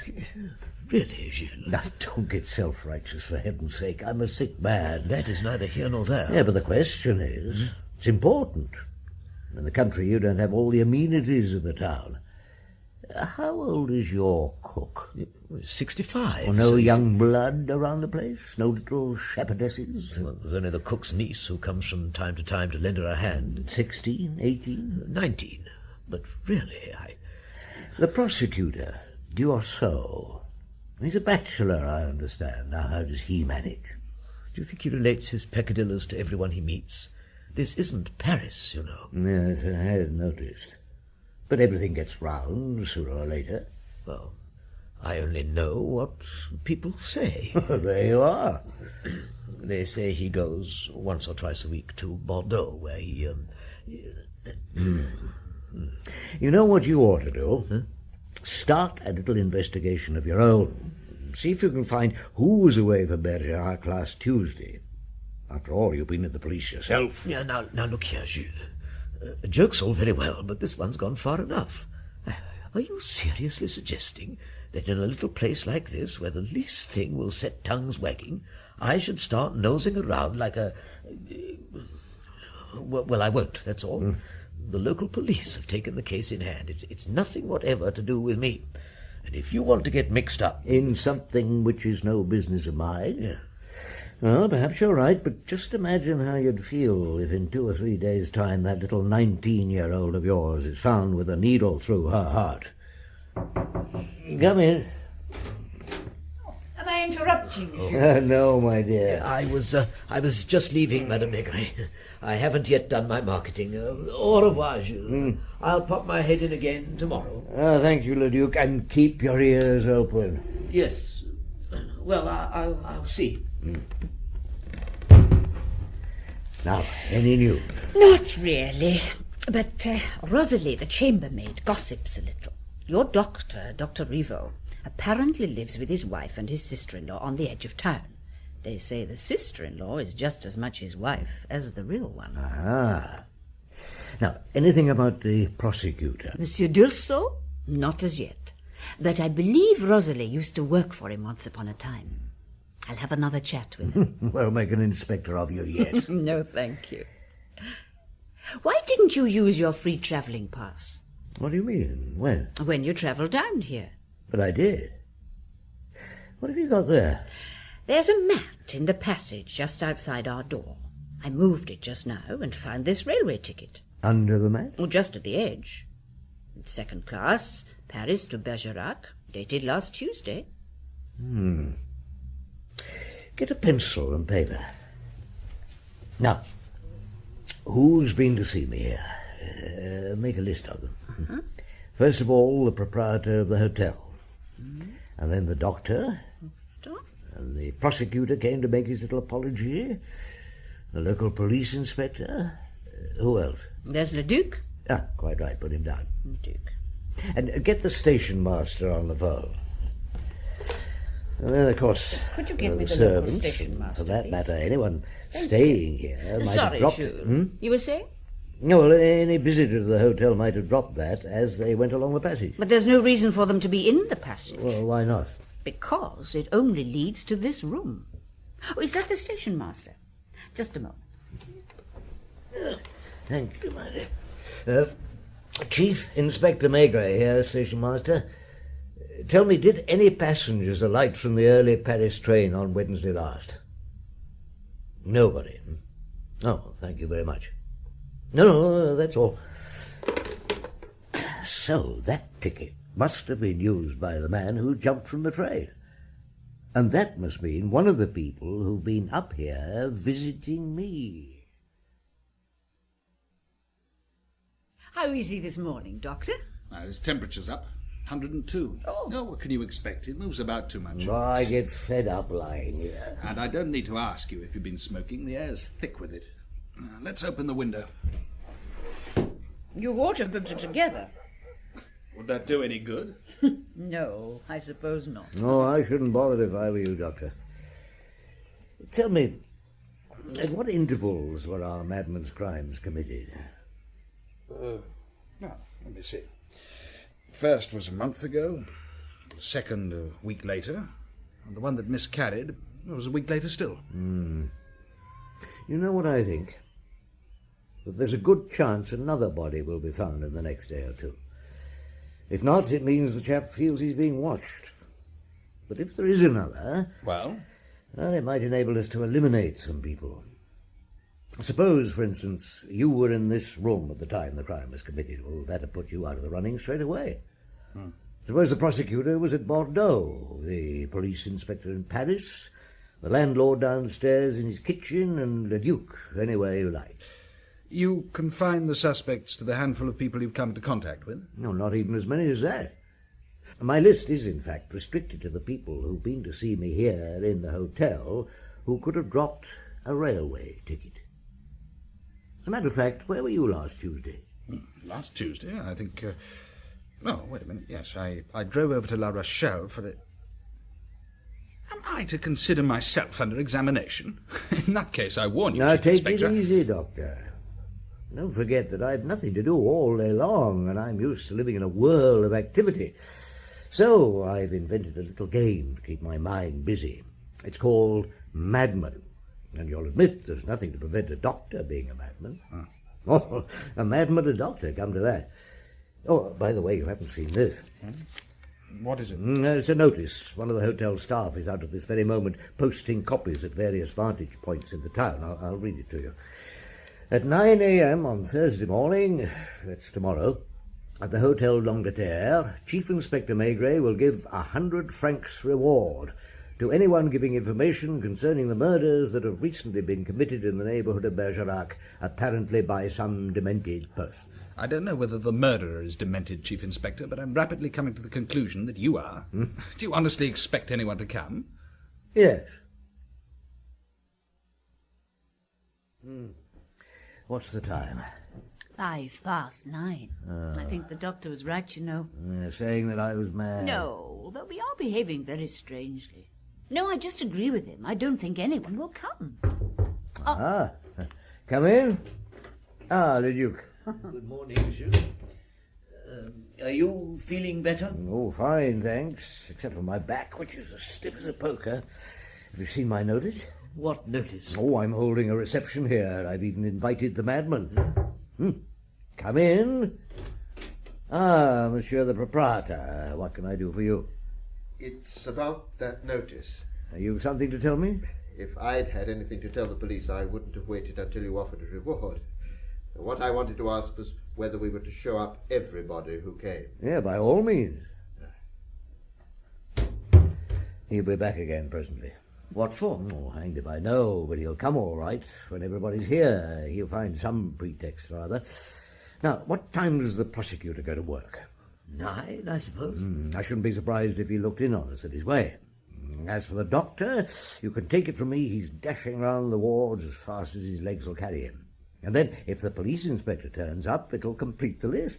What list? Oh, the prosecutor, the inspector, the doctor, the proprietor of the hotel, and you. Still on that tack. Now, look here, Maigret. Come in.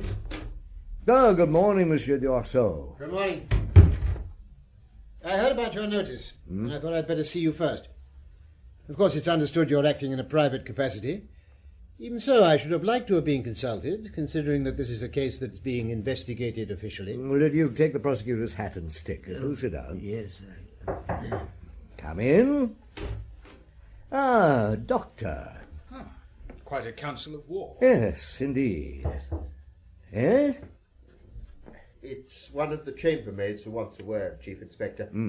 Thought I'd best bring her up myself. Yes, of course. Come in, Rosalie, isn't it? Yes, sir. Now, sit down. You're the girl who was attacked. Yes. He came up behind me. I was walking back from my brother's place, and I felt a hand slipping round under my chin, and over I went. But I bit him, for all I was worth. Did you notice anything about him? There was a gold ring on one of his fingers. Did you see him? Not properly. He dashed off into the trees, so I only saw his back. You wouldn't be able to recognize him then? No. Would you be able to recognize the ring? No. And you've no idea who it was that assaulted you? No. I'll give her 100 francs, Le Duc. Now, you don't mind acting as my secretary, do you? No. Thank you, sir. Next, please. If we handed out money like that, we'd have the council down on us in no time. You're really expecting to find something out, Chief Inspector? Oh, dear me, no, nothing at all. Well, in that case, I told you the madman might be coming, if not several madmen. Do you think I was mistaken? I must see my brother. A moment, gentlemen, I don't think we're finished yet. Jacques. Françoise, what is it? What's happened? Your sister-in-law, Doctor. I've seen him. He tried to... It's all right, Françoise. It's all right. It was over in the Moulin Neuf wood. I was walking along I when... thought we'd find out something. You saw him, I suppose? Not very well. I don't know how I managed to shake him off. He must have tripped. Anyway, he loosed his grip for a moment and I broke free. I hit him. What did he look like? I don't know. Some sort of a tramp, old clothes. One thing I'm sure of. It was no one I'd ever seen before. He ran away? I heard a car passing along the road. He must have heard it too. He disappeared into the woods. I didn't stop running all the way here. Wouldn't it have been quicker to go home? I knew there was nobody there except my sister. This proves one thing, anyhow. The madman didn't accept your invitation after all. I suppose you don't want us anymore. Excuse me. Maigret. Oh, yes, he is. It's for you, Doctor. Oh, thank you. Privot here? I see. Yes, thank you. I'll be there. They found him. Who? The man, the madman. Or rather, his corpse. In the Moulin Neuf wood.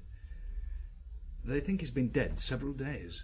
In that case, who was it attacked you, Mademoiselle Françoise? Did you manage to see much? Oh, yes.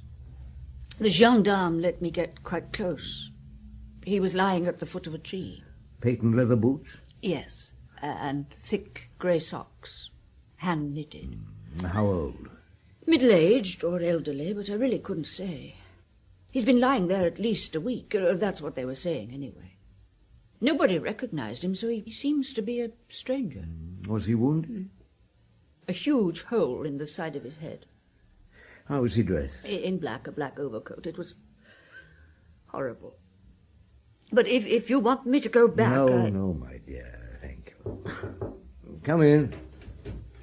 Good evening, Le Duc. Good evening, Monsieur. Madame Maigret. Do sit down. Oh, thank you. Well. So, there we are. Please? Well, that's not... Oh, come on, you all are. You, the doctor, the prosecutor, the police inspector, all of you delighted at the way I've been made a fool of. That troublesome detective from Paris who thought he'd chuck his weight about, thought himself very clever. Worse still, other people began to think he might be, and some people began to get quite nervous about it. But that's all over now. He's merely made an ass of himself, and serve him right. You admit, then, that... That I was mistaken? Well, they've found the man, haven't they? And he corresponds to your description of the man in the train. There's a bullet hole in the side of his head, and it seems to have been fired at close quarters. Yes. So close that Monsieur Dursault and the police agree that everything points to suicide. They think it was quite a week ago, perhaps immediately after he shot you. They found a gun beside him, then? No. That is the only snag. There was a revolver in his pocket, and with only one cartridge fired. Yeah, the one that nearly did for me. Well, that's what they want to find out. Certainly, if it's suicide, it goes a long way towards clearing up the case. Realizing someone was after him, he saw the game was up and... And if it's not suicide? Oh, well, there are other possible explanations. He may have assaulted someone who was armed, someone who killed him quite properly in self-defense, but was nevertheless too frightened to say anything about it. It would be just like these country people. And Françoise, what about her little adventure this morning? We hadn't forgotten that. We think it might have been no more than a spiteful practical joke. I see. What everyone wants is to get the case over and done with as speedily as possible. No, it's not that. But you must see there's no point in dragging things on now. Well, there's still that second-class ticket I told you about. Somebody will have to find an explanation for that. Now, how did it jump out of a dead man's pocket into a corridor at the Hotel d'Angleterre? Do you want some good advice? To let the whole thing drop. That's it, isn't it? To get well and then clear out of Bergerac as soon as I'm fit to travel. And come and spend a few days with me as you were intending to do in the first place.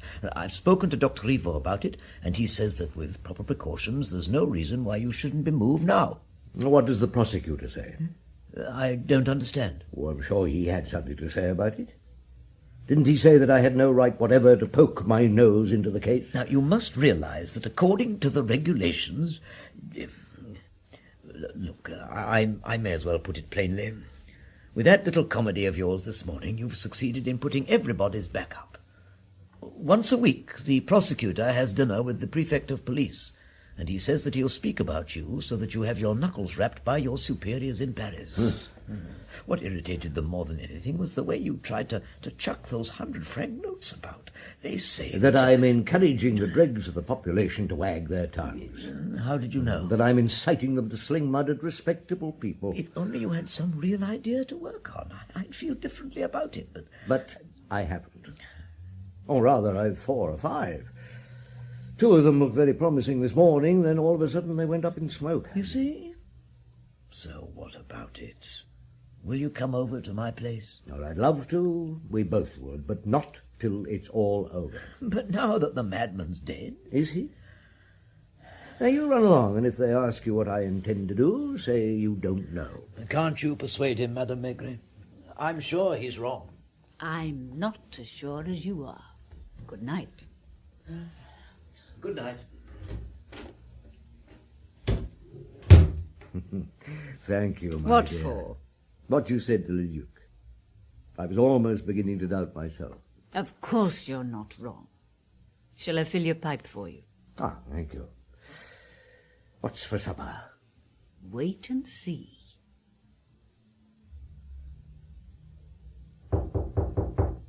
Come in. Good morning, Le Duc. Good morning. Look, Jules, I met the prosecutor in the street, and he gave me some extraordinary news. I went to the police station to make sure it was true. Oh, let's hear it. They sent the fingerprints to Paris, as a matter of course, and the answer has just come. Well, go on. The dead man, the man who jumped out of the train, he died years ago.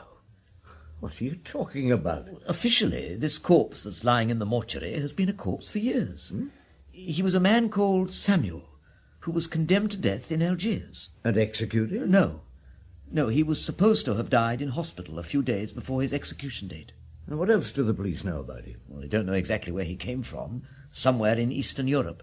He had a business in Algiers. What sort of business? Postage stamps. Oh, that was only a cover for another business, of course. But it was so well done that though the police were watching him, they didn't find out anything until he was on trial for murder. Then it came to light. His real business was supplying forged passports, immigration papers, and labour permits. He had a whole network of agents in Vienna, Bucharest, Warsaw, all over the shop. Strange. Very, very strange. Why so strange, Jules? No, not his profession, but to run up against it in a place like Bergerac. It all started off as an ordinary provincial case, the local maniac of a small country town. Suddenly, there was all the underworld, Warsaw to Algiers. But people like Samuel, you find them everywhere. It's not a question of race, it's a question of species. Barmen in Scandinavia, gangsters in America, head waiters in Germany, wholesalers in North Africa. They see to everything for a price. And the price, as far as Samuel was concerned, was murder. There was a murder, you said? A double one. 2 men from Berlin found lying dead on a bit of waste ground. There was a lot of nosing around. They found out about Samuel and his 2 agents. That's what the men were. The idea was they'd come to complain of something. No doubt he was doing them out of their commissions. Perhaps they threatened him. So he did away with them? It took a long time to get sufficient evidence against him, but in the end they did. And he was condemned to death. He fell ill, however, so seriously that he was moved from the prison infirmary to the town hospital, where he was supposed to have died a few days later. And? Well, that's all anyone knows. I wonder if your soul's ever been to Algiers.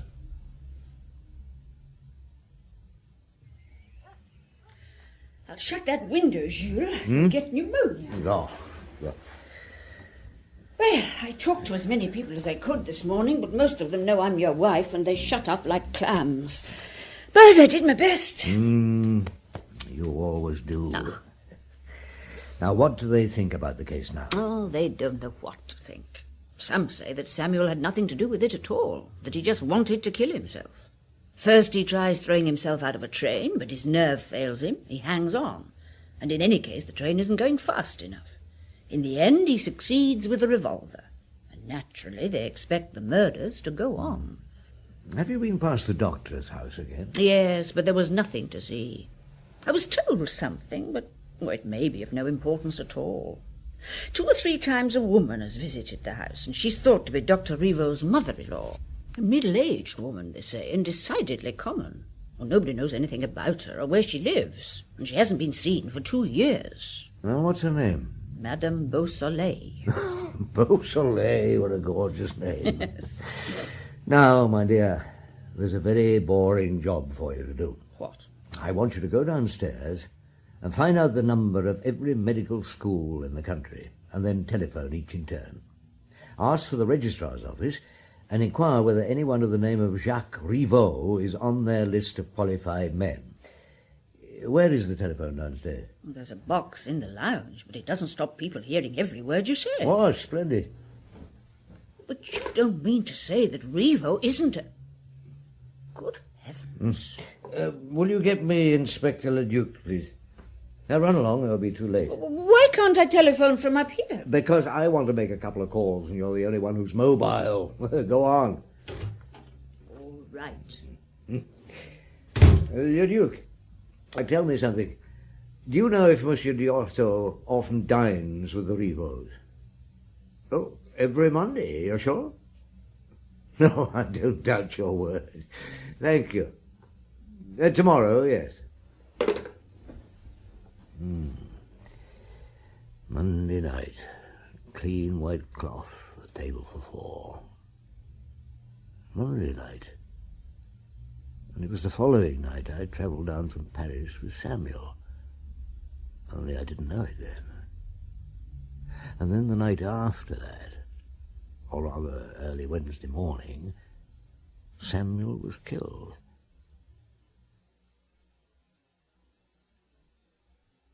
Police judiciaire? Did you find out if Dr. Rivaux received a call from Paris last Tuesday week? You did? Good. At 2 in the afternoon, yes. The Restaurant des Quatre, Place de la Bastille, a 9-minute call. Right. Thank you. The train left at 5:40. Why did he jump?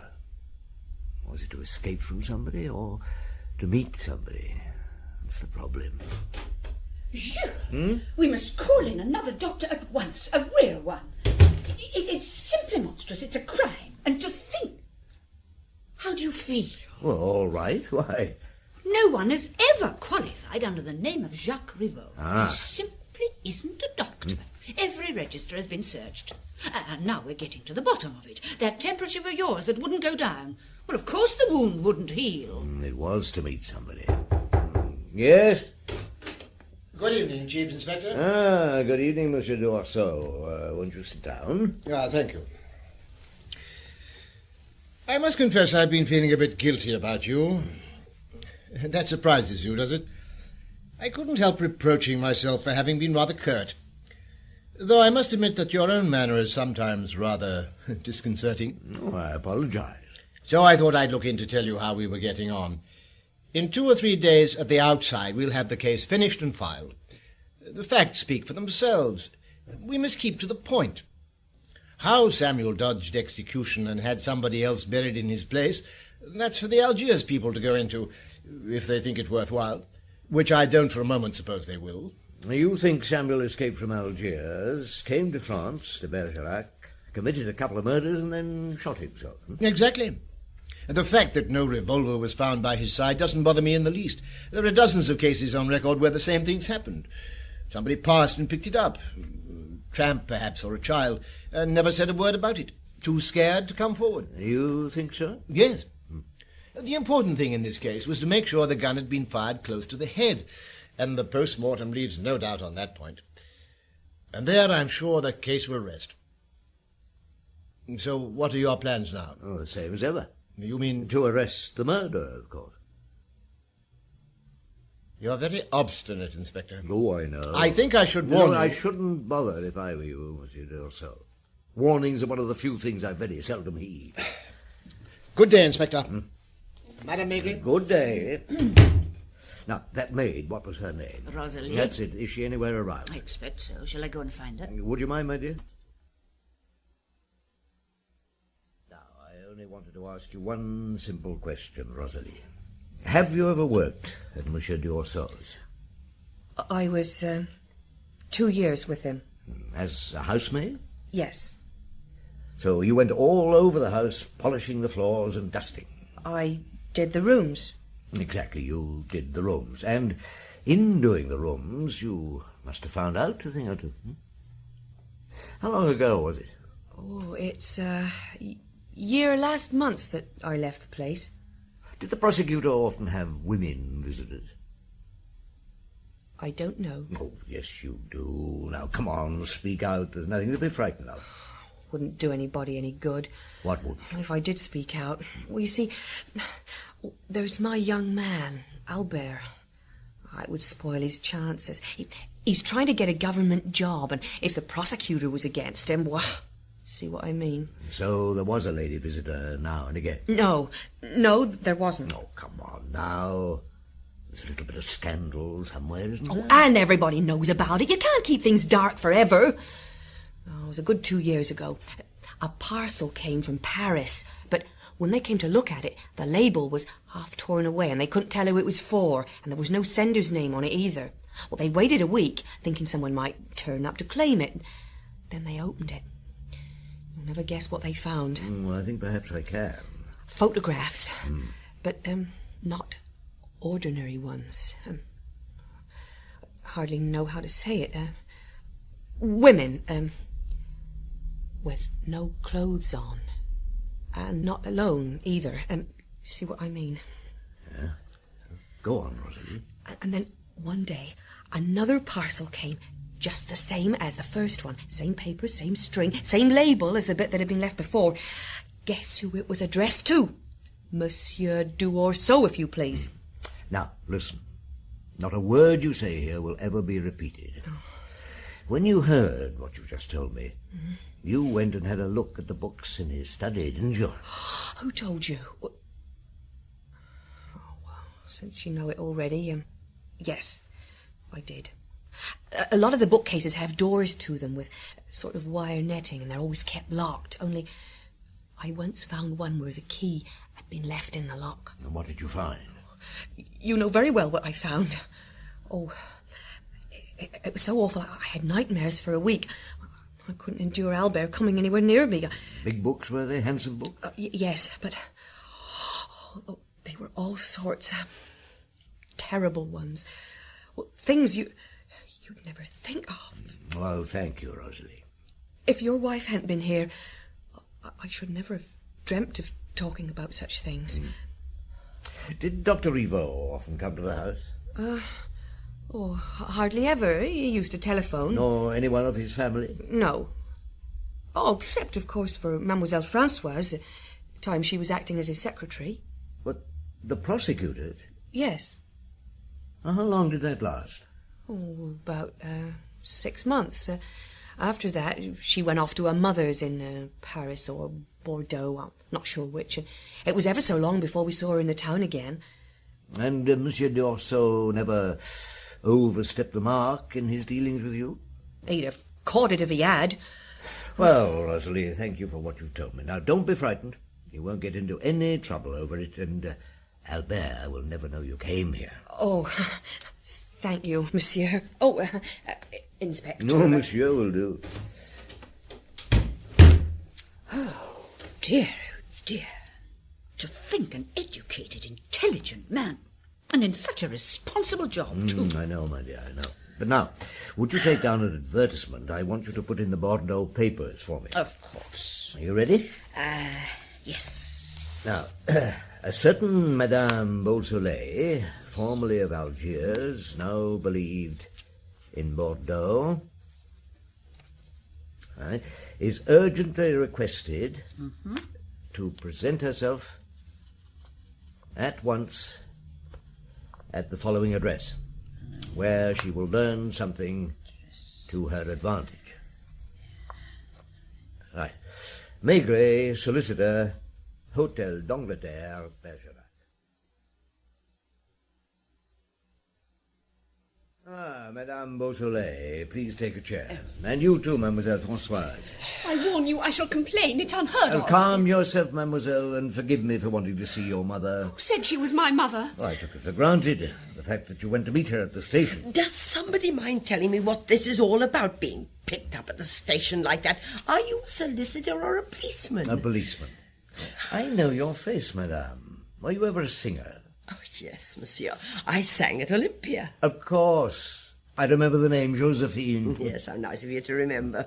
But the doctors recommended a warmer climate, and I went on tour. Italy, Turkey, Syria, Egypt. You pitched up in Algiers? Yes. I had my first daughter in Cairo. Who was her father? An English officer. Your second girl, Françoise, was perhaps born in Algiers? Yes, and that was the end of my theatrical career. I was ill for quite a long time, and though I got over it, I never recovered my singing voice. So then? Her father looked after me right up until the day he was recalled to France. He was in the customs. The inspector has no right to question you, Mother. Don't answer another word. Madame, you're quite at liberty to speak or not, just as you think fit. Don't say anything, Mother. You see, Inspector, what can I do? Come in. Madame Rivaux. Excuse me, Inspector, but I heard my mother and sister were here. Who told you? Who? It was someone I met. You haven't seen your husband? No. Give me that pipe, Jules. You've had quite enough. Huh? Madame Rivaux has just passed Françoise a note. Mademoiselle Françoise, that note, please. Where's she gone? Madame Rivaux, when did your husband give you that note? What note? Oh, never mind. Louise, can you see the back of the hotel from that landing window? I think so. Well, go out and watch and tell me if anything happens.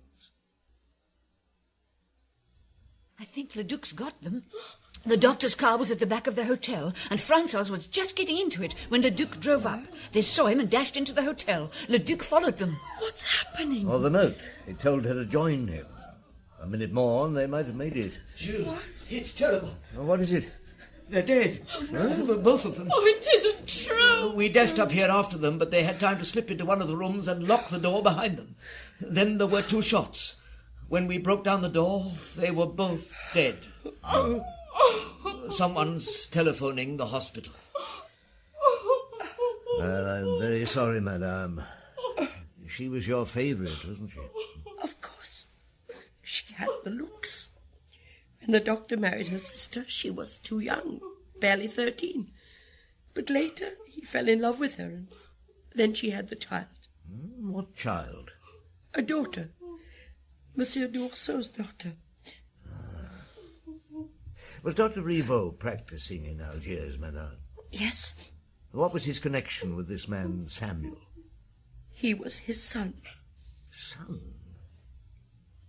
And he arranged his father's escape from the hospital? That's right.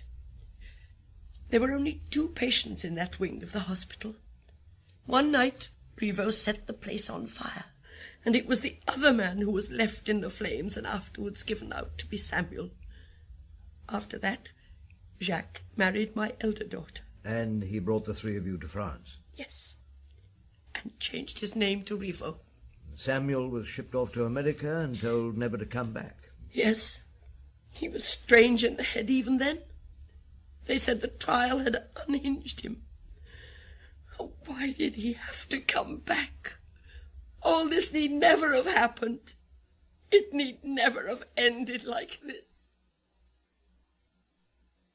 It need never have started, of course, if Samuel hadn't murdered his associates. And his son hadn't helped him escape. And then fallen in love with his wife's sister. D'Orsau discovered something about the doctor's past life. After that, there was nothing anyone could do. Events just ran their course. That child Françoise had, do you believe it was d'Orsau's? Not for a moment. They had an affair, of course, engineered by Rivaux.